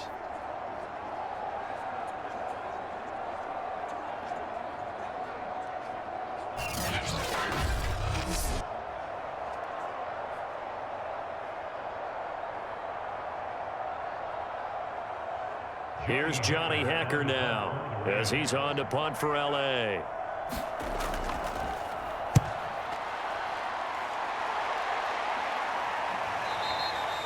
And that is much too long. That's into the end zone for a touchback. Here again comes Joe Burrow and the offense for the Bengals. He's played a pretty clean 1st half, a touchdown, no interceptions. Frankly, that's what they expect out of him. They want to see the ball thrown and thrown well, and he's able to do that and put it in the end zone. They'd love to see more of that before this game finishes. But right now, he's got his team in a good spot. A good spot, maybe looking for touchdown pass number 2 here in the 2nd quarter. And he'll just push his way forward for a few as the clock will run. Jordan Fuller there to take him down.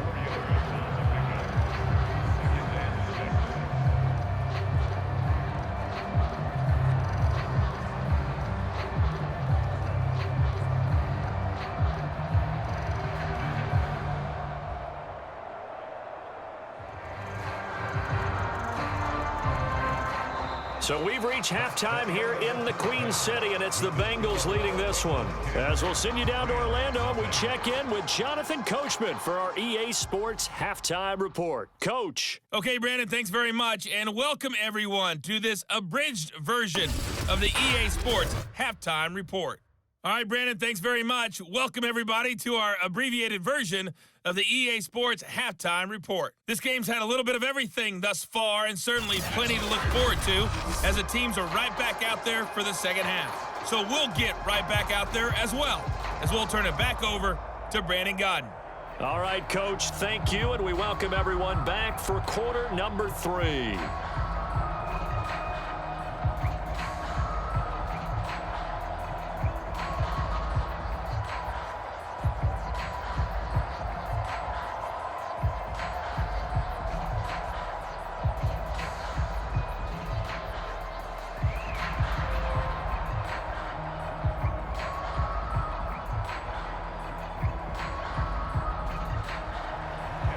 The Rams set to receive the second half kickoff, and they trail here as we resume play. Here's Powell on the return. And they'll get him down inside the 30 at the 27.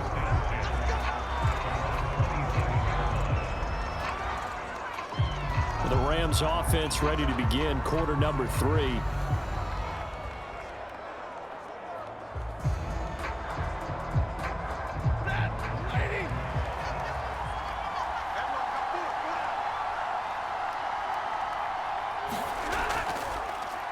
Now Akers to start the third quarter on the ground. And they're going to stop him right at the line of scrimmage. Just no cutback lane to be found whatsoever. 2nd and 10. Those are the plays this defense needs with the deficit they're facing. It certainly is, and they've got to continue to swarm the football and hope that someone, while they're holding up the ball carrier, can get in there and rake it and lock it free. They need to get some takeaways as well.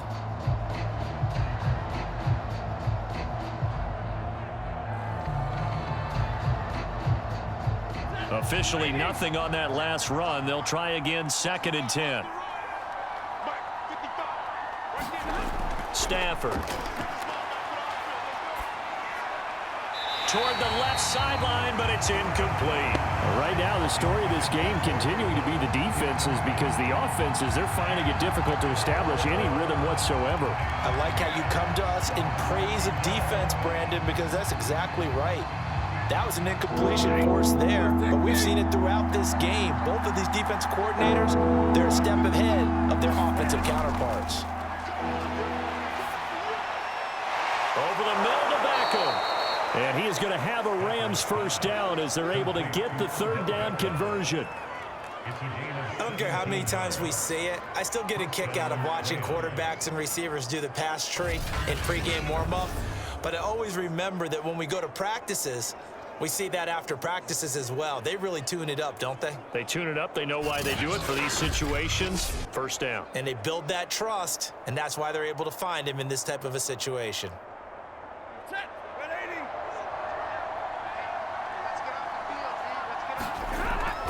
They'll run on first down with Akers. And he'll be taken down just shy of midfield. Trey Hendrickson, the one who gets him on the ground.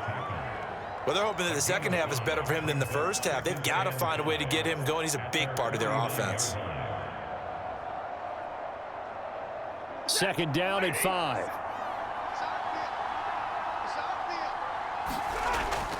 They'll go again here with Akers.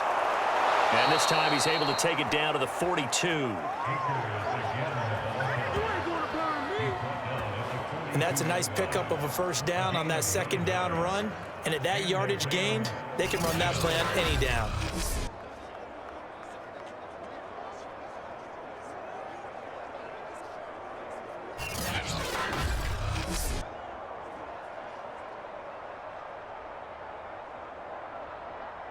Still in search of their first touchdown of the game, but they're on the move. 1st and 10. Stafford going to give this to Akers. And he's going to take this ahead for right around 3 yards, but no more than that. 2nd down. Just not a whole lot of room to operate there on that carry. No, not at all. They did a really nice job staying in their proper places and not allowing any lanes to open up. 2nd and 7.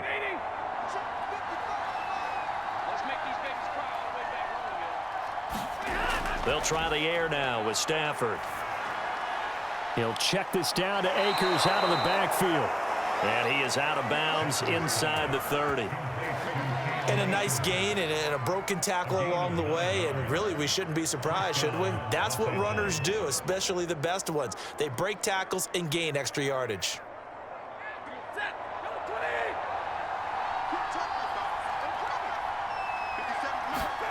On first down, it's Stafford. Over the middle, complete. That's Woods. And inside the 20 before he's brought down. But look what we have here, a sustained drive, and that was certainly AWOL in the first half. They really struggled to try and move the football. But right now, they certainly seem to have the formula working. Let's see if they can keep it up. Took till the second half, but finally a red zone opportunity here. They have a 1st and 10 at the 18. Stafford's throw, it's complete into the hands of Higbee. 5 yards on the catch there, brings up second down. That's a staple of this offense. Drag route to the tight end. Yeah, he's unable to use his size to break off much more yardage after the catch, but still an effective gain nonetheless.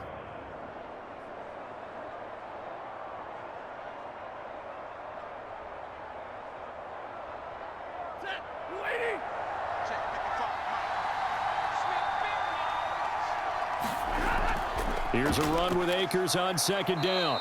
And he'll be taken down here at about the 11. 2 yards the gain there, and now they're left with a third and about 4 for a first.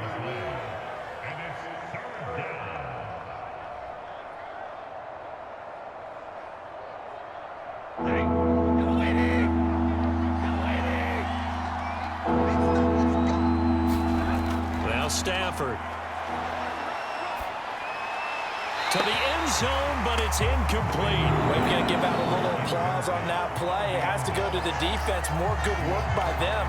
They've taken away the passing lanes all game long, and you can see the frustration that it's causing because he just about threw that one into the first row.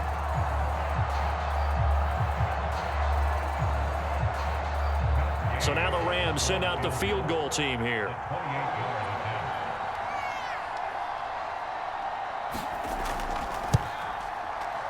And Gay knocks this one through. And they get themselves on the board here. It's 10-3.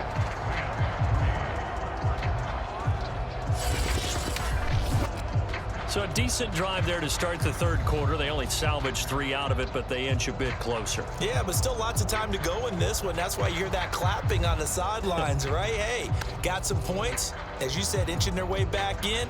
Time left to go out and get that victory.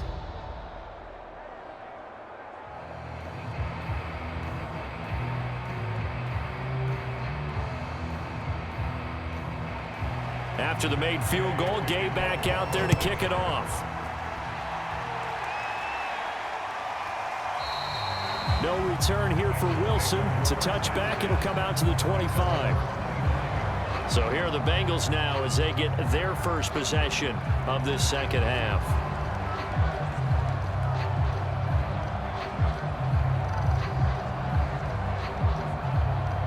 Burrow going to lead up the Bengals here, 1st and 10 at their own 25-yard line.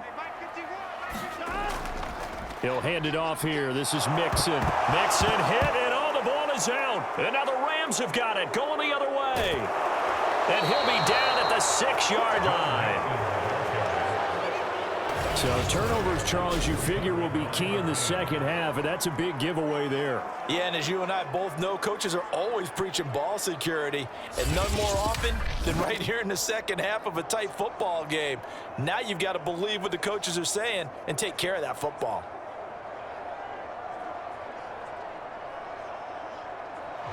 And now before the ball changes hands, they're going to take a look at this just to make sure that they have it right.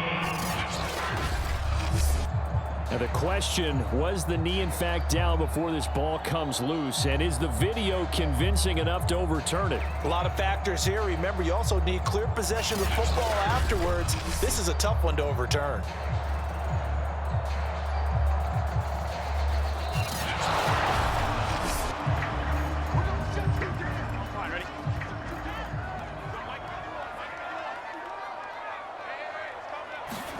So that challenge, a successful one. Meanwhile, Burrow's throw caught by Higgins. Only 3 yards on the catch. It's third down.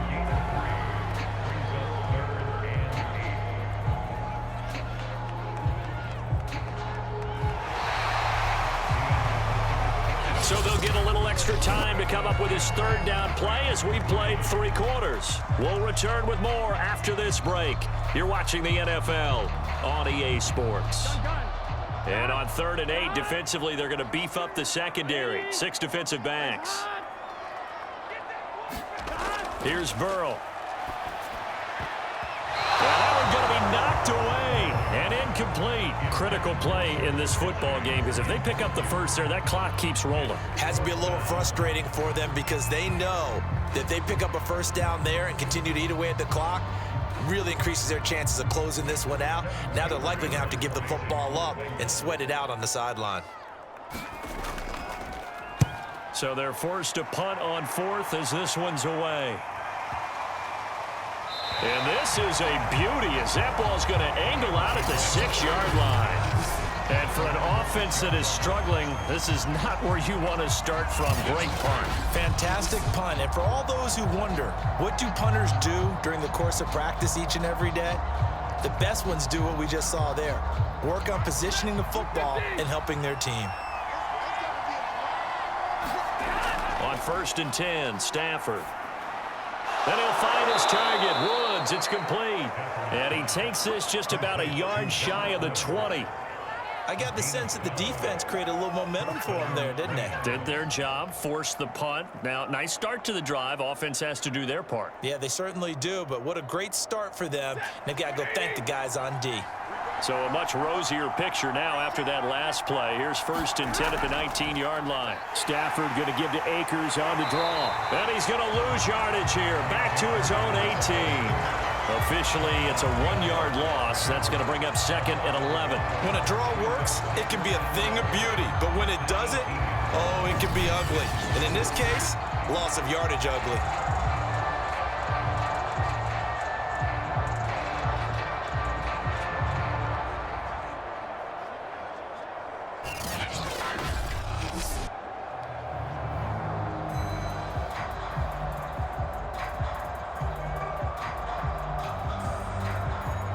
Second and 11.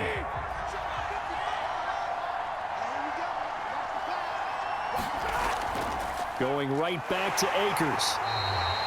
The second down play, not much better than the first. Just a gain of 1 there. He continues to struggle to find a crease to break off a big one and might need to just put that aside and just try and ram his way forward and get what he can. Possibly a turning point. Big play coming. This is 3rd and long. They'll run a draw now with Akers. And that's not going to get it done. He'll come up well short of the first at about the 21. Just a gain of 2 there, and it's going to bring up a 4th down. Seems pretty obvious defensively a key was stopping the run game. How have they done it so successfully? To me, it seems that these guys really did a nice job of paying attention during the scouting report meeting. And you know, Brandon, when they do those, they talk about the top plays that these guys like to run. The best runs for the top running back, those are the ones you focus on and want to take away. And they've done that pretty successfully in this game. Now on 4th down, on is the punt team sending this one away.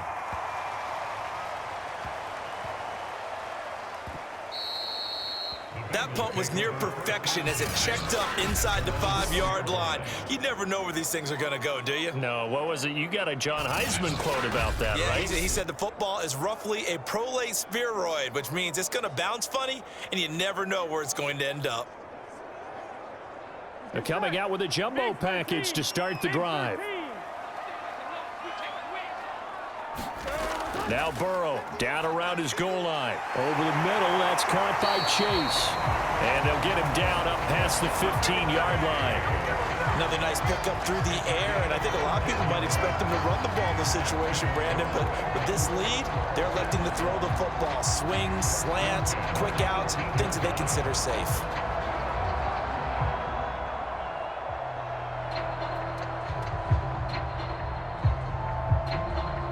Not totally home free yet, but it's looking good as they come up 1st and 10. 4th quarter, down to the final 2 minutes, and we've got a 1-score game.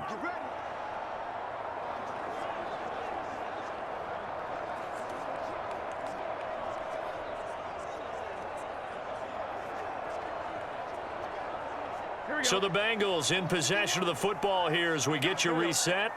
They've got a 1st and 10 as they look to try and finish this one off. They'll try to eat some clock with Mixon. And he's going to be met at the line of scrimmage and taken down.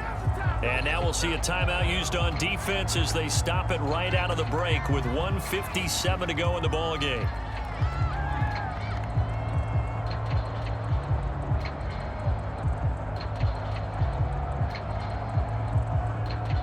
Another running situation on the doorstep as they come up 2nd and 10. Once again, they run with Mixon. And able to break one tackle, but then quickly brought down. But a nice little gain. And now we're going to get a timeout defensively. So another stop. 1:50 left in the football game.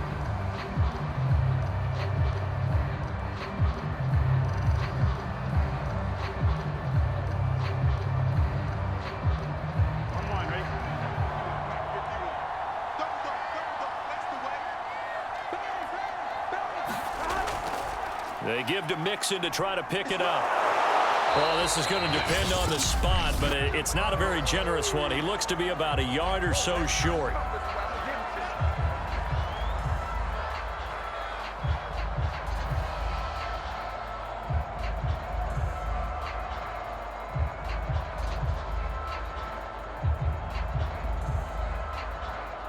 Here's Kevin Huber now as he's on to punt for Cincinnati.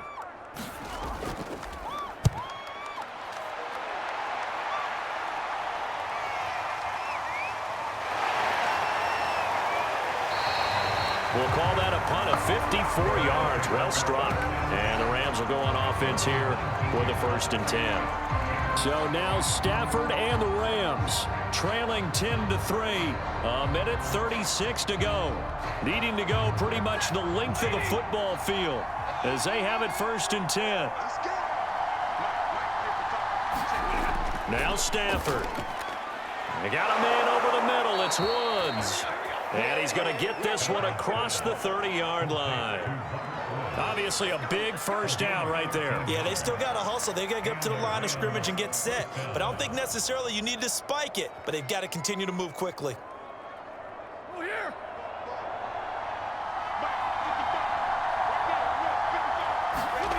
Stafford now to throw. Toward the right sideline, but it's incomplete. Well, they've certainly had trouble unlocking this defense through 3.5 quarters, so I don't expect it to get any easier now. You know they're going to be sitting back and waiting on everything, and they force an incompletion there.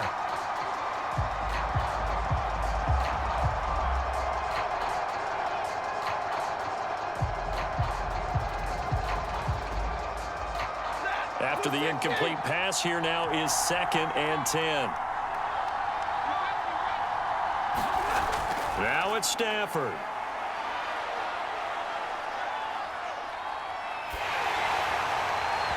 And that'll fall incomplete. He was hit just as he let that go.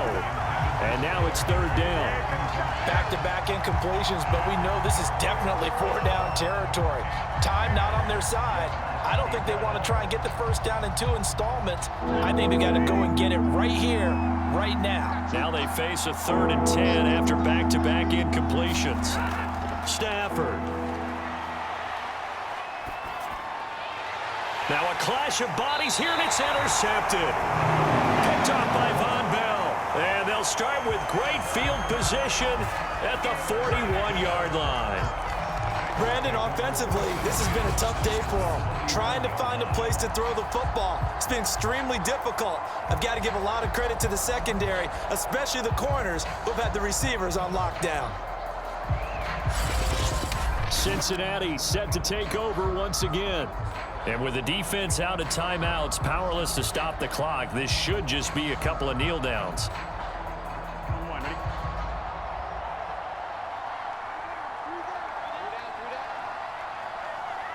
The Bengals go down to a knee in the victory formation.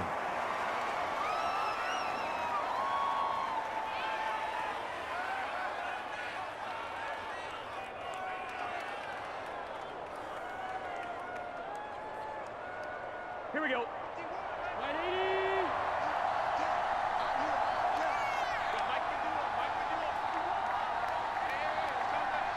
Burrow down to a knee, and that should be the final act of this one.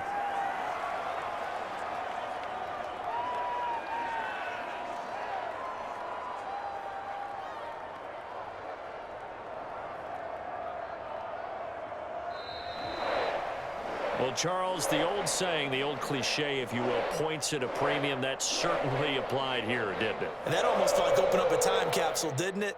Old school football, low scoring, close game, What a way to finish it up. You loved it, didn't you? I You certainly loved did. the defenses. I certainly did. Brought back the images of the game of old.